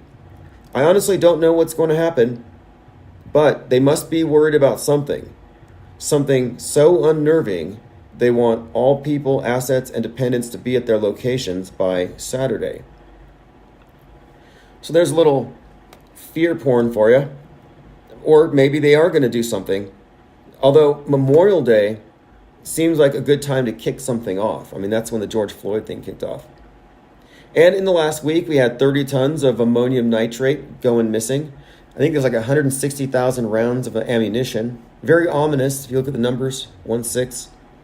The 1-6, January 6th insurrection, the 1.6 million rounds from Waco, the 1.6 billion rounds DHS bought that triggered Alex Jones. The 1-6 is all over this white nationalist 9/11 to come. So 50 U.S. senators are given satellite phones in case of a catastrophic event. Why satellite phones? They should be given the same type of landline phones that Nixon had when he was talking to the astronauts on the moon. FDA suggests internet could go out this week. And then we have the U-Haul crashing outside the White House with a Nazi flag. Now, you may not find the U-Haul Nazi kamikaze believable, but guess what? The mass media believes it, and they automatically believe their own reporting. I listen to these podcasts by they're not clueless, and they're not dumb people. They're actually quite shrewd, but they're insulated, and they're true believers in their own orthodoxies and their own echo chambers. They just repeat and repeat. I'm listening to this podcast, and they're talking about the faceless girl in Colorado, or the Nazi that tried to kill Biden with his U-Haul, like Timothy McVeigh, and they were surprised they didn't have explosives in it. I mean, these individuals never fact-check their claims. They overreact to things. I mean, just recently we had this situation where a nurse was accused of being a Karen, but she wasn't the Karen. They were actually trolling her. But the truth never gets in the way of a good narrative here. The facts, secondary consideration. All right, going through your comments. Joined here by Not Shocked says Sataloon phones. Yeah, precisely. Sataloon phones. Now, I had a conversation today. It started with a Twitter video of a CGI plane hitting a tower, because CGI melts towers. And the person who uploaded it was showing how it was pretty much fake. Well, this guy named Lee steps in and he says, I watched it live on TV. It was real. My response, I watched it live on TV. That's not evidence. His response was to say that I am, as he put it here, delusional. We get into this back and forth about this, and it's kind of enlightening, actually. To me, it illustrates something about the thought process of the average person. And what I stated to him was people have been conditioned to think the television screen is a window to the world when it's a filter at best, and that the mass media isn't reporting news, but it's fabricating a worldview. And, you know, in our back and forth, I just realized that a lot of them have just internalized the screen. That's why I think it's accurate to say people already live in the metaverse. And what he said to me is, you don't think for yourself, you just believe the conspiracy theories online. You're gullible. And again, this is all stemming from the basic problem of the burden of proof having been shifted to the viewer.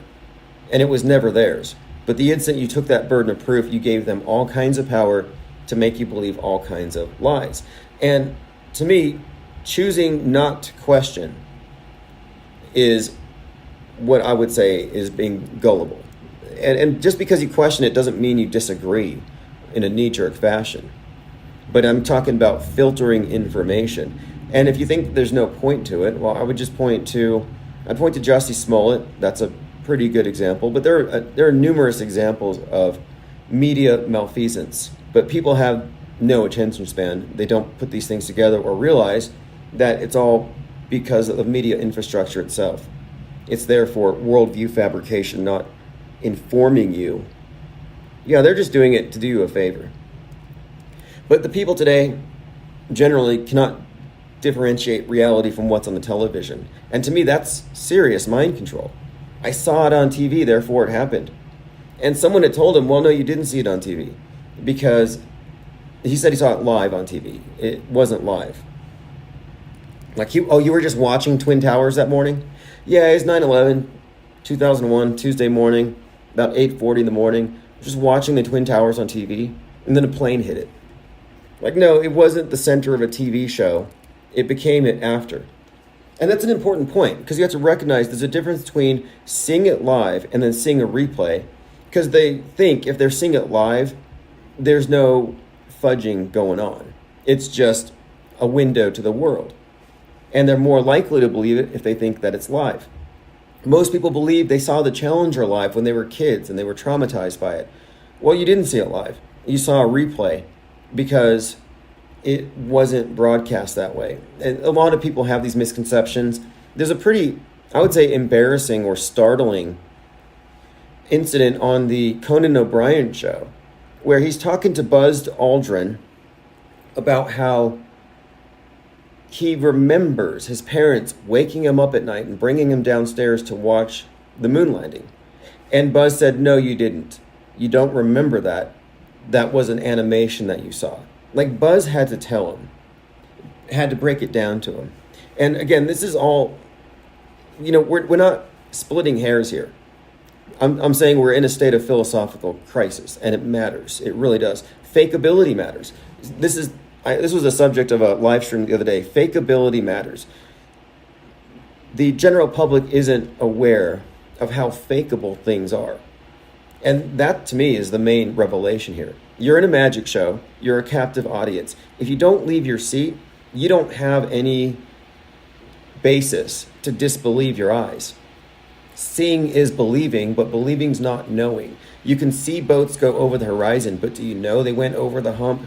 No, because the angular resolution is the real problem here, and a telescopic lens from a P900 will bring them back into view. Not from over a curve, but will bring them into view because it can differentiate these objects at a distance. I'm just pointing out that they play upon your senses with contrived illusions.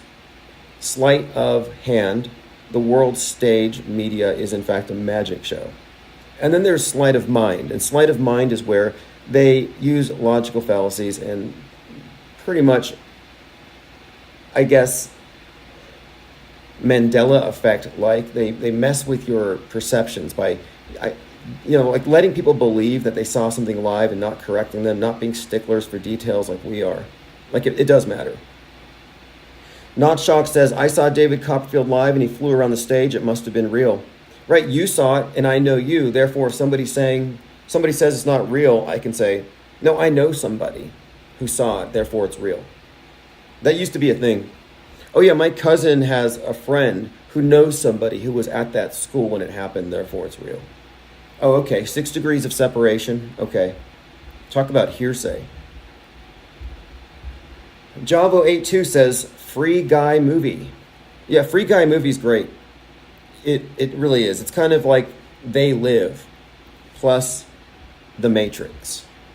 And in Free Guy, it's about this place called Free City. A bunch of NPCs following the program. They don't have any wills of their own. They don't know they're NPCs. They're just going with their programming. And it's all controlled by some evil CEO. And it's called Free City, but it's kind of ironic because they're not free. Well, the main character begins to break away from his programming. He begins to make subtle choices and decisions for himself. He's going to take this street, not that street, wear this shirt, not that shirt. And this causes him to, in a way, become more sentient because he's making decisions. He becomes he has agency now. And as he begins to free himself, he begins to understand the system itself, and he finds that the other NPCs resist his attempts to wake them up. They don't want to break their programming. The movie has all kinds of interesting little clues and hints, predictive programming as you would expect. I happen to think, though, that it's about the Great Reset and the overthrow of capitalism because the evil CEO who controls everything is keeping everybody from being free. And until they can overthrow him, they are stuck as programmed NPCs. And I think what we're seeing with Free Guy is actually a reference to Free Gaia. What happens, Gaia, the global AI alliance, that until we get rid of greed in government and corporations in government and fascism, until we get rid of the human element, we're not all going to be free. Society's not going to be equitable and fair. So we have to free Gaia. That was one of the messages I picked up out of that movie. I wrote a review on it. If you read my blog, go to timosman.blog. Jennifer Reeves says Lego movie. Yeah, Lego movie, Batman, Joker. Actually, really good animation. I thought it was funny, but thinking back, it had a glass ceiling. I think a lot of people took that to be a flat Earth reference, but I don't think so. Because the flat Earth thing is a dome, not a flat glass ceiling. I find it kind of startling that many people still think that SpaceX rockets are hitting an object or going into the waters above just because of the spectacular spiral light displays behind it. It's like, it's not going that high.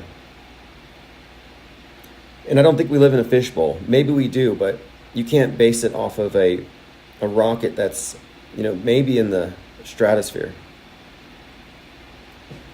All right, continuing here. Going through my Twitter feed at Real Tim Osman. The return of the cattle mutilation conspiracy theory. Tales of mysterious sounding livestock deaths were widespread a few decades ago. Why are they reappearing? It's from the New Republic. The cattle mutilation story, alien abduction, I think these things all come out of intelligence agencies. I mean, admittedly, if you've seen the documentary, I believe it's free on YouTube, called Mirageman, admittedly, special agents in the Air Force at the base down the street from me were actually behind a lot of this UFO mythology. They know what causes these things, and they lie. They create these false explanations. They create these communities on purpose. You had someone witnessing experimental craft at an Air Force base, and he was talking about it on his radio show and on his websites.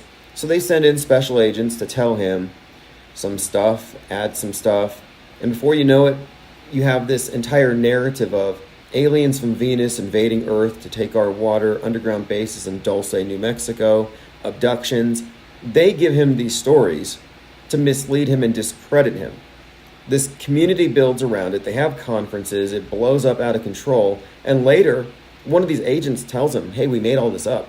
He doesn't want to believe it. He dies not admitting that he had been duped.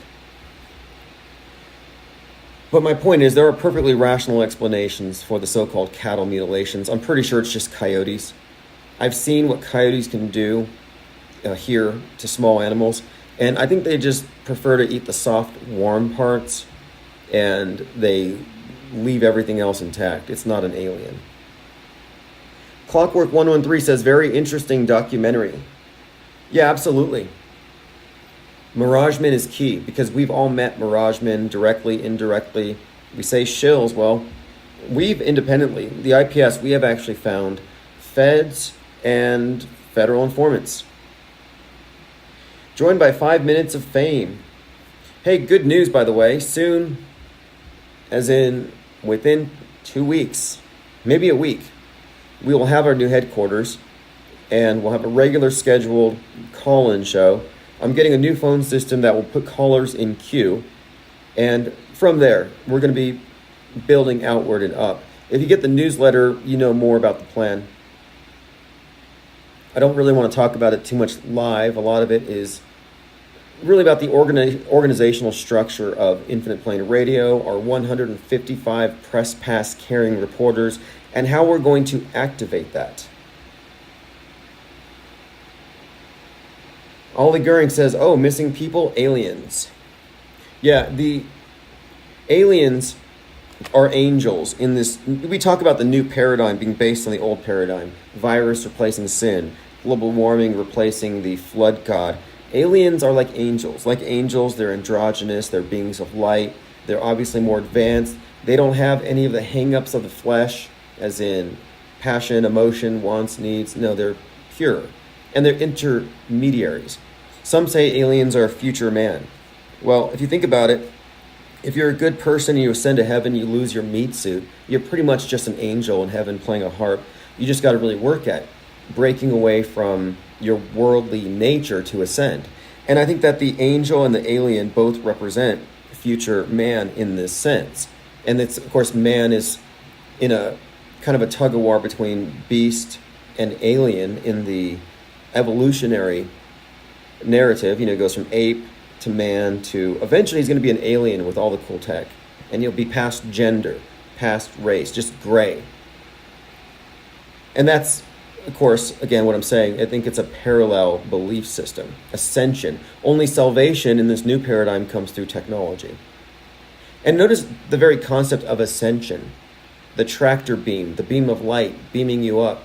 The alien hybrid story correlates to the angels, the Nephilim, the Watchers, the whole situation of aliens mixing with men. That is a big part of it as well. Then the tractor beam and the UFO saucer, heaven. You know, heaven has been replaced by space. They take you to space where things are obviously better or something.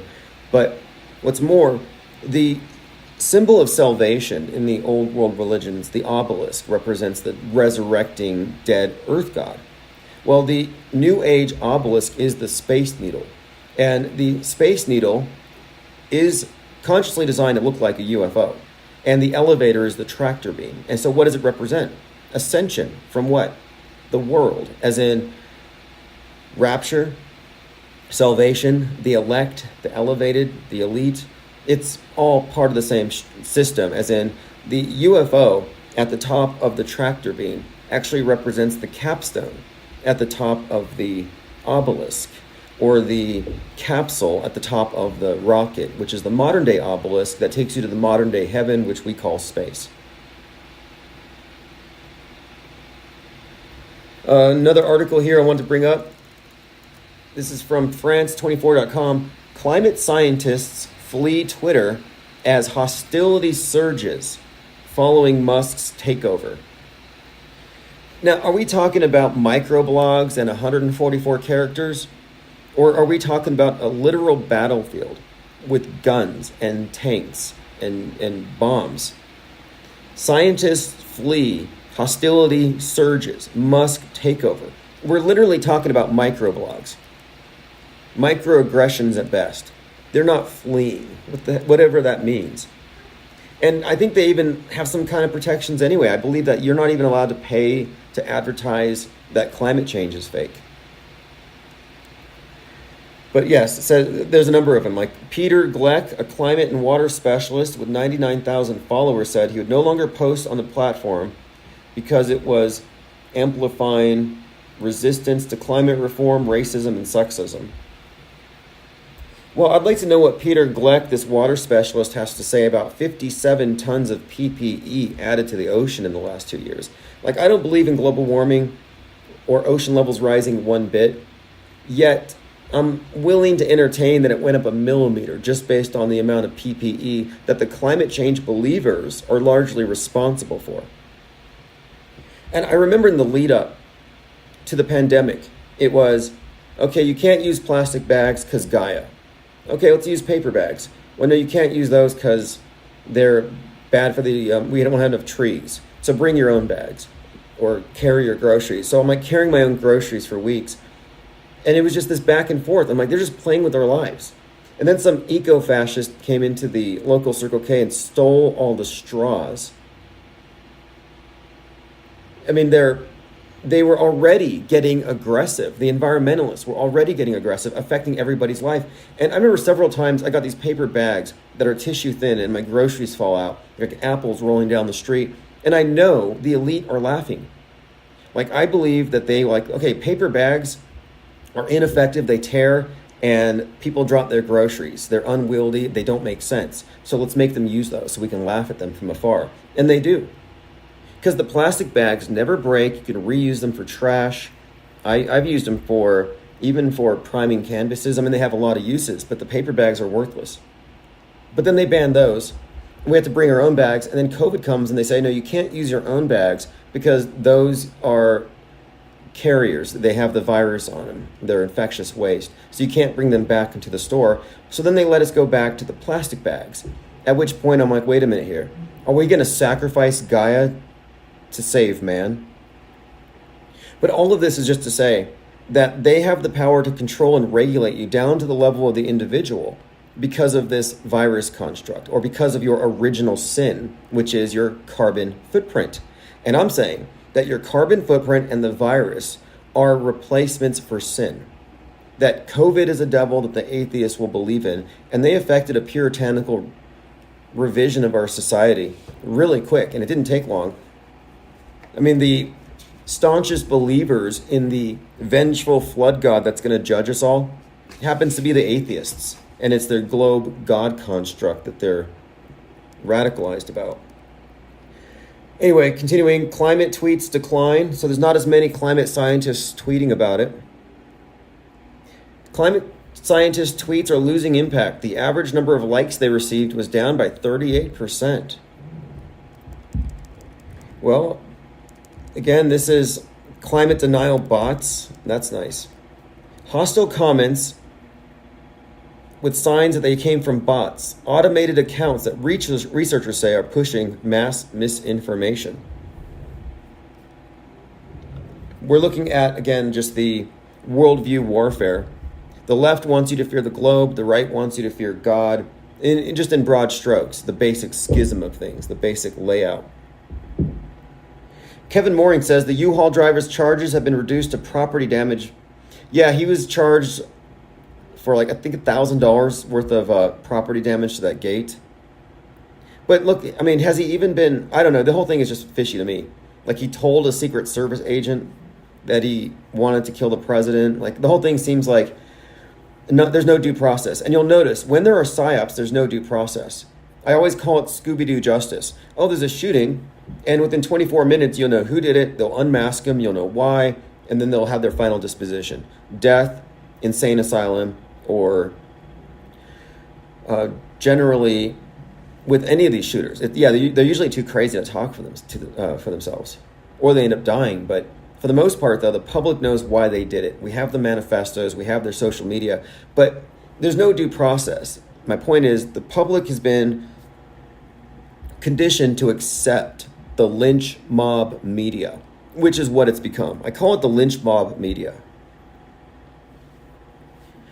Rush Limbaugh called it the drive-by media because they're so superficial, which is pretty accurate. But when I say lynch mob, I mean that they get the public to expect that this is how the process works. And it's solely driven by emotion, finger pointing, and demagoguery. This is why when a shooting happens, they're like, oh, look, 30 kids died. Nobody cares about the kids. It's always, well, do we blame it on the left or the right? Who's taking the blame? Do we blame gun culture, toxic masculinity? It's always about politicizing it. I mean, there's nothing that these politicos and these influencers love more than a pile of dead kids to stand up on and grandstand upon and state their positions. 5 Minutes of Fame says, if it was real, it would be secret. No details to ruin the jury pools. Yeah, precisely. Peter W. says, shortage of active brains. Yeah, there is a shortage of active, it's like selective though. It's mind control. You got the smartest people in the world, but when they turn on the TV, they have this basic assumption that it's real, and it's just so subtle. The mind control is subtle, and it has put us into a state of, I would say, almost collective schizophrenia. In fact, I had that argument with that individual today on Twitter, and it wasn't a hostile argument, even though he had exhibited plenty of hostility. But I like to get into the nuance here, because I think that if you're going to say this is fake, you owe the person you're saying it to, the true believer in it, reasonable explanations. I'm not saying it's fake in a knee-jerk way. If I'm saying it's fake, I have reasons, and I'm not going to expect somebody to take my word for it. But when they say, I watched it on TV, yeah, that's not evidence, that's laughable. But I think we can make some progress here. Like I'm saying to people here on Twitter that you've been conditioned to think your television screen is a window to the world when it's a filter at best. Like, people underestimate their own gullibility, their own dupability. Ask yourself, are you dupable? If your answer is no, you're probably lost in the matrix. And most people are in the dream world, and they don't resist it because it's mostly dreamy. It just confirms their biases and fits their expectations. But if you really question it and you move away from authoritative sources, you go to the fringe, it becomes a nightmare. Now everything's scary. Now condensation clouds are poison. The water is toxic and making you apathetic. You have all these, now everything is scary. Satanists run the world. And maybe this stuff is true, maybe it's not, but I tend to think that most of it is not. I mean, look how many weapons of mass destruction have been demonstrated to be just hoaxes. And it's all based on, of course, fear. And so the fringe is really the perimeter.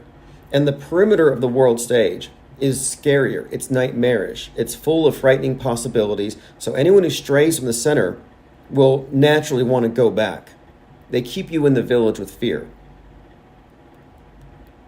You're not supposed to deconstruct those. And this is their operation, this is their procedure. And we've already deconstructed it, but it's the dominant way of looking at things. And I'm always, even conspiracy theorists in general still are stuck on, I guess the big leap here is they don't know the fakeability of everything. Like, there's a pretty good example. The 9/11 jumpers. They'll say, well, like, I had this one guy, I called him a 9/11 jumper truther because he didn't believe any of it, but he believed the jumpers because he couldn't figure out how it could have been faked. Now, I had an advantage here because my background was film, editing, Final Cut Pro, animation, specifically frame by frame, stop motion, but I have enough experience with animation that I can pretty much reverse engineer most special effects when it comes to, I mean, these days things are much different in terms of what tools are available to editors, but when it comes to the manual frame by frame manipulation, green screen, yeah, it's very easy for me to see through, but the general public's not. All right, let's go ahead and continue here. Got a commenter on my thread here about 9/11 said, and all the people on the plane didn't exist then. So I went to a fake funeral then for a friend who lost his life that day, but I'm sure the funeral was rigged then, okay? So he's being sarcastic, and my response was, name? No answer.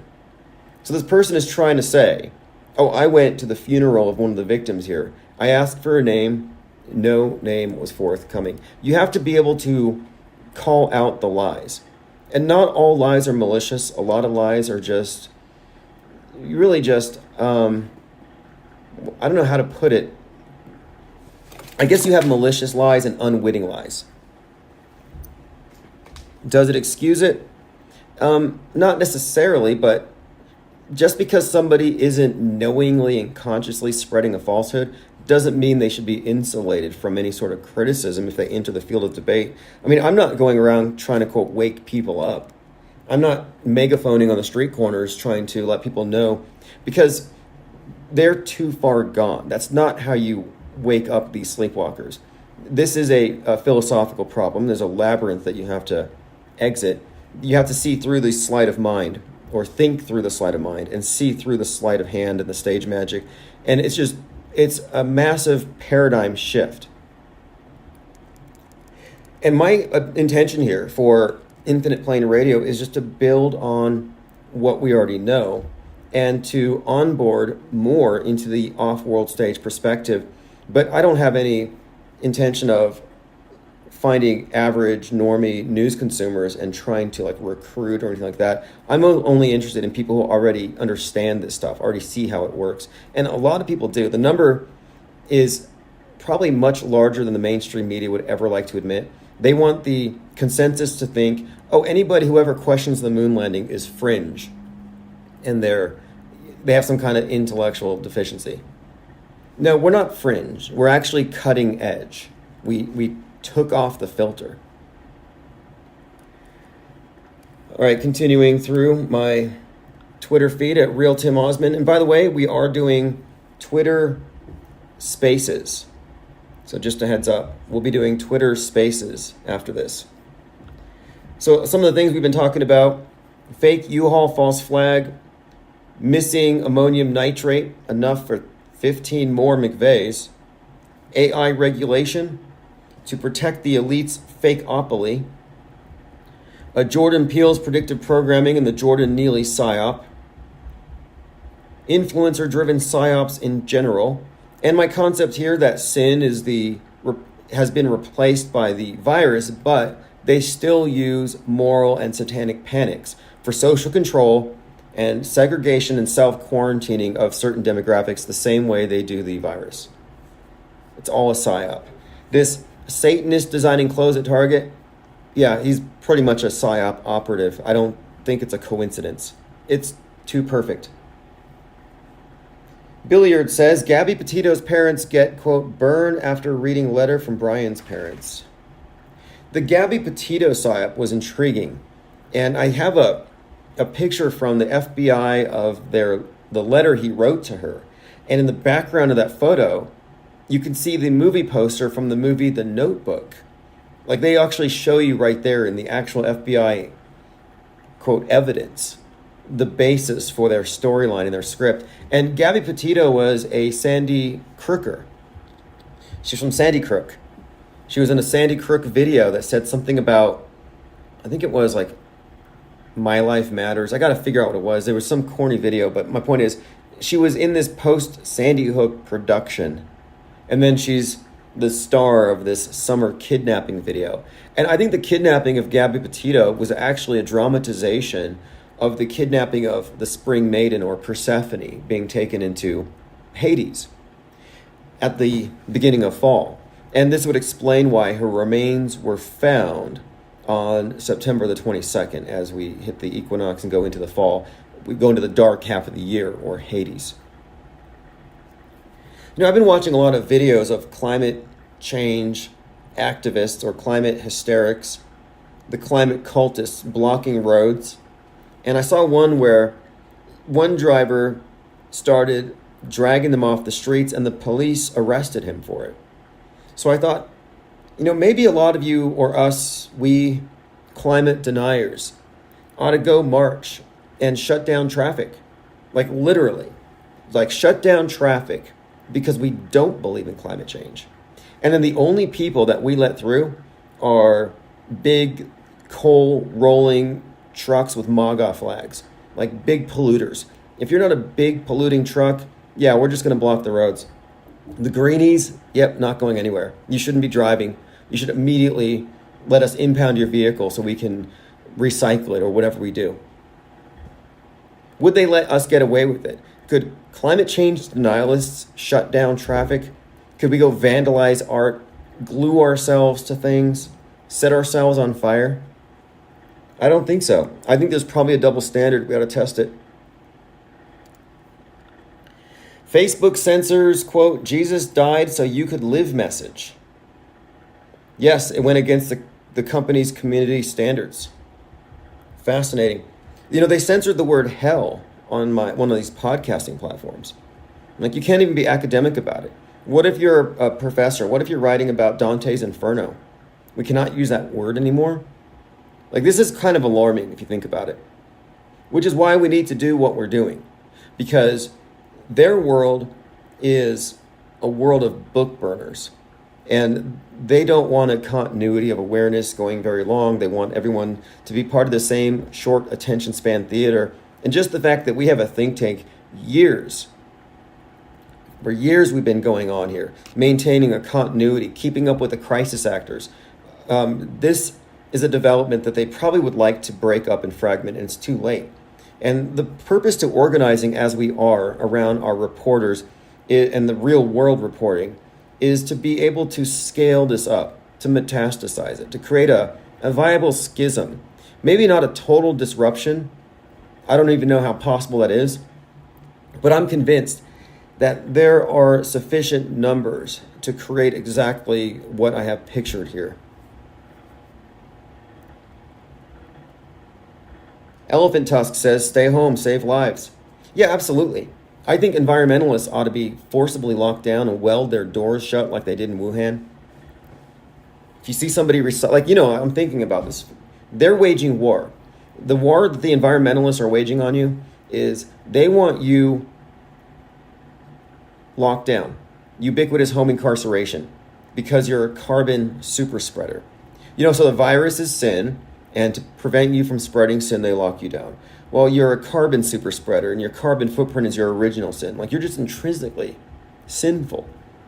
And if they want us all locked down, that must include them, even though you wouldn't know from their private jets and their protest marches and their traversing across the world to tell us not to travel. But if their objective is to lock you down, lock your kids down, keep you from moving, then they should go first. Like, I'm all for preemptively locking up the climate change activists, whether we get them thrown in jail for their crimes or weld them shut in their homes. Because how else are you going to get them to not be hypocrites? Brandon says, hail to the schism. Yeah, there's a crack in everything, and they love their word games. You know, the crack, the kraken. We've seen it in the predictive programming. They're very punny, but that's because they speak to the subconscious. Like, I was thinking about that movie series, The Rig, on Amazon, about the kraken from the ocean that throws off the oil rigs, but it literally destroys the world by having a crack in the ocean. And a character is reading a book about a kraken. They use this on purpose because they're speaking in various modalities for maximal impact, but they're definitely communicating to your subconscious. I'm convinced that you're always being programmed, and they know it. Elephant Tusk says, Tim, what are your plans for George Floyd Day? Oh, that's tomorrow, isn't it? That's the anniversary.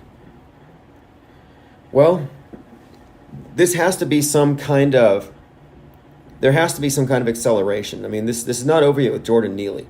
The outrage machine hasn't been fully turned on. And this is actually far more outrageous than the George Floyd death, because that was just the cops. This is America. This is the right wing. This is celebrity driven. This is Tim Pool. Tim Pool is blamed, he inspired the Allen, Texas shooting. Well, Tim Pool's a big donor to Daniel Penny. And again, Jordan Peele was inspired to create Nope from the George Floyd spectacle. And Nope has a character that looks like Jordan Neely, and it has the same subtext with the filmmaker, looks like the filmmaker from the real world. And these all tie into Get Out and The Strangler, who looks like Daniel Penny. You got to subscribe to Synchromorpheus on Twitter. Get on my newsletter so you can see the pictures and see the links and follow with what I'm talking about here. But what we do here is we're not just looking back at predictive programming and compiling it and saying, what does this mean? We know what it means. We know what every puzzle piece is. It's part of this bigger picture that they're building. And what we're doing is we're at the point that the concurrent programming does happen to correlate with the news. And we're putting pictures together pretty quickly these days. Billiard says, have you seen the artwork for Tool's Fear Inoculum album? The virus is on the CD released in 2019. Fear Inoculum. No, I have not. I saw him performing in drag yesterday. You're talking about Tool? Was he in Florida? Although it probably wasn't the first time he did that. He's an interesting character. But yeah, Fear Inoculum. The fifth studio album by the band Tool, released in August of 2019. So it's late 2019. Their first album in 13 years. The last one was 10,000 Days. Isn't 10,000 Days the Saturn return? Yes. And the clock that Bezos built in the Sierra Diablo Mountains is a 10,000 year clock. And he bought it for $42 million. 42 is one of their references to Saturn and Chronos and 10,000 years, 10,000 days. Anyway, Fear Inoculum is an interesting title because Infinite Plane Radio is Mind War inoculation. Nick the NASA Pimp says, I met one of the producers of the movie Room. I kid you not, he asked me if I'm a cannibal. Now, the movie Room is a great allegory, like Allegory of the Cave. It's actually, it's hard to watch. It's a screaming kid. It's kind of obnoxious, but the premise is brilliant. And it's based on a tragic and true story, but essentially a 17-year-old is kidnapped by some creep, puts her in a shed. She has a baby. 5 years later, she tells him, I'm going to let you out of the room. And he says, there's nothing out there. And he only knows the world through the TV screen. And she tries to tell him that the world out there is like what's in here. And he says, I don't believe you, you're lying. And she says to him, yeah, I've been lying to you for the first 5 years, but now I am unlying. And the word unlying doesn't really exist. I think they made it up. But here he is stuck in a cube. And I think this is all like a Gnostic kind of allegory as well. The guy that kidnapped her is named Nick, which might be a reference to the devil, for example, the demiurge who has them locked in their time-space matrix symbolized by the cube. But anyway, she says, I'm unlying, and she has to prepare him to escape. And the way she does it is, he plays dead, is rolled up in a rug, and so old Nick takes him out of the truck to go dump him. Well, going in the rug is like being put into a coffin, or a cocoon, but it's like a coffin, like a Masonic death. And then he's reborn when he unrolls, and he jumps out of the truck. But the way they film the movie is, it's from the perspective of a child in a shed, and it looks huge. But then later, when he revisits it, you see how small it was. And it's just kind of interesting, the perspective of, again, Plato's allegory of the cave. If you think this is all there is, if this is your frame of reference, well, the mind seemingly expands to the size of the container that it's put within. And his was put in the single room. Okay, let's see here. Billiard says Maynard has a cameo in The Village. I'll have to check out Fear Inoculum. Now, Maynard, the singer of Tool, and isn't Tool's logo a wrench? Like, they must know something. Yeah, I'd be interested to see about his cameo. I mean, the movie The Village, we're talking about the allegory of the cave. Well, The Village is another one of these that's a perfect description of our world. And the perimeter of fear, the dream world, which is the village, it's very dreamy, idyllic. Everybody's happy. But the ones who stray, who go out into the woods, the ones who have to guard the perimeter, they're terrified of the monsters outside. So the fringe is a nightmare. Inside the circle is dreamy. But if you go beyond the dreamy, past the scary part, you go into the real world, where you find out that the village is a little commune that these scared people set up because they're scared of the real world, so they're pretending it's the 19th or 18th century or something.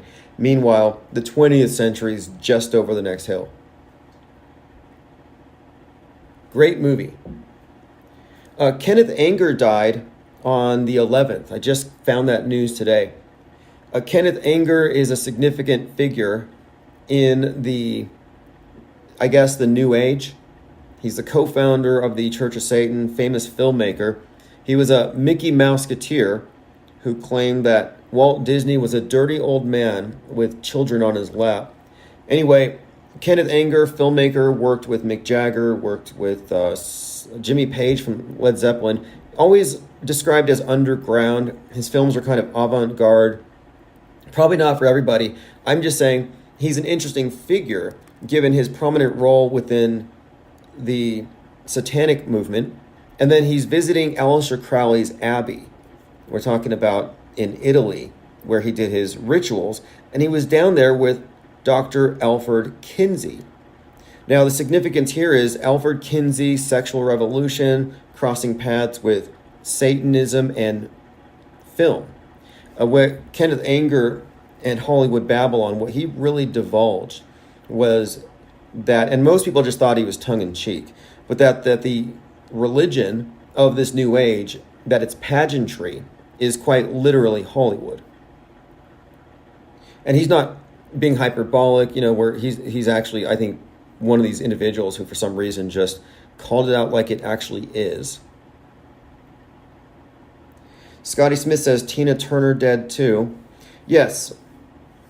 Now, I don't always question celebrity deaths. However, there is this pattern where they tend to, like, maybe they die, but they don't announce it for a certain amount of time.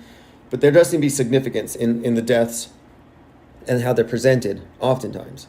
Betty White comes to mind. Betty White had all kinds of corresponding references to the Dog Star and New Year's, and she was a face on New Year's. And the New Year's star, the Dog Star, Sirius Star, is also called the Bethlehem Star, or it's a white star.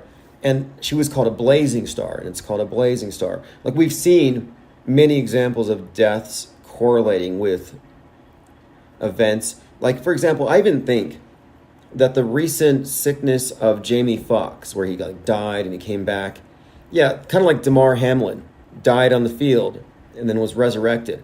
Matt, I mean, this is all theater. But people do die. David Bowie's not dead, though. Nick the NASA Pimp says there's posters all over LA for some musical about Tina Turner. Yeah, that's what I'm saying. It's like, okay, if somebody just dies and they're famous and is blasted everywhere, find out if there's a book or a movie coming out. You know, one last PR stunt, you know, your death. You know, people think that Joan Rivers was killed for her comments about Barack Obama and Michelle, and she was getting some routine surgery done, and she was, killed on the operation table, supposedly. But I have seen a video of someone that looks like her, and I think she's the lady from the Babylon Beach blanket. Anyway, many people think Joan Rivers was killed, and I'm like, I don't think she is necessarily. However, she had just released a book. Like, she had just put out a book, and I'm not really familiar with her work, but she was a supporter of Trump, and I thought, wow, she's going to be entertaining. She's on Trump's side. She's an irreverent comedian, and I was somewhat disappointed that she died at the time, because I thought there'd be some entertainment there. But now that I think about it, the proximity of her quote death to her book release, and then there's sightings of her after, yeah, not dead. All right, let me go through some headlines here. Again, return of the cattle mutilation conspiracy theory. I'm pretty sure it's coyotes. Hate to debunk it. I mean, it's really a nice thing to think, a nice fantasy that aliens are coming down and mutilating cows. I know a lot of people are probably disappointed to find out it's simply coyotes. People are like that. You tell them the truth about something and they're like, they resent you for it. It's like, I'm doing you a favor. I'm trying to reduce your stress. How a fake Pentagon AI photo wiped billions off of Wall Street. I think it's amazing that this fake thing wiped billions off of Wall Street, and the U-Haul MAGA Akbar attack didn't do anything, and nobody believed it. And is that a joke? They knew the right wing was going to call it a false flag, and they put a flag on the ground. That has to be a joke. Target pulls LGBTQ plus merchandise from stores ahead of June Pride Month after threats to workers. Again, stage has been set. Last year they made the point that Patriot Front is fixated on trans parades. Here's a BigLeaguePolitics.com headline. False flag, internet suspicious over too convenient Nazi flag outside U-Haul that crashed into the White House security barriers. Too convenient. And what's more, the burning ship on the side is some legendary ghost ship that is portentous of storms. It foretells a storm is coming, and it says so on the side of the U-Haul. So a storm is coming, a flag. They should have had Jake and Jelly on the side of it. But my point here is that even though we're saying it's suspicious, there's no way this is real, the guy doesn't look like a white nationalist, it doesn't matter. I do follow mainstream just to know where the programming is. It doesn't matter. They will believe it if they're told it's true. And if you're suspicious about it, you're a conspiracist. You don't have enough faith in media. World Economic Forum calls for AI and deepfake regulation and has already partnered with the UK government. Again, this is just more fear. I don't think there's anything to worry about with this AI regulation. This is just the fakeopoly asserting itself. They want to make sure they control what is real, what is fake, as far as what the public believes. The fact is, there is no incoming threat because we're already deepfaked. I mean, half the time, Ron DeSantis looks deepfaked to me. As in, it looks like a mask. The eyes, I mean, it looks like somebody else is in there. I don't know if anybody else feels this way, but we are already in a heavily deep-faked environment. We have no idea how fake it is. The fakeability of some of the stuff has just been only recently declassified. In fact, Jonah Mendez, the former director of disguise for the CIA, she was there for 27 years. was releasing stuff in 2015 about how they had masks so realistic that you could be in a room with half a dozen Saddam Husseins, all identical. And this was decades ago. And this has already been implemented. They have already been using this technology. So all the movie magic that they use in movies has already and is being implemented and used in our daily lives. I mean, just look at the space program. The fact is, the space program is nothing but movie magic. You think they only use movie magic for space? No, it's everywhere. Peter W. says, neatly laid out flag, too. Yeah, it was just too neat. There's probably a Turner Diaries and a Mein Kampf, a Unabomber manifesto, and, they put these things there. Commenter says, we're living in cages with the door wide open. You're free to do what you like. It's all in the mind. Yeah, I was citing John Milton yesterday about how the mind can make it's its own place. It can make a heaven of hell and a hell of heaven. And that's absolutely true. But the issue is codependency. The media is a narcissistic construct by design because that turns its subjects into dependents. They are dependent on it for their direction. Their loci of control has been handed over. And what this means is, this is why we call them sheeple. They won't leave on their own accord. They have given up agency. They have apathy. They've been demoralized. They may not even know it.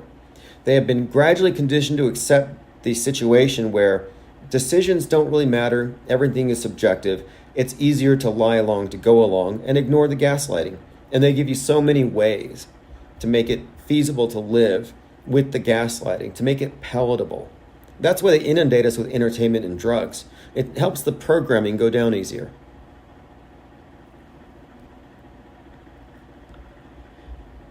All right, let's see. Checking out the Discord server and all the comments. Joined by Canaman, awesome. If you want to get the archives, go to ips.monster. If you want to get text alerts, same. It's all there. We have a lot of things that are in development right now. If you're in Patreon, you've automatically been given a blue wrench, nice, shiny, unused blue wrench, and access to the IPS 24/7 chat room. And we're going to be activating everything very soon. I sent out a newsletter today to explain the direction that we are taking things. I'll go ahead and go over this for those of you who haven't come across it yet. But the IPR Press Club organizational headquarters, the 24-hour-a-day fake news wood chipper, known as Infinite Plane Radio, reaches many people across the world with its mass media deconstruction, analysis, and commentary that connects dots like no other think tank. The IPS is preparing to set up its headquarters. We have a mailbox, and the office will be situated at the end of this month. I have a plan for developing our parallel media concept, which is actualizing organically, but it needs to be integrated as a separate body outside of the traditional censorship zones. This will not happen on its own. The world stage media is entirely gate-kept. And I mean this. If we don't take this off-world stage perspective and actually have a breakaway parallel media, it's not going to happen on its own. And the only reason why we have this understanding and we've accrued and aggregated a certain amount of intel and information about how things work is because we have maintained a network. That's really what it comes down to. But this network could be fractured. Look, they shoot down our channels all the time. They're constantly trying to break it. And what I'm saying is that the instant that the parallel media becomes self-aware, you can't bottle it back up. Alternative media was always just a controlled opposition front. It was always a honeypot, just like the Discord servers and these alternative servers. It was never a viable alternative. It was always just their controlled fringe. But when this parallel media concept, when those of us who are pretty well aware of what's fake, what's real, and we're systematizing it, when it becomes, again, self-aware, it can then metastasize. Because once you see through magic tricks, you don't fall for it again. You can't. The sleight of mind is what we have to overcome. So we are going to have upon opening of the steady new headquarters, a return to regular scheduled call-in shows, interviews, animation department will be reactivated, 24/7 live chat reactivated. A lot of things that we were working on that are meant for print will go into print. Reporters will be activated. That's a huge part of it. And our next priority is pretty much that. And the IPR Press Club will have the resources and structure for content creation, from lead generation to published press releases and original reporting.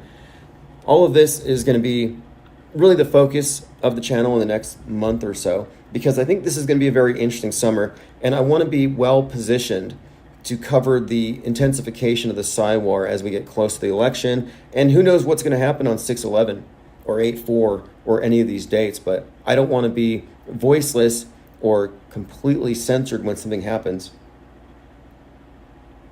Tim Osman says, Kinsey was one of the fathers of the gender bender movement we see now with John Money. Kinsey is also a movie with the Taken guy back from early 2000. Yeah, that's the reason I brought it up.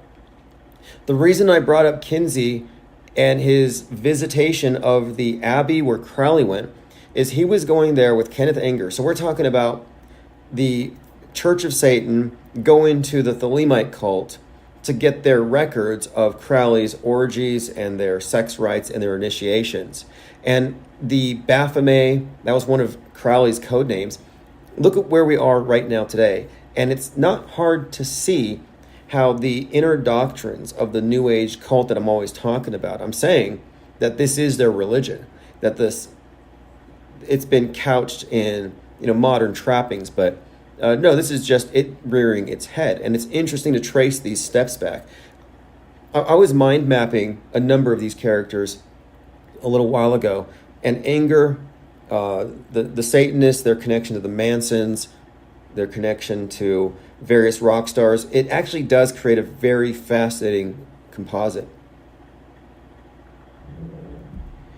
Someone's asking if I have Rumble. I get billed by Rumble all the time. I always block them. I complain. They've been trying to bill me for like 2 years. I like Rumble for the most part, but there's a few little key issues. I don't really make it a point. You have to reset the streaming keys every time. But my objective is to get on every platform, so we will be there. You may as well subscribe. Before we started scaling down out of necessity, at one point we were on 25 video platforms. We're on half a dozen radio streaming platforms. Infinite Plane Radio is going to be 24/7 on iTunes, on TuneIn very soon as well. But my plan is, again, not to retreat, not to take the bait to run to some private server where you're not censored, because they just follow you there and stalk you anyway. I want to saturate every platform to the extent that we can. Because what we're doing is we're studying. This is philosophical, it's academic. It's not hate speech. We are a media organization, and we need to be deeply embedded everywhere on every single platform.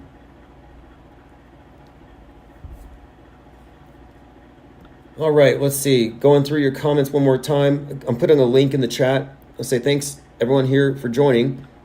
Definitely go to ips.monster. You have all the relevant links. We're keeping our eyes peeled for whatever's going to happen with this white nationalist 9/11 to come. My sights are on 6/11. I'm with Jurassic Liars. I'm on Team JL. 6/11, Seattle's probably getting nuked. And hats off to Christopher Nolan for the special effects. If they nuke anything, it's going to be Nolan. I had originally thought James Cameron because of T2, but Nolan just filmed Oppenheimer, which is going to be out in July, assuming they don't nuke Seattle and bring about societal collapse. Thanks for joining. We'll see you all in the Twitter spaces after. Have a great night.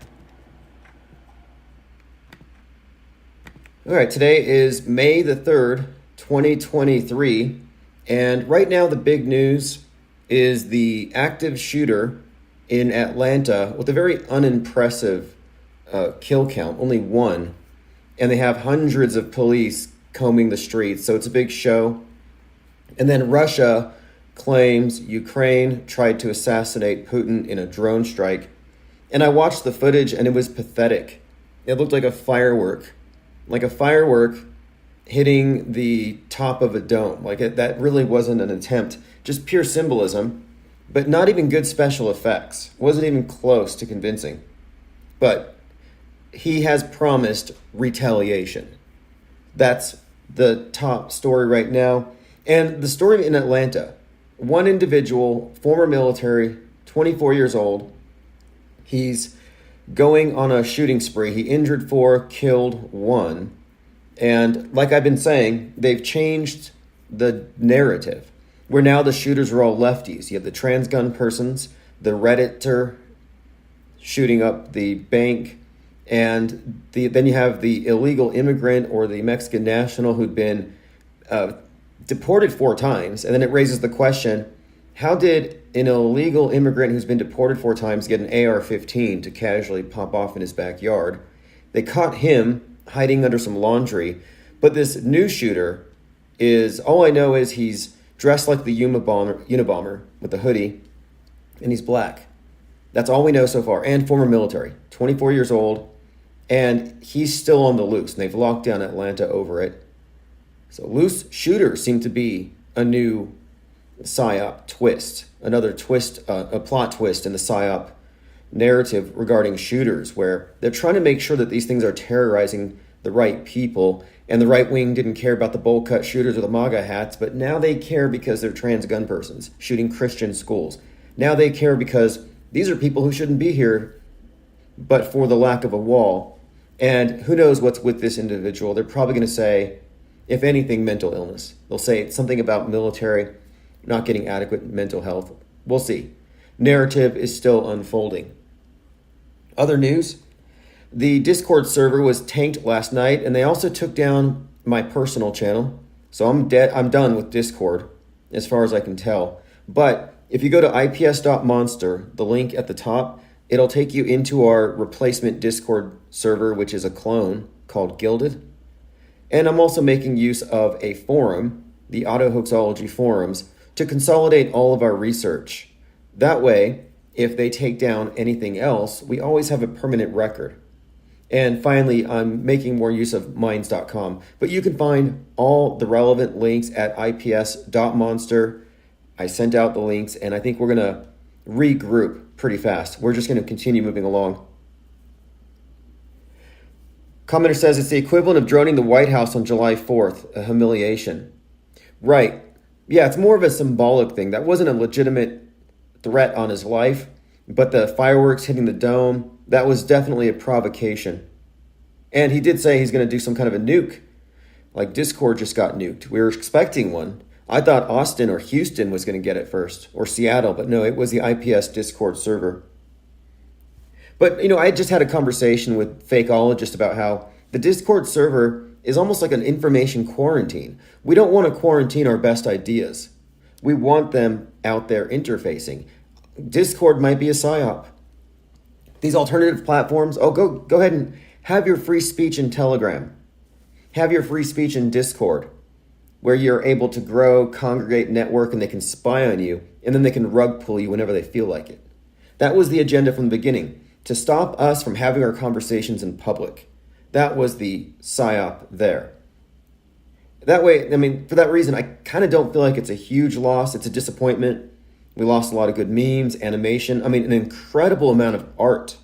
Hundreds of people contributing, collaborating, MP3s, audio files. Honestly, it was a treasure trove. And what they're doing is they're destroying true counterculture. This is worse than book burning.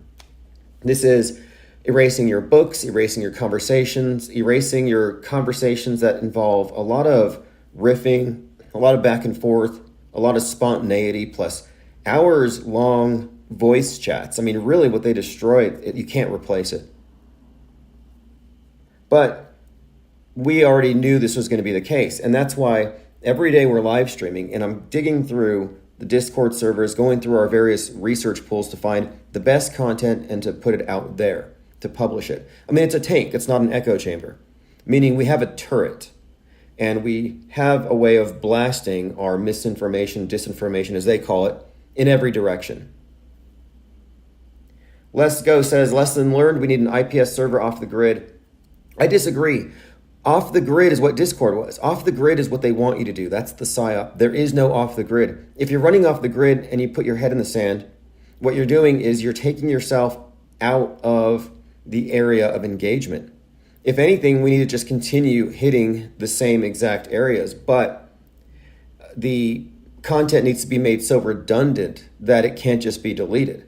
Like, I don't think it, like I said, most of the best content made it to Minds, made it to Twitter, made it to forums, and certainly made it to live discussions. And as long as we have content going out, as long as the tank is blasting, it doesn't matter if they take out our temporary ground zeros. We are always going to be a moving target. But yeah, we definitely need to, and everybody needs to, store your memes. If you can, get them carved into titanium panels, and eventually we'll crowdfund a massive underground bunker where we can have all of our best memes stored for posterity. So should there be a mud flood or space junk Armageddon, if something does wipe this place out, some future intelligent beings might discover our memes and thereby really just accelerate their evolution. The new Discord server, not open yet. It's a replacement. It's called Gilded. Just go to ips.monster. ips.monster will take you to all the appropriate links. Hello from Seoul, says Mazel. Yeah, thank you all for joining. And I was actually thinking about the various PSYOPs. And we had that Seoul Halloween crush in South Korea where 159 people were supposedly killed. Do you remember the crushes? Like, we had a spate of tramplings and crushes where you pretty much saw people giving CPR to dummies on the ground. And one of the poor crisis actors in this mass casualty simulation presented as news didn't have his own dummy.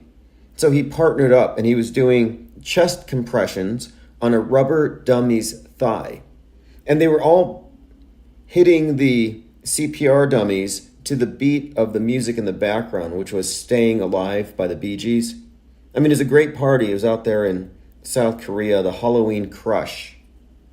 It looked a lot more entertaining than the other crush that we had over here at the Astro World with Travis Scott, where I think about 9 people were auto-tuned to death. All right, I sent out text message blasts. There are 52 people here. If you go to ips.monster, you will always have the most recent YouTube channel and all the relevant links. I just made everything very simple this morning. All right, to continue, nuke threat. We know there's drills going on in Houston. We knew there was some kind of ongoing narrative regarding a nuclear device going off somewhere in America, and they're training for it. And Houston has been where they've drilled for dirty bombs. Same with Austin. Well, they claim that 130,000 people would die if it was dropped or deployed right there. I was therefore expecting a nuke, and now Putin is out here openly threatening to use one. Now, there's some salacious news from the right-wing, Christian, conservative, controlled op degens. Last time we were talking about Ollie Alexander, the predator who runs this blackmail ring where you don't get on InfoWars or you don't get into America First unless this guy has nude pictures of you. And that's putting it very PG compared to what he really wants. That's been somewhat exposed, or rather it has been exposed, but for some reason he's not in jail. Next you have Steven Crowder makes the news, and we were just talking about this, mainly because he was berating his wife for not being wifey enough and for being out of the kitchen. He was just being a good right-wing Christian conservative with trad values. Well, he was looked at as a bully for that. Candace Owen called him a monster, and Ben Shapiro stood up for him and said, Candace, that's a little harsh to call him a monster just because of a private conversation. That should be off limits. Well, maybe she knew something that Ben Shapiro didn't know, because he is a monster. It came out that Steven Crowder, in order to establish dominance over his underlings, the ones who write his shows for him, he puts his genitals on them. And he's done it like 6 times. Like some kind of show of force, like dogs mark their territory. Well, he just plops it down drops it on someone's head or whatever, and it's meant to be a joke. I don't understand that kind of humor, but just pointing it out that in any sane work environment, that would at a minimum be sexual harassment. But you see, this is not a normal work environment where Ollie Alexander grabs Owen Schroyer's crotch and doesn't get punched in the face, and Owen Schroyer doesn't get the guy ripped off their website. There's a reason why they protect each other, because they're all in the same club. Well, the newest in the club, well, not the newest, she's been here for some time, Laura Loomer. Now, one day I called her Laura Groomer, and I didn't have any evidence. I'm just looking at guilt by association. She's running with the same crowd. She's obviously privy to a lot of the damaging information they all have about each other. It's a circular firing squad. When you look at the, again, right-wing Christian conservatives, well, Laura Loomer has a very nasty reputation that just came out. And it has to do with, well, let me go ahead and read this. Because, it was Milo Yiannopoulos who broke the news about Ollie Alexander. Well, he has made some threats that he's going to do to Laura Loomer what he did to Ollie. Now, what did Laura Loomer do? It's pretty bad. Here's what he said. Now, again, he's behind the expose on Ollie. I don't know if he's going to do anything to Nick Fuentes. I'm waiting for something to drop on him. But basically, yes, Laura Loomer drugs and rapes her dates. Okay, that's according to Milo Yiannopoulos. And there'll be more on that coming soon. I mean, who had that? Who had Laura Loomer rapist on their bingo card? I wasn't expecting this. Everybody knows that he's got this vault and he's got dirt on everybody, but that's pretty insane. And we'll get more into that later. We're also looking at this pattern of big media types like Don Lemon and Tucker Carlson just falling from grace as Fox is being torn apart. And the reason why Tucker got fired, it's turning out that it has to do with a lot of private conversations and texts that have come back to haunt him, which again suggests something, that in these circles, they all sit on each other's misdeeds and quotes that they can use later to drop them. These things then have, some kind of a currency. And that's where we're at now with this. We're at a stage where it seems like the right is imploding as they're all just trying to cash in on whatever dirt they have on each other for influence, for power, for clout, or whatever it happens to be. Going through your comments. Yeah, look, I'm not going to read the full details about this Steven Crowder thing. It's pretty bad, but, the long and short of it is he was making his underlings do his laundry. He was one person in real life and another person on the mic. And of course, he has a whole lot of people writing his stories for him, writing his jokes, writing his content. And he's kind of a workplace narcissist, it seems. But that he did, in fact, expose himself frequently to a lot of his underlings. All right, I've got a comment here. It says, this is from the Twitter account Pedro Gonzalez. Milo Yiannopoulos posted 2 messages on Telegram tonight. The first is a screenshot of him claiming to Laura Loomer's lawyer that he has evidence of sexual assault by her, and the other is a screenshot of Loomer saying she's going dark for a while. Again, Milo exposed Ollie Alexander, the guy from Stop the Steal, the guy who organized the Stop the Steal rally. I mean, it's the top of this thing. It's corrupt from the top down. Now, I'm looking at these screenshots, and one of them says, from Milo, subject, we're not going to tolerate any more tweets about MTG. So Milo's tweeting to Laura Loomer to shut up about Marjorie Taylor Greene. This is just a threat of blackmail. And what he says is, delete your tweets about MTG or I will drop a house on you. Again, this is from Milo to Laura. I have recordings from the men you raped, Laura. Video and audio, and that's just the start.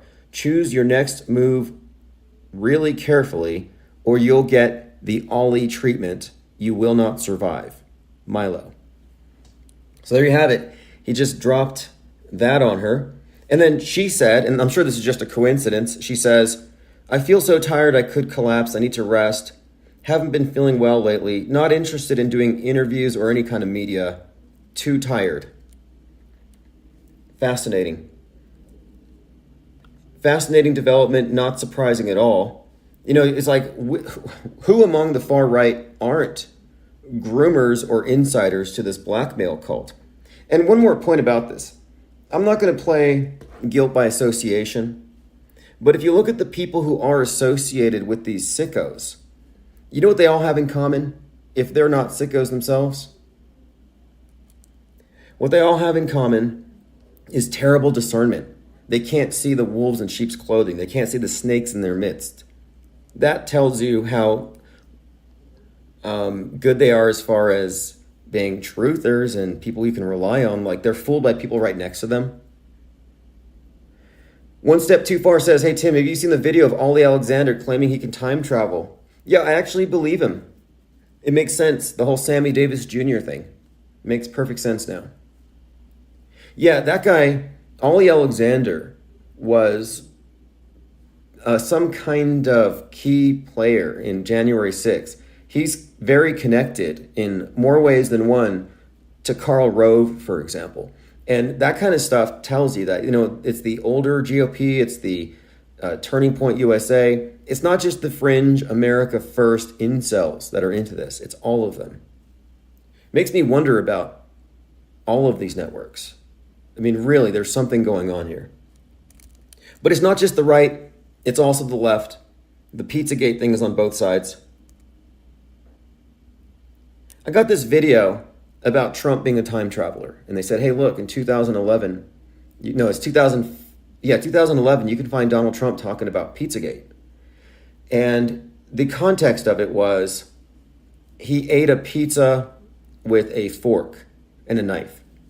And it was a minor controversy. They called it Pizzagate years ago. But if you were to take the clip out of context and throw it on Twitter and throw some cues around it, you get the hopium addicts all over it. And a lot of them are just so addicted to hopium, they don't care how bad it is. Hopium is the mental equivalent of fentanyl, and it's killing the truth movement. There's not a truth movement anymore. It's all gone fully subjective. And the ones who cry out that they're the truthiest, the loudest, are the biggest liars and manufacturers of fake news. I'm going through my Twitter feed, and I see this individual talking about how it's all going to be revealed, mind-blowing truths. And he has a photo of what looks like an 18-foot tall giant surrounded by people, and the photo's taken in 1903. Now, this guy is utterly blown away by how massive this giant is, and it's supposedly a Neanderthal from the Netherlands. I mean, it sounds like a joke. Well, I looked into it, I looked at it, and 5 seconds later, I'm like, oh, it's a mid-journey creation. In other words, people are using AI art generators to create content that lends credibility to their favorite conspiracy theory, and then others are sharing this as though this is factual information, as though this is a real photo of an 18-foot tall giant. And this isn't the first time I've seen this. Giant believers will believe anything. I've seen videos from this movie called, I think it was called Big Man Japan or something. I have to go watch it. It looks great, but it's like these giants in Japan, you know, like Godzilla type stuff. Anyway, one clip of this massive sumo wrestler who's like 20 feet tall, black and white, looks like old footage. One clip goes out there, and then it just has people talking about, wow, there's so much in the world that we're not told about, but it's all going to be revealed thanks to Q and Trump. It's like, no, you guys are kind of tricking yourselves. Choose your own reality. Joined by 6079 says, what up, Tim? I hope to work with you before the end of America. Oh, America's still going? I mean, I know it's a zombie, but I thought it had totally ground to a halt. There were scenes in Paris of police being firebombed, police on fire. And we predicted this. We said, hey, watch, you're going to see May Day communist holidays, also Beltane. We're going to see Beltane fires all over the place. You have the fire department with their fiery torches. Now you have the burning cops. This is all just ritual. It's all theater. And it's occult pageantry using political gatherings as an excuse. Kevin Mooring says, when Kanye was on InfoWars, Laura Loomer tried getting on, but Milo blocked her, so something had been brewing for a while. Yeah, thanks for reminding me. Laura Loomer was sharing some inside clips where apparently, according to Laura Loomer, Ye tried to mount Milo. That's what Laura Loomer was trying to get out there, and that's why she's under attack now. To protect Ye. If you believe it. But why wouldn't you? Everything else has come true so far. Let's see, yesterday we talked about fake. No, the day before yesterday. Fake will be labeled as fake on TikTok, but fake is still real. No, that was yesterday. We're pretty much going daily now. What I mean by fake will be labeled as fake, but fake is still real. Well, fake refers to AI-generated fake news that you make. When the mass media fakes news, it's real. So their fake news is real on the world stage. Your fake news is fake, and it must be labeled as such so it doesn't get confused with the real fake news. And TikTok is going to have disclosure so people know when they're looking at something that's AI generated, because the public can't tell. They've been spoon-fed media so long. They've been trained to not use their own critical thinking. They've been given ARDS. In Hot Skull, they call it ARDS, Acquired Reasoning Deficiency Syndrome, meaning anything they see on the screen is real to them. No need to parse the information, no need to think about it, it's just real. I say that means you don't have a mental immune system, you have mind aids. And the public has mind aids, and it takes everything in because it has no immune system, and therefore Big Brother needs to label some stuff. Do not eat this silica, do not eat that. Not edible. This is fake, this is real. Because if we don't tell them, they will all be confused, and this is what they don't want. It's not that they care about you or your cognition or your sanity. The reason why they want to label unauthorized fake is fake versus their fake is they want to maintain total creative control. They have a monopoly on fake news. And now that anybody can make it with the right software and the right prompts, they have to make sure that they still maintain their monopoly, their stranglehold. Okay, let us continue.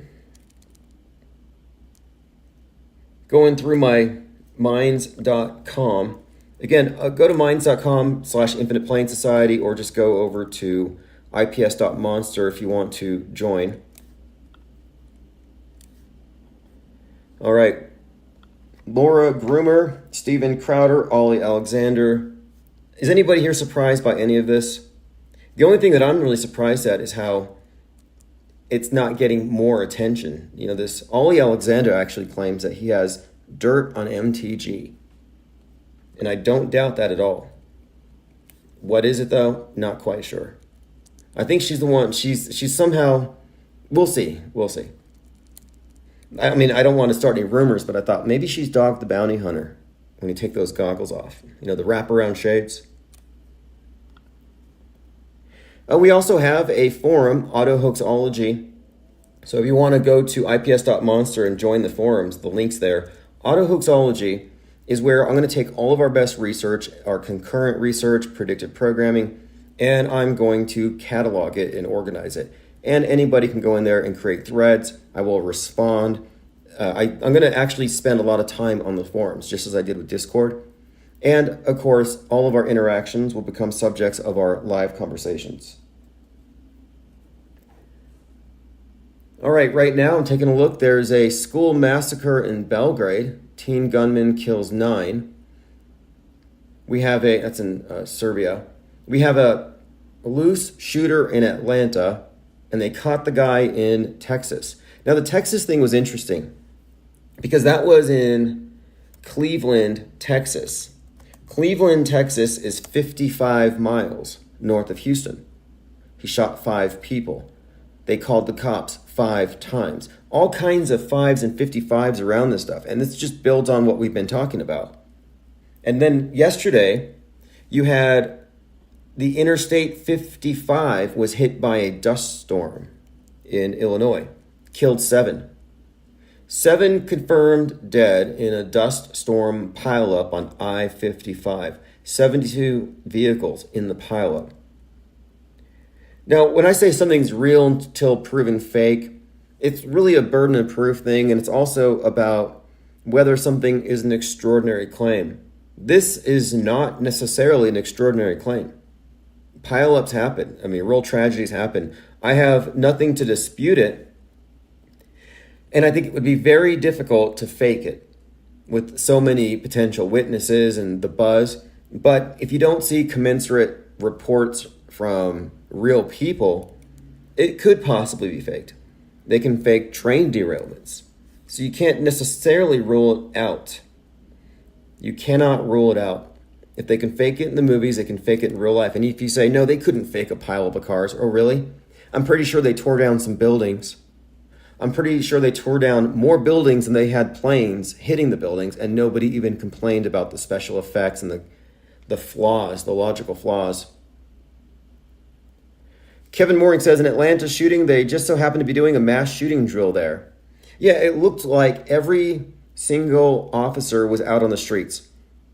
It looked like a massive parade, and I'm like, okay, you got these cops in full body gear, helmets, they're running down the streets, but then you got this media guy running right behind, recording it. And it's like, okay, you guys aren't really in danger. It's all a simulation. The thing in Atlanta is a huge simulation. And we know how much money they put into training their cops there for urban warfare. That's what the training ground that they're setting up in the forest adjacent to Atlanta is all about. This is no doubt a drill. I mean, why else would they care about one person getting shot, locking down the city? I mean, I just look online and you just see all kinds of people getting shot all the time, and it's never an excuse to lock down the city. This is 100% just a drill.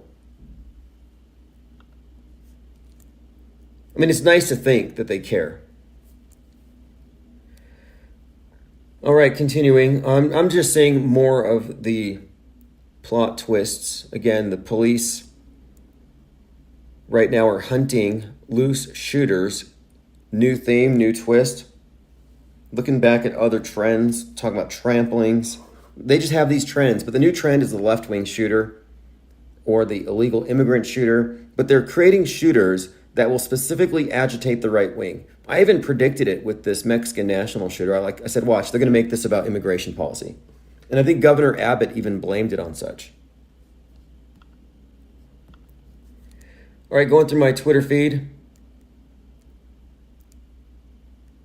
We were basically regrouping. If anyone's wondering what we're going to do with the Discord server, if you're wondering where you're going to get your scroll on, take your pick. Gilded is a clone of Discord. It's not the same thing because it's empty, but it's going to rapidly fill up because we are research oriented, and that continues unabated. We'll continue on the right wing implosion as more news comes out. Atlanta, though. Atlanta, very, very hoaxy. I have no reason to think that's real.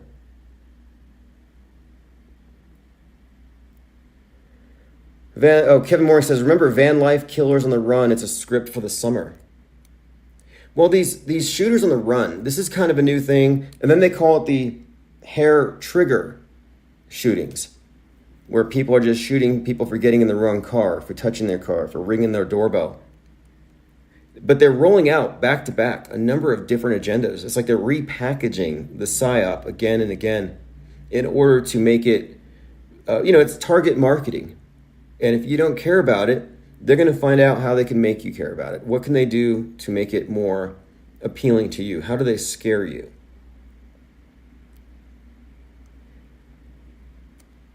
I've been examining a lot of the Q nonsense as usual, and look, there's a ton. Like if you're looking for a job, I'm pretty sure you can get paid.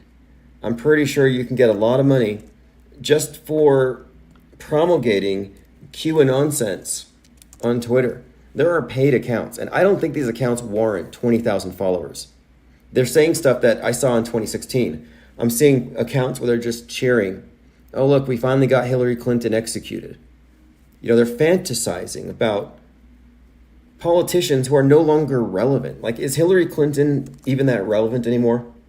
How is it that people get into the Q movement, now suddenly their enemies are Trump's enemies? It's baffling. That suddenly that they just fall in lockstep and they're told who to hate, who to wish to be executed. But the thing that I point out to them is how they're bloodthirsty. And they say, no, we follow JF Kennedy, or Trump Christ. They believe they're godly and they're on the side of good. They cannot fathom that they're evil. But I'm like, well, what you're contemplating, secret tribunals, well, that's not very due process. It's not very American. And talking about having a bunch of people killed as though it's a positive thing.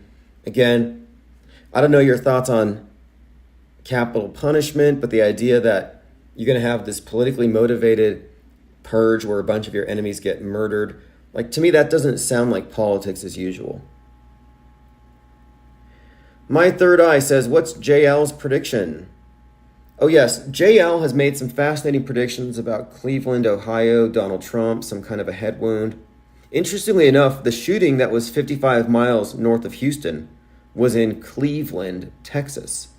And the 55 has everything to do with a head wound, if you follow the script as it's unfolded here, with the I-55 being shut down after Tyree Nichols' death, the 55 years since MLK's assassination, on the anniversary of which Trump was arrested for the Stormy Daniels thing. Again, the storm is coming. This is such a layered story.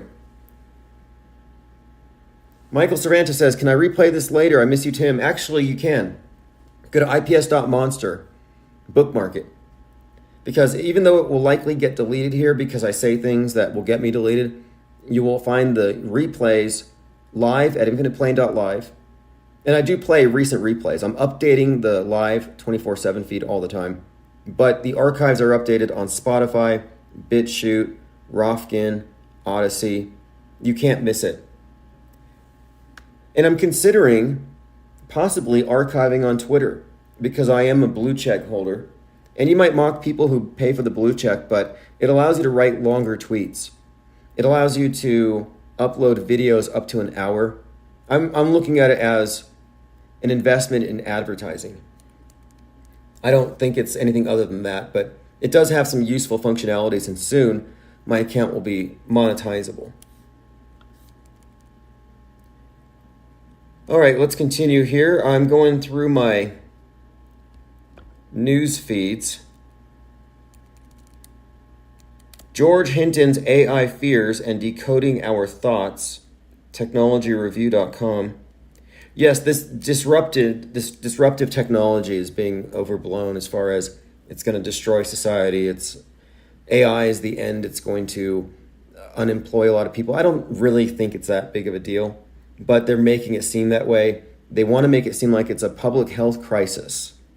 All these unregulated memes. And that's ultimately what they want. They want to regulate your content. They want to be able to stamp it as fake.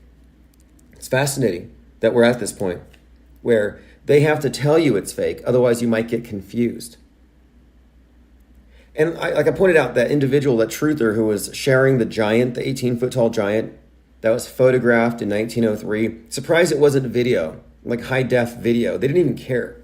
They just see it. They want to believe it. Their cognitive bias says, yes, share it. Get ahead of this. And then I come along as a fact checker, and I'm the bad guy. And I'm not going to take that. Like, I'm not a bad guy just because I think condensation trails are beautiful. Like, some people like watching the snow. Well, I do too, but I'm watching the snow.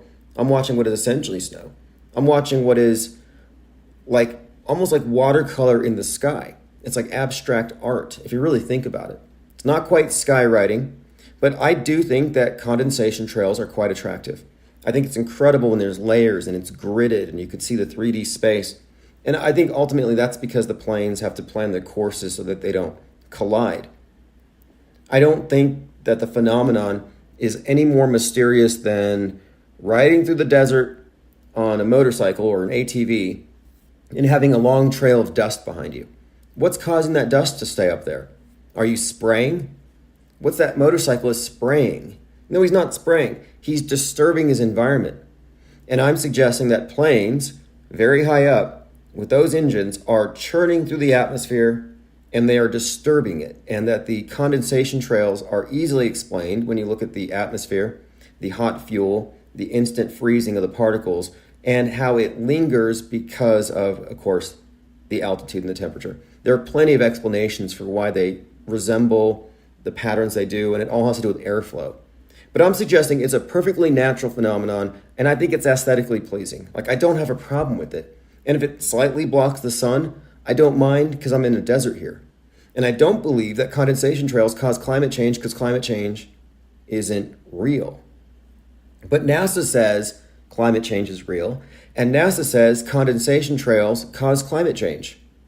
Now, that is a point upon which we would all disagree, except if you believe in chemtrails and that chemtrails are doing geoengineering, then you got led to the conclusion NASA wanted you to accept. Joined by Osher says, why am I always late? Are you on text alerts? Get on text alerts, but also I am doing replays. We only started 36 minutes ago. Now, one of the things I miss, I really do think we lost some great content. We had an excellent lexicon. We had a database of world stage names. The memeage, the animated GIFs, that cannot be replaced, but I'll do my best because a lot of this material has been saved, it's on hard drives, and it's spread around. But one of the things that we did was we made the mistake of isolation. We shouldn't have taken the bait thinking we can find our own little community and we'll be safe from the censors and the snowflakes who have too much power. No, we got tricked into quarantining our best mind viruses, which means I'm going to put this stuff out on the forums. I'm going to make sure it gets scraped by bots and put onto redundant sites. We have to do this. We have to make everything shareable. We knew this from the very beginning, and then our tactics changed as the censorship ramped up.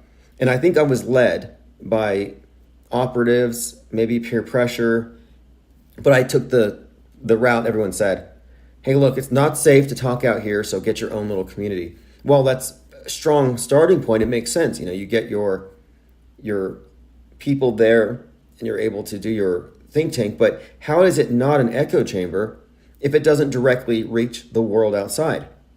Now, ours does because of the live stream. That's the whole point of this. But the think tank has a turret, and the turret is for firing off these rounds of misinformation.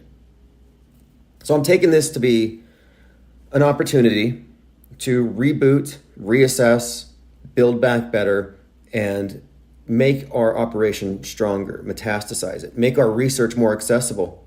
You could read our Discord server and see through the matrix by the end of it. Now you know what's real, what's fake, how it all works. But no one's going to go into the server and scroll up to 2017 and then follow us down through the years. That's just not going to happen. The way that the Discord server, it's basically like a bottomless pit full of memes. And you can use the search function and you can bring stuff up. But what I'm saying is it doesn't interface with the world out there. And if we're trying to spread mind viruses, then it has to be infectious and there has to be open routes of transmission. You can look at marketing as a form of epidemiology or biowarfare, more accurately. You can look at marketing as the intentional spreading of a biological contagion, like a virus. And in that sense, you have your ground zero where you make your virus with your undercooked bat soup or whatever you do, but then you have to make sure that it has a route to get out there. And that's why I've always been against the echo chamber. Exal says, look at the bright side, the Discord server won't be a runaway train anymore. Well, they took down the Discord server because of anti-vax. And I'm like, wow, I'm not even anti-vax. I'm not pro, I'm not anti. I'm a conscientious objector to the Psy-War, and I don't fall prey to super obvious black and white Masonic Hegelian dialectics. They just don't work on me for some reason. But they do get a lot of traction, and you have to work it out. Like, there is a mind virus. Anti-vax is a mind virus. Pro-vax is a mind virus. These are things that you caught. But if you rationally examine and parse the premise behind them, you would discard it. But I think what they did is they made sure that all these servers had enough of this content in there that they could be flagged and then taken down later. And I think the timing that we're taken down is very interesting. But, I didn't, and to Exalt's point, I didn't censor the server, and I wanted to take a lot of posts down because a lot of it was just, again, stale old propaganda. But I didn't have the wrench. I didn't have any controls. It was a runaway train. Like, we could have been flooded with any group of people at any time and it could have been taken down. It was actually a vulnerability. I just never mentioned it because I didn't want to give anybody any hints. Going through your comments, Echo Charlie says the black and white bird. Says the black and white bird. Oh yeah, that's right. Penguins are very Masony. But they got the orange beak. And supposedly orange is representative of 33 according to Ukraine vids. Why do people still call him Russian vids? Didn't he change his name to be in solidarity with Zelensky? All right, we talked about the 5 dead in Texas, 55 miles north of Houston. The family called the cops 5 times, 5 dead. I mean, unbelievable. They're still hunting the guy in Atlanta. We'll follow up on that later. Here's a story that I missed last week. California social media influencer convicted of faking shopping center kidnapping. Yeah, this was a social media influencer, and she actually did a police report, and she used her huge Instagram platform and following to make a story about this attempted kidnapping thing. And what she doesn't get is this. Just like the news, the mainstream news, they want to monopolize fake news, AI-generated stuff. They don't want that competing with them. But at the same time, they don't want you competing with them in crisis acting.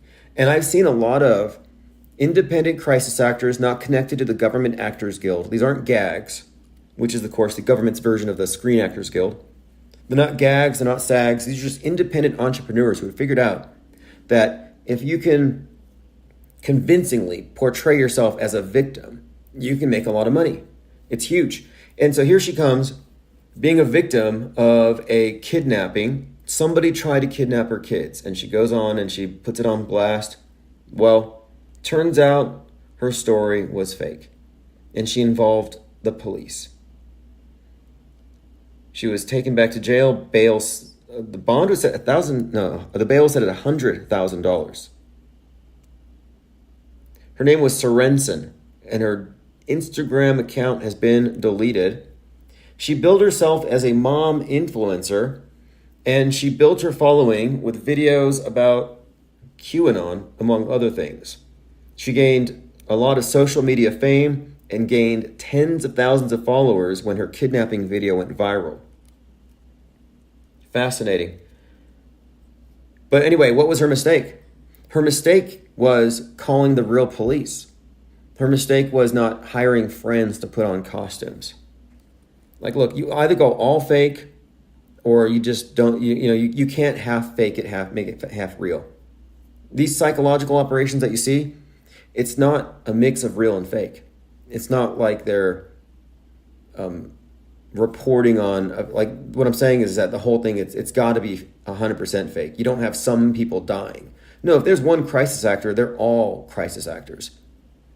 There's no way you're going to have regular actors watching real people dying, so they can make a few dollars. Like, it doesn't work that way. Prosecutors allege Pentagon leak suspect Jack Teixeira accessed hundreds of classified documents. Now, this was a story from about a week and a half ago, a couple weeks ago, about this Pentagon leaker who put his leak information on Discord. And I remember we saw this, and I pointed out, it's like, look, Discord is being targeted. You know, from 2018 to 2022, we had a non-stop Twitch feed 24/7. You know when they took it down? When somebody streamed a live killing on Twitch. It's like, oh, the Buffalo shooter took down my Twitch account. All right, continuing. This is interesting, sort of. I mean, we're talking about Milo Yiannopoulos and all these right-wing degenerates and their disgusting blackmail circle and how they're all just secretly in hate with each other. This nasty group of, I mean, what do we call them? I don't want to call them Christian conservatives because clearly it's a controlled op. Anyway, my point is, we're looking at these characters, and Milo Yiannopoulos was, of course, from Breitbart. He was an editor of Breitbart. Well, Steve Bannon, again, Breitbart, all these right-wing characters are all just, they're so interconnected, especially if you look back. It'd be fascinating to mind map it. It's like a spider web. But Steve Bannon was raising money with his friend Brian Kolfage to build a wall. If you remember the story, like Trump wants to build a wall, but the government won't let him. So Steve Bannon comes out and let's build the wall.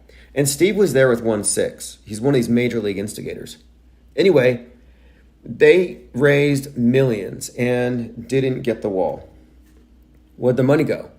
I think the money went into plastic surgery and expensive luxury items. Brian Kolfage, veteran of the United States Air Force, admitted to conspiring to defraud those who contributed to the campaign to build the wall along the border of Mexico. Bannon, who served as a White House strategist under Trump, received a presidential pardon in connection with the case. So he gets pardoned by Trump, but his friend gets years. The Build the Wall group admitted that despite raising millions, they were not going to be able to build the wall. Such grift. But anyway, look, when that Pentagon leaker put his docs on Discord, I was like, okay, this is over. 777 says, catastrophe thespian in training. Well, crisis acting is big business, and it's also a status symbol. I think a lot of these Hollywood elitists love to get into crisis acting when they can. Tesla says, has Elon Musk's statements on oh, this is interesting. It has to do with fakery. We're talking about real and fake. Well, Tesla says that Elon Musk's statements on self-driving cars might have been deep fakes. I mean, this is always interesting to me because Musk is part of the fake space program. And it's like they're always pushing the bounds. Like, how gullible is humanity? Well, they send a car into space and it's totally fake. Looks fake. But when Musk is asked about it, he says, giggling, it must be real because it looks so fake. Like, does that even make sense logically? No. It's not meant to. I think it's meant to be a thought stopper. It's like a spanner thrown in the works. It must be real because it looks so fake. And he's just sitting there smiling, and it somehow manages to pass as real. My point of it is, collectively, there should have been some major outbreak of cognitive dissonance. I remember watching the Tesla Roadster in space, and I thought, oh, they did it. They just killed the space program. Flat earthers have been vindicated. No way people are going to believe this. But no, you know what they actually said? Take that, flat earthers. Like, what do you mean? This is the fakest thing ever. Like that guy on Mount Everest with a selfie stick and a GoPro lens. Take that, flat earthers. I'm sorry, you're 17,000 feet up. The earth is still flat AF behind you. Curverts, what you call them. Curverts, they see the curve where there isn't one. All right, Tesla says Musk's statement on self-driving cars must have been deep fakes in bizarre defense. Tesla decided to use this defense in a lawsuit brought by the family of a Tesla owner who died while using autopilot. The automaker claimed that Elon Musk shouldn't be made available to explain his statements on self-driving because his public comments might have been deep fakes. In other words, when he said these cars are self-driving, it was a deep fake. That way, he's not responsible for this individual who had his car on autopilot when he crashed and burned. Yeah, again, the automaker claims that the statements that Musk is believed to have been made were deep fakes and he shouldn't be questioned on them. Synthetic media, digitally manipulated to replace one person's likeness convincingly with that of another, to get them to say something they didn't say. The deep fake excuse. This is better than the devil made me do it, because it's not like the deep fake made me do it. It's I didn't do it. It was fake. Fascinating. This makes his public statements immune. Here's what the judge said, Judge Ebbett D. Pennypacker, who didn't buy the argument. Quote, their position is that Musk is famous and might be more of a target for deepfakes. His public statements are therefore immune, in other words, and Musk and others in his position can simply say whatever they like in the public domain and hide behind the potential for their recorded statements being deepfaked, to take no ownership of what they actually say and do. Fascinating dodge. That's the ultimate alibi. They might have been deepfakes. It might have been CGI. Unbelievable. Going through your comments, Cubstar says the media has always been synthetic. Yes, exactly.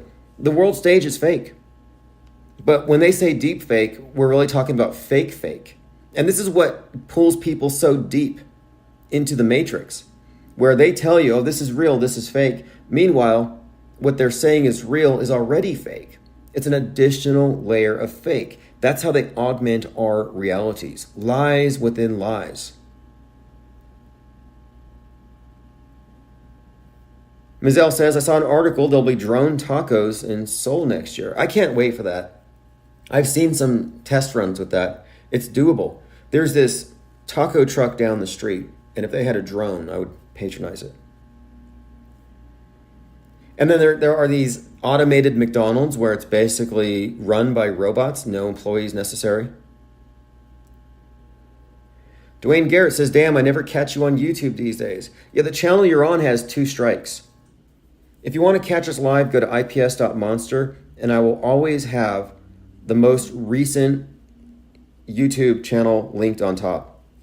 ips.monster is where you can also get links to our think tanks when we're not live, the one on Gilded, and also the forums.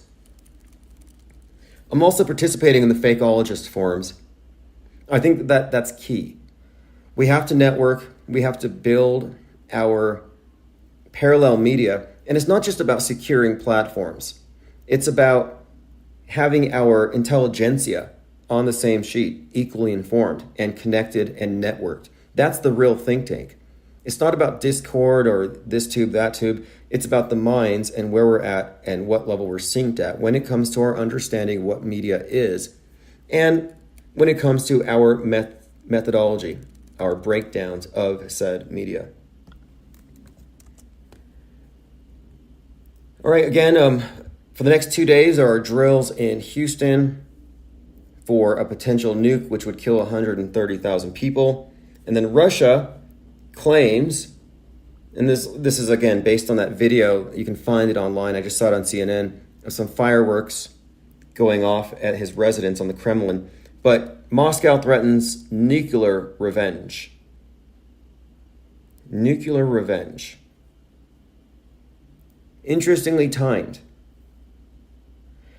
We also have a shooter on the loose just after they caught the other shooter. When they catch one, another one's on the loose. Another story in development.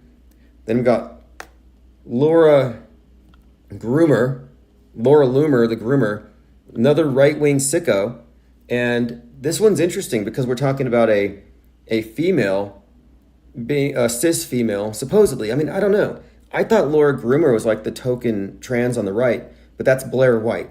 Like, I get these two mixed up. But apparently, and this is coming from Milo Yiannopoulos, whose credibility is unimpeachable, she has drugged and abused a lot of men, and that's going to come out, but she's in hiding at the moment. And this information is going to come out because of the nasty things she said about Marjorie Taylor Greene on Twitter. It's just fascinating. We're watching a circular firing squad, and they're all just pulling their triggers. They're all unloading as fast as they can. And then this thing with Tucker Carlson is the same exact thing. There are statements and quotes from Tucker that were buried in testimony, texts that would never see the light of day, that are now being published and montaged on CNN to create the impression that he's a racist. And you can create any impression you want out of anybody when you selectively edit and misrepresent them. And the media knows this. This is how they control reality. Portal Complex says nuke equals nothing burgers. I don't even think it's achievable on the fakeability level. I think they could do maybe a high altitude EMP blast because you wouldn't need to do a lot of special effects on the ground. I think they could do a dirty bomb via drone, as they have prepared for in mass casualty drills throughout Texas, like a drone-based dirty bomb. And then we just have this drone attack, this attempt on the life of Putin. So it's like, okay, that's kind of on the table here. A drone-delivered suitcase bomb. All right, Molly Rowland says, Discord sucks anyway, I'm off it too. IPR, only reason I signed up. Yeah, good to hear. And look, I'm going to make a greater effort to take all of our content that we gin up there at ground zero in the think tanks, and I will be putting it into blogs. I will be putting it into forums. We have to weaponize our misinformation. We can't let it remain under lock and key, behind a paywall. You cannot expect this information to get out there if we quarantine our best mind viruses. So I'm taking this as a sign that we need to open source our intel to the highest degree possible. I got into a conversation with an individual about the moon landing. This guy believes in moon landings. And I've noticed this. You know how Stockholm Syndrome people are? As in, they defend their captors? Well, you have people who will make up lies to defend liars that they believe. Like, so for example, I was talking to an individual named Matthew on Twitter, and I said, and we're talking about the moon landing, I said that the moon rocks were petrified wood. And his response was to suggest that they had given them away or lost them and they had to swap them out. Like, he came up with an entire conspiracy theory, more or less, to explain how they got petrified wood passed off as moon rocks. But let me go ahead and quote his tweet directly, because this is a classic example of somebody lying to defend lies. Lies that they agree with. I mean, what's the fallacy here? You know, you agree with the lie, so you want to defend it, and you will lie to defend it, because I guess it's lying. What is it called? The noble lie? Lying for the greater good. There's something at work here. But anyway, I've had a number of people say, like one guy even told me that the astronauts gave away the moon rocks to pretty women for dates. Like, you could just give a moon rock to a woman and she'll go to bed with you? Like a moon rock? I don't know. But that's what I've heard some say. That's their theory. And I'm like, okay, I'm telling you, as reported, factually speaking, the moon rocks are petrified wood, and then you're going to come at me with a conspiracy theory about how these moon rocks were, I don't know, traded or something? Okay, here we go. I said to him, all the moon rocks were petrified. Matthew said, this is so unbelievable. Show me your proof that the moon landings were fake. You have nothing, and you know nothing of the truth. And I said, well, you have to meet the burden of proof. The movie and the simulation has been revealed. It's been debunked in numerous ways. The burden of proof is now yours with the ISS and Apollo 11.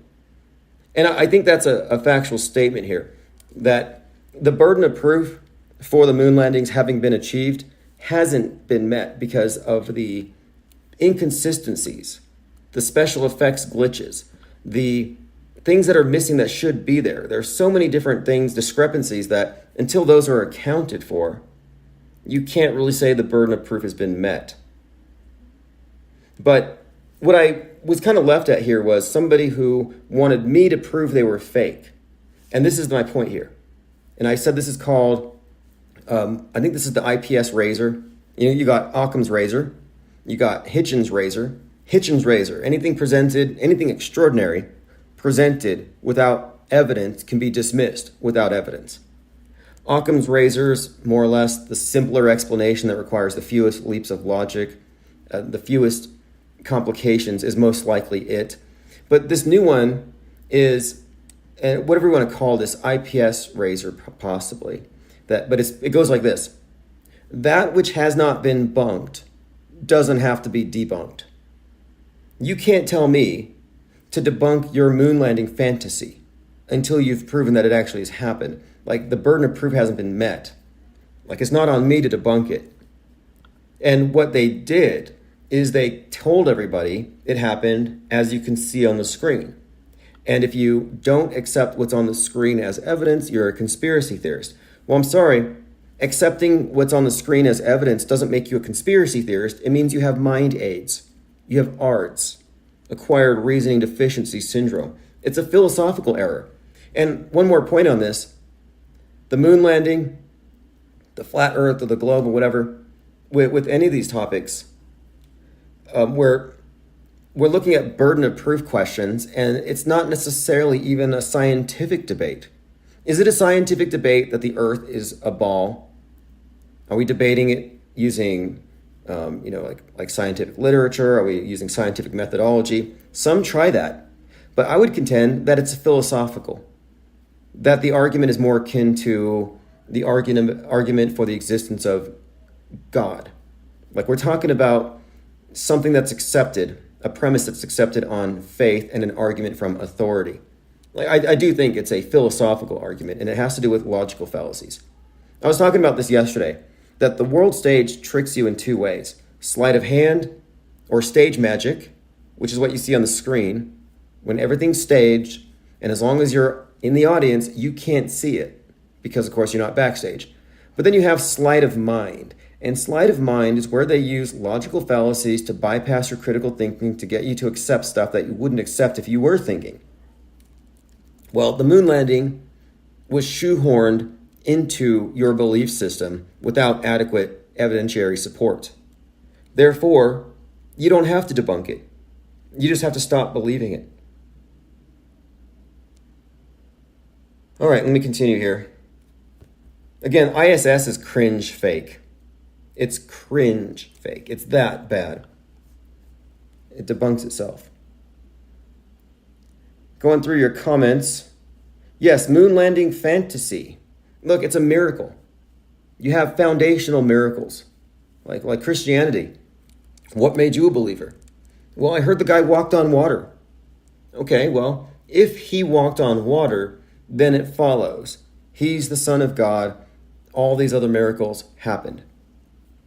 Well, let's look at Neil Armstrong and company. They walked on the moon. Well, if they walked on the moon, then therefore their science has been validated. It's been tested. They have predicted it would be this way, and it was. That this science explains this, predicts this, it's valid. In other words, their entire system and their cosmography has been validated by this foundational myth, or miracle, I should say. It's a miracle. Your moon landing is a miracle. I think that's the appropriate word. And people believe it because they want to believe it. They don't like non-believers. And what they generally do is they attack your intelligence. And they're like, you're attacking my intelligence, saying, I don't believe the moon landing because I'm not smart enough. Or they say that you're crazy. But look, the fact is, most people who are low, who do poorly on tests, have bad grades. I mean, I don't even know that these are adequate for evaluating intelligence. I just don't agree with that premise. But let's just say that if you were to do a survey of people who are less intelligent than your average moon landing believer, no, they're all going to believe in the moon landings. You go talk to crazy people, whether they are schizoid affective or in some kind of a drug psychosis, most of them are going to believe the establishment science. They're not, like my point is, you're not arriving at moon landing denial through some kind of flaw. You're not arriving there through some kind of leap. You're not arriving there because you're not thinking it through or you're delusional. You're arriving at it because you're carefully parsing the facts. I saw some study somewhere that said 92% of the people in the world believe in the moon landings. 8% don't. Well, what's the difference between those 8% and the 92%? It's the 8% did their homework. They fact-checked it. They evaluated it. One of the best debunks on the moon, if you still need it, is, I guess it'd be Jim Fetzer. Jim Fetzer's book, I Suppose We Didn't Go to the Moon Either. In that book, he goes through frame by frame, and there are so many things wrong with it. I mean, I can point to a few things that I think just kill it. Like, find me eye-level moonscapes. The moon is reported, I guess they say it's a quarter of the size of the Earth. Reportedly, it's a quarter of the size of the Earth. That's huge. Bigger than Texas. And it's so big that from the perspective of a human being, the horizon would be flat. And it would go out as far as you can see. And it has to do with the human eye and its limitations. But the fact of it is, you're going to see more moon than what they showed us. They show you like 100 yards tops. But if they were really on the moon, you would see a background. There's no background. Find me a background on any of this lunar photography. Show me where there's a plane and there's just craters throughout. You can't find it. Now, Jim Fetzer expertly took down the moon landing, but he still believes in space stations and orbit and secret space programs and heliocentrism. How do you arrive at that? You arrive at that by not applying the same set of tools to the ISS and the space program that you did the Apollo 11 thing. In other words, he chopped down one tree, but missed the forest. I'm not faulting him for it. That's most conspiracy theorists out there. They see the forest and they don't notice it as such. They're just like, oh, these are isolated events. No, it's not like these are isolated events in otherwise real news events. It's not like there's just no, these aren't anomalies. Fake is the rule, not the exception. Now, most of the time, the fake comports with the real enough so that we don't recognize how fake it is. But look, your news media is as objective as reality TV. It's as objective as, any of these things that purport to be based on reality, but it's somewhat scripted, it's steered somewhere, it's paid to go somewhere. All right, one more reminder, go to ips.monster. That'll give you access to our think tanks and where we're going with all of that.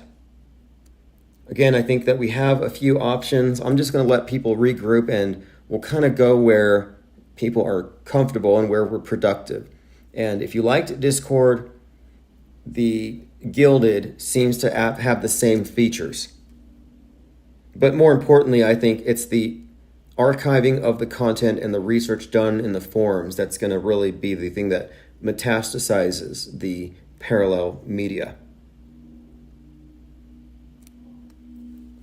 Echo Charlie says, Artemis astronauts have been picked. They're filming now. This Artemis story is intriguing. If you remember this summer, they tried to launch it, but Artemis was cracked.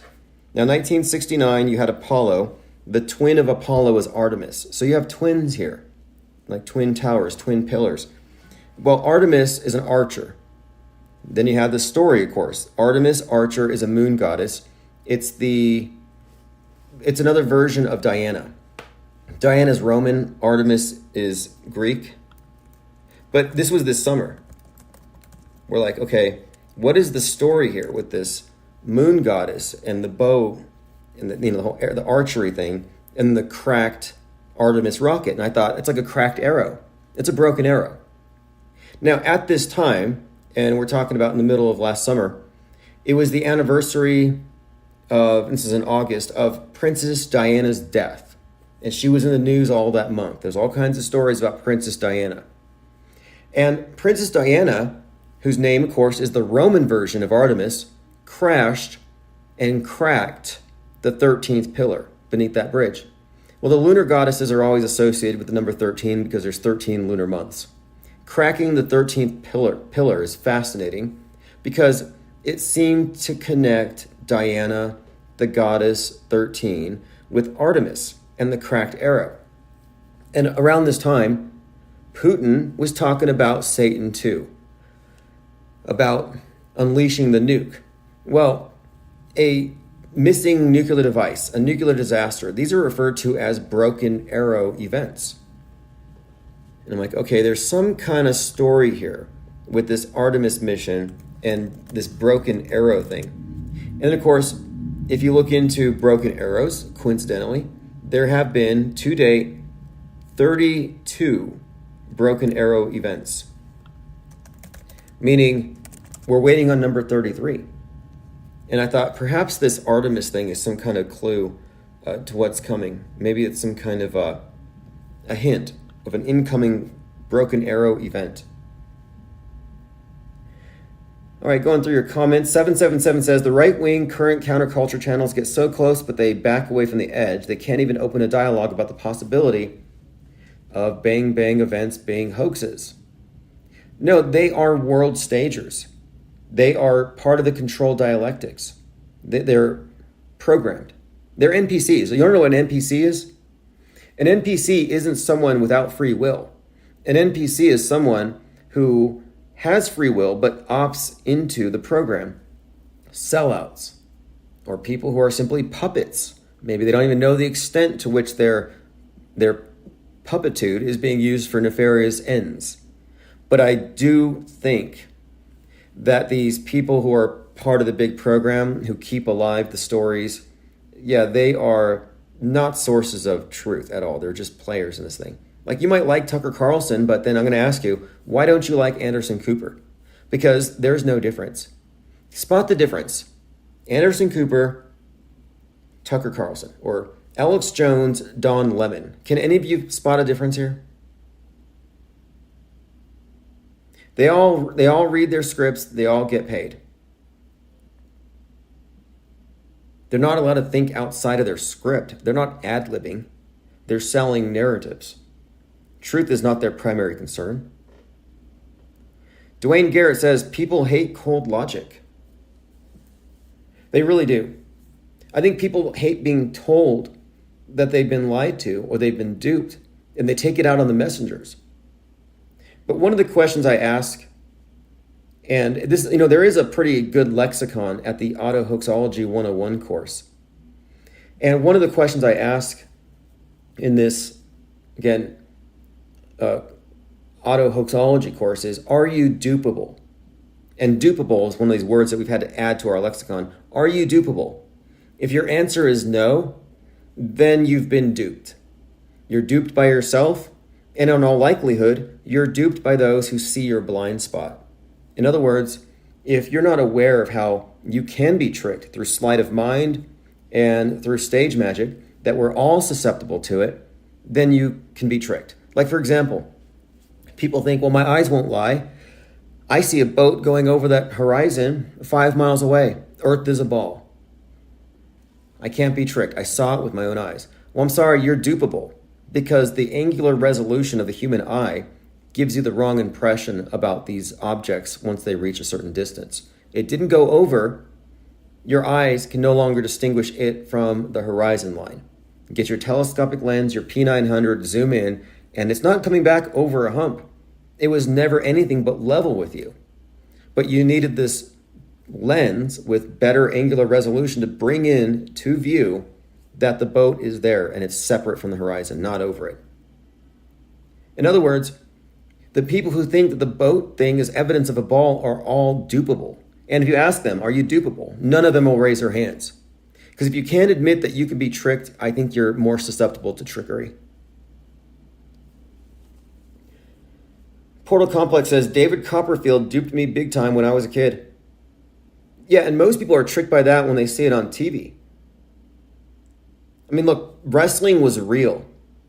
wrestling entertainment was real until like 1988 when they decided it wasn't real.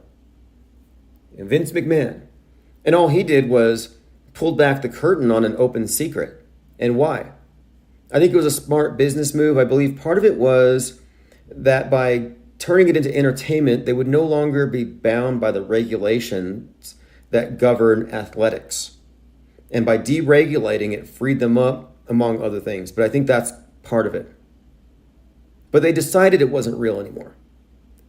My third eye says wrestling is still more real than the news.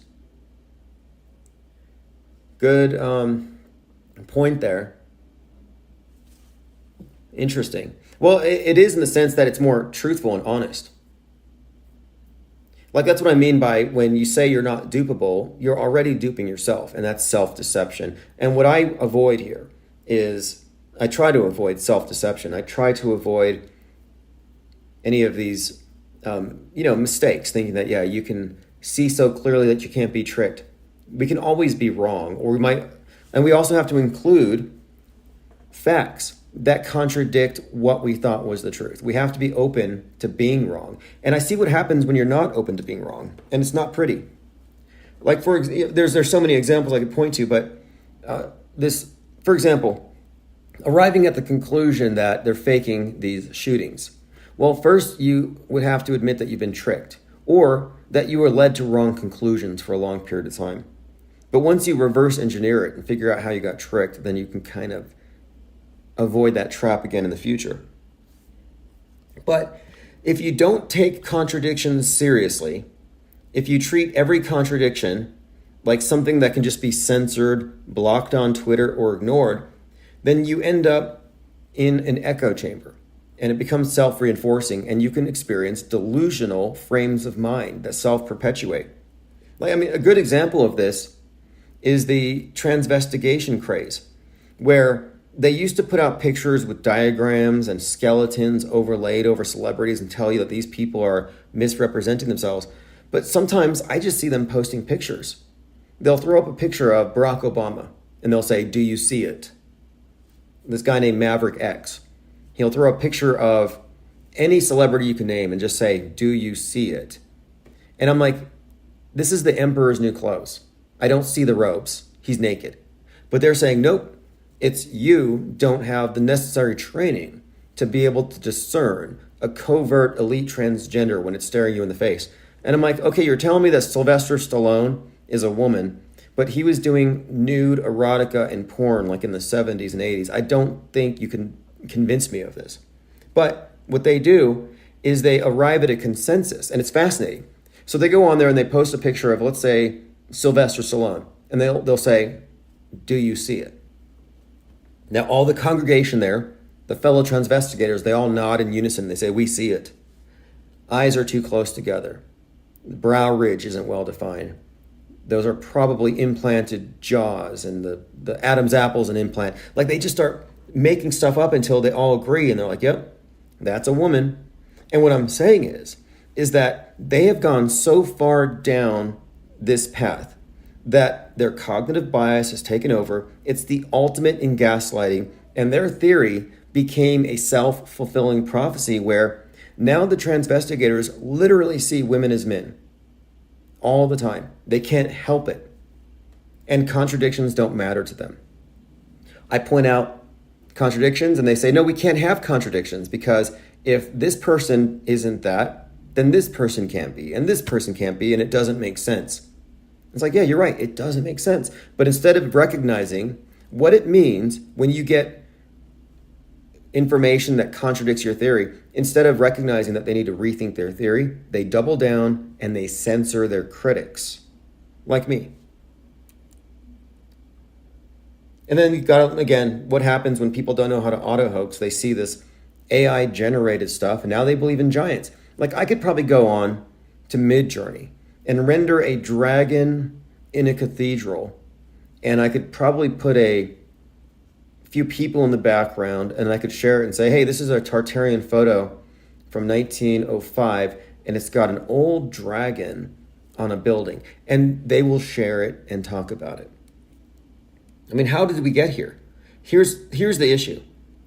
The so-called truthers have the same flawed methodology that the news media believer has. In other words, they all have the acquired reasoning deficiency syndrome. Just because you notice the news is fake doesn't mean you suddenly know how to decode media or determine what's real or fake. They still got you with the sleight of mind. And sleight of mind is where they get everybody. I've been really focusing on demystifying predictive programming. Truthers will say, oh, predictive programming is because of the AI or an alien or God did that. No, that's not what happened at all. You're looking at a form of mind control. And we're noticing the scripts, and I'm looking for the script writers, and then you're saying, no, God wrote it. You're saying the Wizard of Oz did it, not the man behind the curtain. All right. No escape from World War Infinite. World War Infinite is the perpetual war. It never ends. You don't win it by taking a side. You only win it by exiting every faulty premise. You become a conscientious objector, which is what we are. If anything, this channel should be uncensorable because we just don't believe. And if anything, we should be as protected as parody. There's a reason why we're targeted. There's a reason why they took out our 600 plus member think tank and they burned all of our memes. Never forget, they burned our memes. We've got to get those titanium plates. Dwayne Garrett says, you can't rely on your meat suit to interpret the nature of our reality. Yeah, exactly. We have to recognize the inherent limits of perception. Like, for example, Ronnie and Johnny, two of my favorite Canadians. Those are the guys from they actually believe they're in the Bible, the two witnesses. Well, Ronnie and Johnny are simulation theorists, I guess is what you would call them. But they will say the moon and the sun are in the clouds. I'm like, no, that's an optical illusion. They say, no, just look. Look very carefully. Look at the sun. It's in the clouds. I'm like, no, if the sun was in the clouds, then we could send balloons to the sun. We could send rockets to the sun. Your airplane could hit the sun. No, the sun looks like it's in the clouds. And that's because it's very bright and the clouds are very translucent. It's an optical illusion.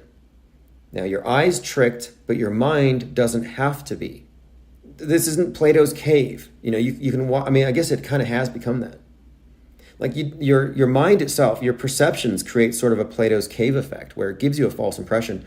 But yeah, you have to think from your reasoning. You have to reason through what your perceptions are showing you. You have to auto-hoax your own perceptions to a certain extent. And you do almost every second.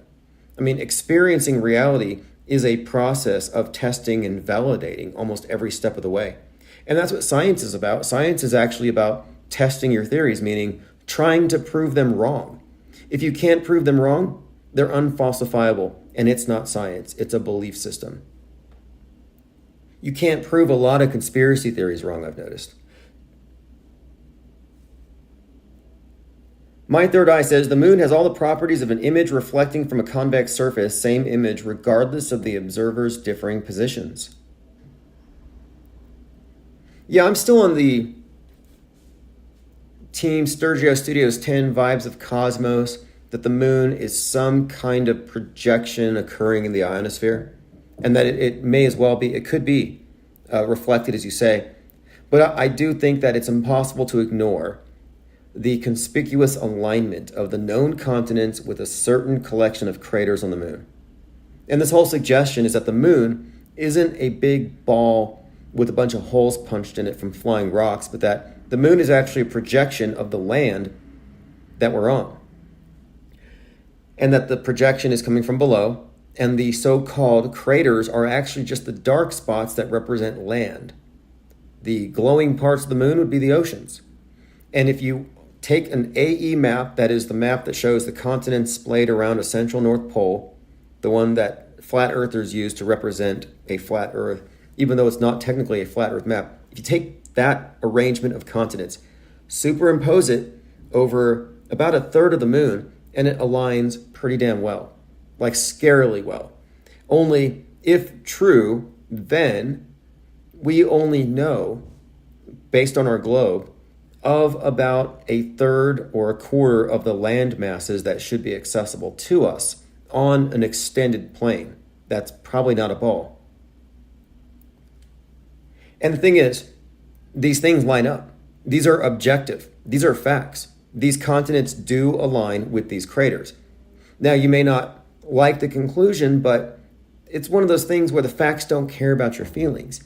And I'll notice that a lot of the people who are heavy into NASA, they don't care about this stuff. Like, wait, you're totally amused that you can see an outline of Pluto the dog on Pluto, or that you can see the Game of Thrones House of Stark logo in the shape of the shape of the House Stark's logo on Mars. You got a plateau, looks like the Game of Thrones. You've got the starship, Star Trek emblem on Mars. You've got the moon of Saturn that looks like the Death Star, which is Mimas, looks like the Death Star. All these different instances. You got that big blunt in space, Oumuamua, the UFO. You got the skull-shaped asteroid. So many things about outer space that just blow people's minds and they can't get enough of it. Like, oh look, this salami looks like a star, and they fall for it. In other words, the public is endlessly curious for space bullshit. But then you point out, hey look, by the way, the moon has a curious alignment with the continents below, and they can't be bothered to look. Or you point out that there appears to be a rat on the side of a rocket during a mission where they're sending mighty mice, that is genetically modified mice, to the space station. Look it up, December 5th, 2019, CRS-19. They send genetically modified mice to the space station. On that mission, there's a mouse on the outside of the rocket. Now, the mouse is there. That's a fact. Now, what do you want to call it? Video compression artifact? Space ice? Debris? You can call it whatever you want, but what you can't do is you can't say it's not shaped like a mouse, moving like a mouse, oscillating like a mouse, because it is. And I'm not saying that it's real and that there's a mouse on the rocket. If anything, it's just more of an indication that the entire thing is a movie production. It's all Disney, and Musk is just having fun. It's an inside joke. But my point is, it's such an interesting anomaly at the very minimum. If I believed in outer space and rockets and all this stuff, I would say, wow, this is the coolest thing ever. A rocket is flying through space at Mach 8, and ice gathering on the side of the rocket happens to form into the shape of a mouse, and it appears to run laps around the rocket, and it happens to coincidentally be on a mission where the rocket is full of mice. Mighty Mice. Mighty Mouse is a mouse that is known for what? Flying around in outer space. Like, it's so poetic, how can they not be interested in it?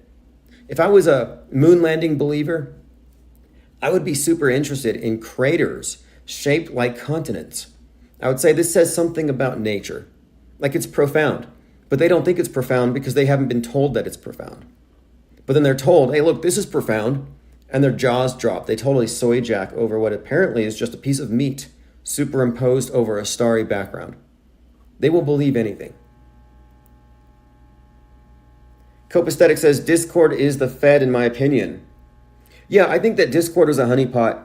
And now that I think about it, the people who told me to go to Discord coaxed me into it on this idea that we'd be safe from censorship. And I realized at the time, our approach was about putting information out there. That's why we were doing chat rates. That's why we did billboards. We were not attempting to quarantine our content. And I think it was a honeypot from day one. So they could find out everything about everybody who knew too much. And now they do. And now they can conveniently delete the stuff. 777 says it was also Year of the Rat. That's right. But no, look, that's classic. I mean, we saw how they rolled this out, where every one of these alternative platforms that was lauded as a good alternative, every single one of them was then targeted for censorship because of some mass shooter. And do you remember that shooter in Atlanta? They called him it was the massage parlor shooter, where he was a white MAGA shooting Asians working at massage parlors. And they called him the parlor shooter. Well, at this time, the social media network alternative to Twitter called Parler was blowing up. And Parler is where much of the 1-6 protests were actually organized. Parler was the one that Candace Owens, 33, her husband owns. They were trying to sell it to Ye after that White Lives Matter fiasco during his last Manic episode. Anyway, Parler was under attack by the media. Apple was pulling its servers. And they're like, oh, it's too much hate. It's going to radicalize people. And while this is going on, you have the Parler shooter. You see how they connect these things? You got Parler shooter. They're happening concurrently. That's the echo chamber effect, where now you're like, okay, if I'm just casually looking, or if I search Parler, I'm going to see right-wing media hate echo chamber and right-wing hateful shooter. That's how they play. That's how they control minds. It's really info war at that level, meme warfare. That's why they burned our memes. How many memes did they burn? You know, we have this thing, Timbuktu. When somebody's been memed beyond recognition, we generally refer to them as having been memed to Timbuktu.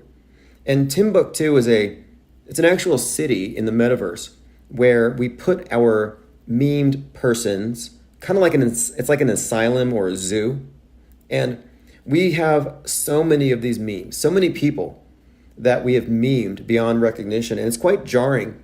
You know, we went to this Flat Earth conference and we had pretty much turned everybody there into some grotesque caricature in our servers. And then we see them in real life. And I was like, whoa, actually, I was expecting you to look a little different.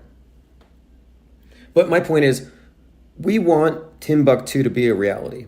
We want all of our memes to live forever. And we want to have them there with some kind of a place where you can go see them and learn their backstories. Like, we're not going to let them burn our memes, but we are going to have to build our Timbuktu. This is why I need to get a headquarters, I suppose. We need to be a little more flame resistant. All right, Linda Curtis says, shooters shooting shite on all the platforms. Well, yet Buffalo Shooter was on Discord. The Uvalde Shooter also went to the same Discord. Not a coincidence. You had all the 4chan shooters. You had the BitChute shooters. They shut down BitChute because of the fake footage from Brenton Tarrant. Now you have the Discord leaks. And of course, Twitter's under attack because Musk, leading purveyor of mind junk. But this is just Musk in his historic role, his meta-scripted role, this consolidation of media and neo-feudalism. It's all part of his story, as we'll see. All right, this has been excellent as always, and we're going to be maintaining a consistent live think tank presence every day, and soon it's going to be 24/7. We're going to blow this up again, and despite their best efforts to disrupt our flow, they actually can't. Not Shocked is here, says new shooter in Atlanta shot up a medical facility. Yeah, he's still on the loose, massive drill. In fact, I believe there's a concurrent drill. But this is, again, Atlanta, where they have all kinds of stuff going on with the police building their training facility. But I was noting it's interesting how you have the Texas shooter who shot 5. Family called the police 5 times, 55 miles north of Houston, Cleveland, Texas. I mean, this is all scripted nonsense. But my point of it is, for days, you have hundreds of cops looking for him. They put a bounty on him. And the story is you got this shooter on the loose and he could be anywhere. Like, I saw that headline. He could be anywhere. Like, he might be in your house. And this also prompted lockdowns. And this is, again, so many excuses to lock us down. But I thought they got one shooter on the loose and now another one on the loose after they catch the first guy. Then we have all these leftist shooters. The other shooter was a Mexican national. This last one was black and a former Air Force. We don't know his motivation yet. Not Shocked says, everyone in my office was panicking and I was laughing. See, there's a benefit right there to auto-hoaxing, to preemptively examining breaking news as though it might be fake. if there's no evidence and there's an obvious agenda attached to it. And look, how many times do people get shot in Atlanta? Look on Twitter and nothing happens. They do a murder investigation and they probably don't solve it. But then here somebody gets shot and now the city's locked down and you have hundreds of cops marching around in formation like an army of cops. Give me a break. But the auto believers have a different epistemology. Their head is in the screen. They may as well be wearing an Oculus. You're walking around. Look, it's the inverse of They Live.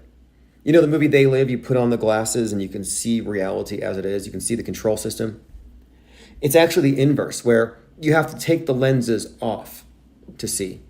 You're trained, your psychology, your epistemology, that is, you're trained to philosophically process information in a certain way. And until you break that training, until you take off the lens, until you wipe your lens clear, you can't see it as it is.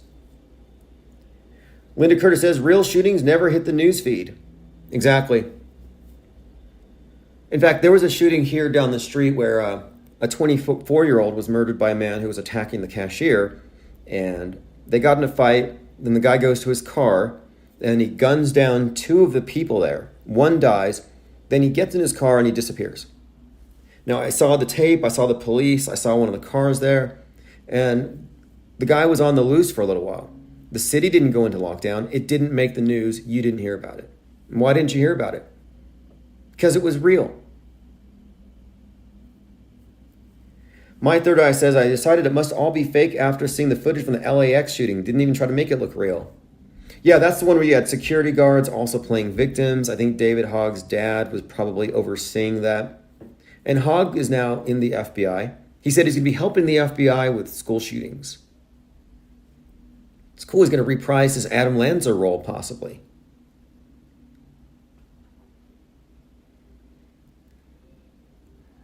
All right, going through your comments. Linda Curtis says, real shootings never hit the news feed. That's such a good point. That they want to monopolize the interpretation of reality. The monolithic media and its screen is the new Bible. And now they're going to label your fake AI-generated news as fake AI-generated news so people don't confuse it with the mass media's fake AI-generated news. It's all about reality control. And they want to control your reality. And if you don't, they will. That's how the default works. That's why the commenters' coworkers are crying, because their reality is being controlled by somebody else. It's fascinating to watch how they grovel. And I'm not knocking it. It's their religion. It's a religion of fear. You know, people are trained to be God-fearing. Well, if you're not media-fearing, then you're not a true believer. There must be something wrong with you. All right, well, our Discord server got nuked, but it's no big deal. IPS.monster, we are adaptable, we are anti-fragile, and we're going to take this as an opportunity to really define ground zero better and have a strategy for blowing everything up. Because it really occurred to me, this think tank has a turret, and we got to make sure we're using it, which means we have to start shooting. We have to have ammunition constantly going out there. Anytime we have an infectious meme, dangerous misinformation, some new word that is relevant to describing this parallel media, off-world media perspective, we're going to have to publish it on forums, on blogs, and it's going to have to be involved in a discussion that interfaces with the internet outside. We cannot allow our content to be quarantined. That was a trick, that was a psyop, and we played right into it. Dwayne Garrett says, load the memes. Yeah, you can pack 33 memes, if you roll them up tightly, into a single red pill, which then you load that, you just blast it. I just take the shotgun approach. You don't have to be too targeted. Just let people catch the stuff.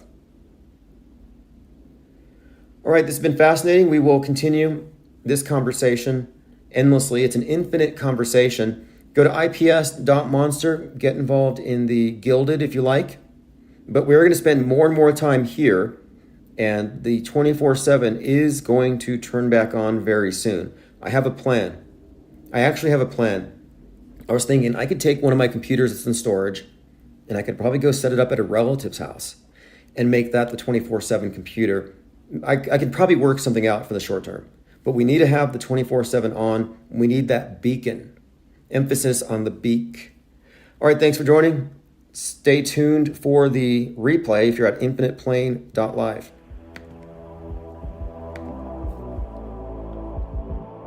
You know, I've been watching a lot of those interrogation videos, and every cop in those videos has a flip phone, not a smartphone. He has a flip phone. All the detectives, for some reason.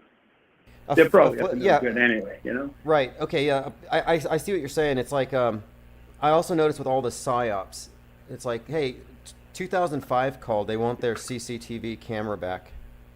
You know, it's right. Why can't we get some good stuff out there, right? Yep. Okay. Some so good quality. Anyway, I just invited a lot of people. So we hadn't actually officially started yet, and I was doing some tests. So I'm getting some feedback on the audio. Let me ask how does it sound?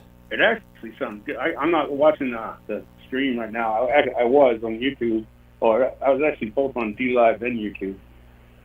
And then it's a little staticky on your background. You can tell when you kick on. And I had that problem before, and it was just simply a wire that was like bent. I had set the chair on it and crushed it, and that caused a lot of the static that I was getting. Oh, really? You know, but anyway, I got to head back into work. Thank you for the call, and call back anytime, and I'll look into the static. All right, have a great night. All right, brother. Take.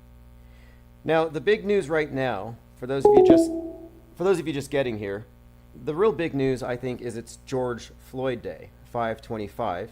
3 years ago, 5/25/2020, it was Memorial Day, and that's when Derek, as a representative, as the hangman for Western chauvinism, kneeled on the neck of George Floyd.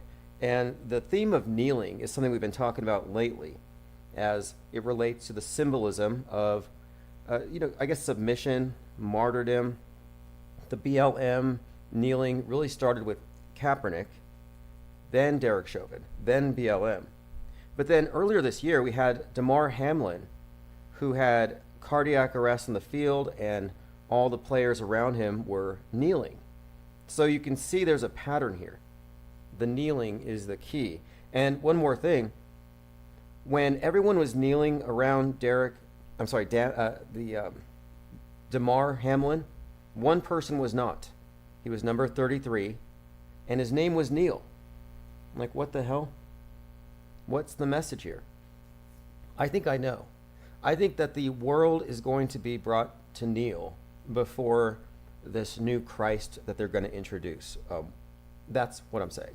Whether it's an actual physical representative of this idea, I'm not so sure, but I think they've given us a composite with this martyr cult of BLM, and we've been discussing these martyrs and how they've built up this story over time, and that's how none of us were surprised here, but that's how we were able to rapidly deconstruct the Jordan Neely psychological operation, which by all indication was directed by Jordan Peele.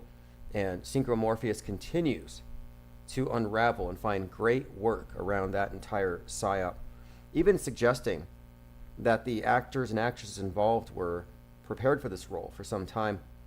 And to put all of this predictive programming or concurrent programming in context, I think this is something the elite have always done.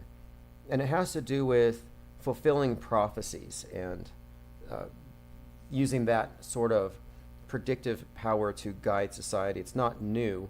You have it within the biblical texts, how the New Testament echoes the Old Testament. And I'm not talking about specifically copying, but I'm talking about more like a templating is at work here. Like it's pretty evident with Noah being a recreation of Noah, as in National Oceanic Atmospheric Administration brings us the new flood myth. And we're seeing this sort of a patterning of predictive programming and then the fulfillment of what they were predicting. Again, this is all just par for the course, but this latest event with Jordan Neely can't be separated from George Floyd, can't be separated from any of these BLM martyrs. Let's see here. We have commenter says Babylonian chaos magic. Evar says Landlord Day. Rocco Calzone, text received. Awesome. Yes, I sent out text alerts, and we're now on about 8 platforms, so you're going to find it easier to find us. And I am keeping the 24/7 stream going. And I'm also going to be broadcasting our Twitter Spaces, which we'll be doing after this. I'm just getting used to a few things. Phones are open, the number's on the screen. Now let's get into this really quick. Again, it's George Floyd Day, and that's a very important event, as again, the names and everything, the ritualistic significance of it all, we could talk about endlessly.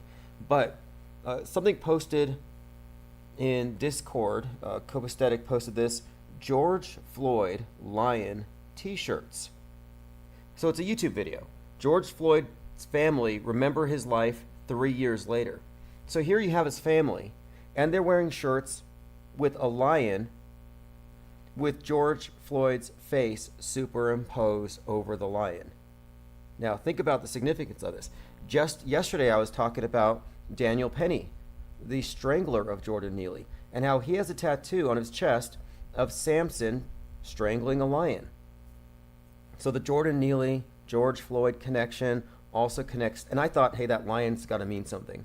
Why is Neely represented as a lion here? Perhaps it's the tribe of Judah. Perhaps it has to do with Revelations 5:5, with all these 5:5s we've been saying.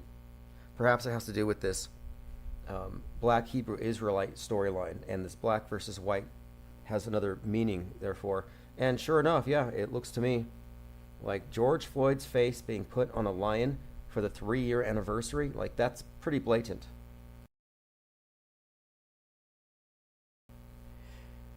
Going through some comments. Yes, we are live. Tim and Vic 131, Jungle Jim, Garrett Summers, Thirst for Truth. Thank you all for joining. Again, this is pretty interesting. It's George Floyd Day. The family comes out with George's face on a lion. And I just posted this on Substack. I'm like, what is with this lion symbolism and a lion being strangled? Not a coincidence. Daniel Penny, tribe of Daniel. Oh, Daniel Penny, tribe of Daniel. Interesting. Stormy Daniels, the storm is coming.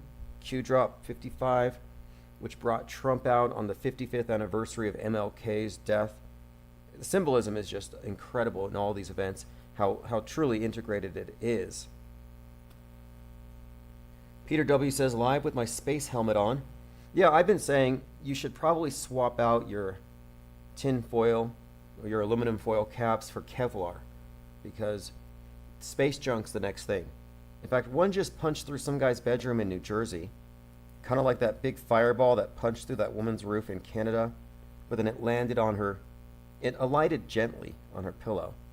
I'm like, how does a fireball, rock burning from space, punching through the atmosphere, witnessed by people all around, punch through your roof, but then land on your pillow? It doesn't make sense to me. And I also heard that years of chemtrailing has actually been all about putting aluminum in the atmosphere and some other stuff and making the atmosphere essentially, if you can imagine put your aluminum foil hat in a microwave and then turn it on. Yeah, it's going to burn. And I think that the idea here is they're going to burn up the atmosphere with 5G towers when they turn it on. And so you might want to switch out those aluminum helmets right now for Kevlar. Again, another reason to do so. If you believe that. I've been debating chemtrailers all day. In fact, I might go over some of these arguments. And I don't mean to be contrarian, but I see things that are pushed in a way that can't be organic. And I'm starting to think that it's 100% a partisan psyop. And if so, it's at least worth asking. I mean, this is the thing with the scientific method, is that you test your methods, you question, you try to prove yourself wrong. If it's unfalsifiable, it's no longer science. It becomes some sort of dogma, some sort of belief system or superstition or whatever it happens to be. And in this case, I think we really need to question the premise behind chemtrails, just saying. And I think it's all part of the bigger picture of reverse engineering the mind war. How do they get you? Well, stage magic, sleight of hand, and sleight of mind. Sleight of mind includes logical fallacies and understanding the tricks that they use to get you to accept a premise. For example, what are they spraying? Who says they're spraying anything? Who says that there's a substance on the plane that's being dumped. Does that necessarily have to be the case? No. You could say, what's that trail behind the airplane? Is it a disturbance in the atmosphere?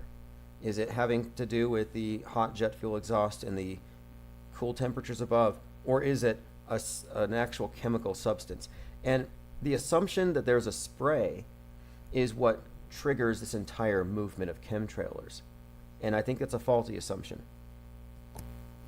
Jay Diggs says, how long have the conspiracies been around? Yeah, the chemtrail conspiracies kicked off in like 1999, probably largely because of Art Bell. And many truthers think Art Bell was some kind of truther, but when you really look at it, it's, I don't know, I mean, it's kind of hit or miss. I mean, you get into this area of discourse that's considered to be fringe, but what I've realized is there is acceptable fringe, and then there's cutting edge. You know, what I mean here is the acceptable fringe are the safe things, like X-Files was safe. It didn't challenge the system, and the big reveal, aliens. You see, it doesn't challenge the system because they want you to accept the alien saviors. It's all part of the lead up to this. But the safe conspiracy theories, the safe fringe, never asks the big questions. And I kind of think I want to go a little further. And Art Bell, for example, released the first book on climate change. It was called, I think it's called The Coming Superstorm. So he was there at ground zero, hyping up climate change phobia. And this fear of the sky, fear in general, fear and panic. I'm realizing fear and panic are how they make this thing work. And if you're not scared of chemtrails, you're scared of climate change. Or if you're not scared of those, you might still be scared of God and God's wrath. Like, as long as there's a fear component, it doesn't matter what form it takes. I think that's how this thing works. And I've been making this correlation between the pandemic model and, you know, with the saved and the unsaved, and then the remediation of sin, the holy war. You could look at 2020 as a holy war. Holy warriors put on their holy garments with their hand sanitizer holy water and went out to go save the world. But the heretics kind of fought them. It's a holy war, spreading their orthodoxies, their teachings, their doctrines. And the people who don't believe their doctrines are, of course, conspiracy theorists, worthy of, well, they didn't really go as far as I think they wanted to go. But for the most part, we saw where it was headed. And I'm just saying it was a religious war. At the very core of it, it was a religion. And it's the religion of scientism. But they've introduced the new concept, well, rather the archaic concept of sin, to people who wouldn't believe in it, and they just rebranded it. So you have a original sin because of your fallen nature as a being with a carbon footprint, and your carbon footprint is your original sin, and you'll never fully expiate that. You'll never make up to Gaia for the inconvenience you caused her by being born. But then, I mean, this is all also, I think, part of the mortification of the flesh, that the religions that see the flesh-spirit dichotomy, spirit is ascended, flesh is lowly, they're always condemning the flesh and what you do with your life, and the idea of taxing the air you breathe. Yeah, that's part of this new religious paradigm. So you've got your angry storm god, check. You got your sin, check. Original sin, check. Got your holy garments, you got your priesthood, which are and then you have your elevated priesthood, your high priests, which would be your astronauts who actually have been to heaven, and they've seen the face of your God construct, and it's not happy with you. All right, going through your comments, Javo82 says, 100-ton space rocket always conveniently lands in the ocean. Yeah, they're launching them from barges, so we conveniently can't see them. Sledge says, I did your experiment, Tim. I looked at a chemtrail, I held a stone and wished it to go away, and it did. Yeah, it works. It works as good as boiling vinegar. And I heard that those dances that the nurses did, if you do one of those dancing nurses moves, that will also get rid of chemtrails. Banging on pots and pans, I think that does too. If you accept the premise that if X happens before Y, then X caused Y, which appears to be the case with too many people today. Yeah, twerk the chemtrails away. Those nurses were twerking hard, but they weren't working. I was wondering, how did they make that happen? Were those real nurses, or were they dancers? Did they leave the pharmacies open? But even Naomi Wolf commented on this, that it was coordinated, that the dancing nurses everywhere had the same choreographer. That's a big deal, and we've already unpacked this stuff. I mean, that was an eye-opener. In fact, I want to do a documentary on the year 2020, specifically on the dancers, among other things. The sheer idiocy of it all. And if you want to support that, just continue to, when we get involved in the research in the Discord server and in the Gilda, just feel free to drop links and share anecdotes, because I'm very serious about putting together a documentary that really shows the worst of 2020. Linda Curtis says, I just watched After Earth with Will Smith. Yeah, everything is like that, isn't it? After Earth, after we screw it up in the 21st century. Everything on Earth is out to kill humans. I thought Lloyd wrote it. Well, Lloyd's right about that. That Mother Nature isn't this thing that wants to hug you and embrace you. It's not like Pandora, where you can take your hair and plug it into a tree and it talks to you. No, it will definitely kill you. Yes, Jungle Jim says, chemtrail talk has been around for 25 years. Yeah, I think the chemtrail is a psyop. And I think there's a purpose to it. And I think mainly the purpose is the segregation of minds. And also the maintenance of this ability to keep people dupable. Like, if you can continually fool people with a certain logical fallacy, then that's a tool in their chest. And this is one that really gets people. And it implies a certain level, or rather instills a certain level of paranoia. And in addition to paranoia, there's also this sort of a victim mentality and apathy. And that's the reason why I've been needling these folk. I'm thinking, okay, so you're claiming you're a victim of this spray, but you're not out there shutting it down? I mean, the climate change geeks will go lay in front of an airplane. They'll stop the private jets. And then here you are watching your family for now a generation, and your friends getting dumped on, and you haven't stopped it. You probably even flew on an airplane to a climate change conference. And I'm just saying, there's a point where if you're noticing something like that, you're not taking action, it makes me question how much you actually believe it. Or it might be an indication of the levels of apathy and demoralization, where people feel like we can't do anything about it, which is likely the case. By the way, phones are open. Infinite Plane Radio, do you believe in chemtrails? I am Klaus Schwab, calling in to check your phone. Thank you for having an operational phone again, so we can be in contact for the Great Reset. Do I believe chemtrail? Yes. I like them. I sometimes put the chemtrail on my vineyard, and then I charge extra for the vine. Okay, now, do you have any plans to prohibit the sale and distribution of vinegar, since the truth has gotten out that vinegar actually eliminates chemtrails? Well, I also thought that the CB radios eliminate the chemtrails, as I've seen on some TikTok videos. So we should eliminate, well, here's what we do. We combined all CB radios into the vinegar, and we tell people someday this is good for carbon, no? Wonderful. Well, glad to hear it, and happy to have you calling back in. Thank you, Tim. Also, have a very happy Memorial Day weekend. Oh yes, looking forward to this weekend. I'm assuming all the elite are in their bunkers. I don't want any spoilers necessarily. Achtung! Oh, very good. Yes, Infinite Plane #1. I always listen when I'm not at G7 or at the Bilderbergers. Yeah, you know, it's very strange. At Bilderberger, there's nowhere you can actually build a burger, which is very strange. I wanted one with, like, maybe like an oxen on the, Havarti cheese, you know, and grilled onion. And nowhere. Oh, no. All they have is little baby blood shake, baby blood sundae, baby blood egg roll. Pretty good, I recommend. But London, the milkshake, not too good. Well, most okay, Tim. Bye-bye. I wanted to ask you about your the deep fakes. There was this image of you circulating where you're running along a beach. Well, I am 100% real. And the reason why you could tell is because there's absolutely no lagging into all of my jargon.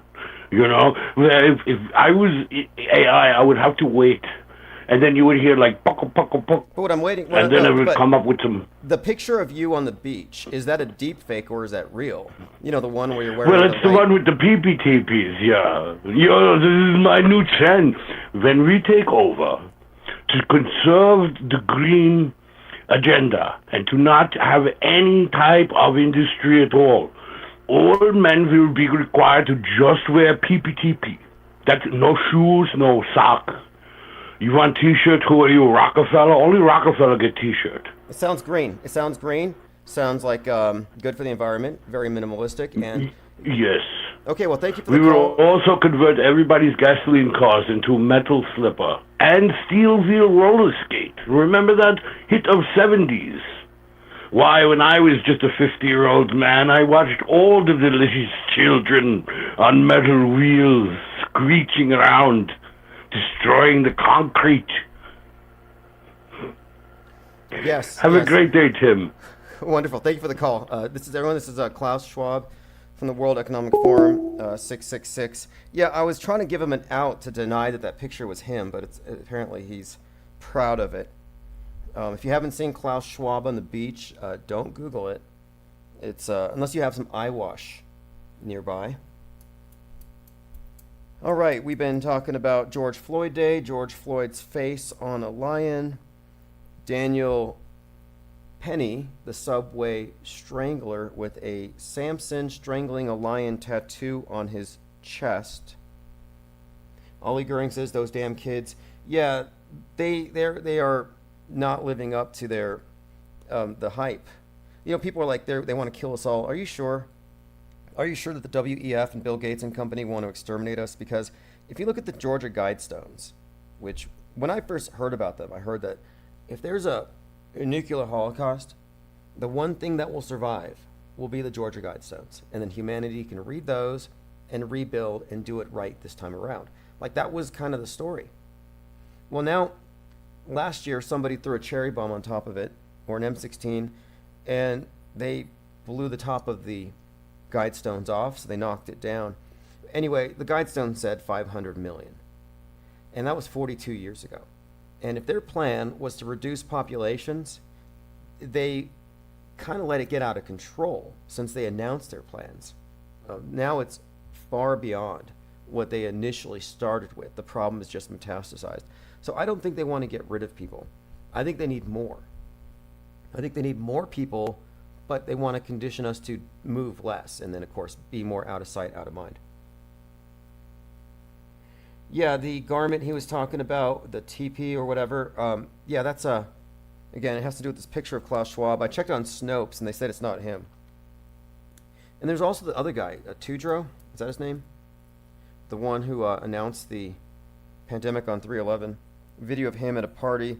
There's a video of Musk at a rave, which doesn't look fake, although there are a couple different Musk-looking characters. I mean, one of the Musks is a bit narrower in the face, but it could just be cameras. Wayne L. Sexton says, Vinegar Bomb took out the Guidestones. I'm on a mission to not debunk chemtrails, but to challenge chemtrail believers to debunk contrails. Fepe's razor, you don't have to debunk what hasn't been bunked. If the existence of chemtrails hasn't been established as real, then you're under no obligation to debunk those, but rather they have to debunk the status quo established interpretation.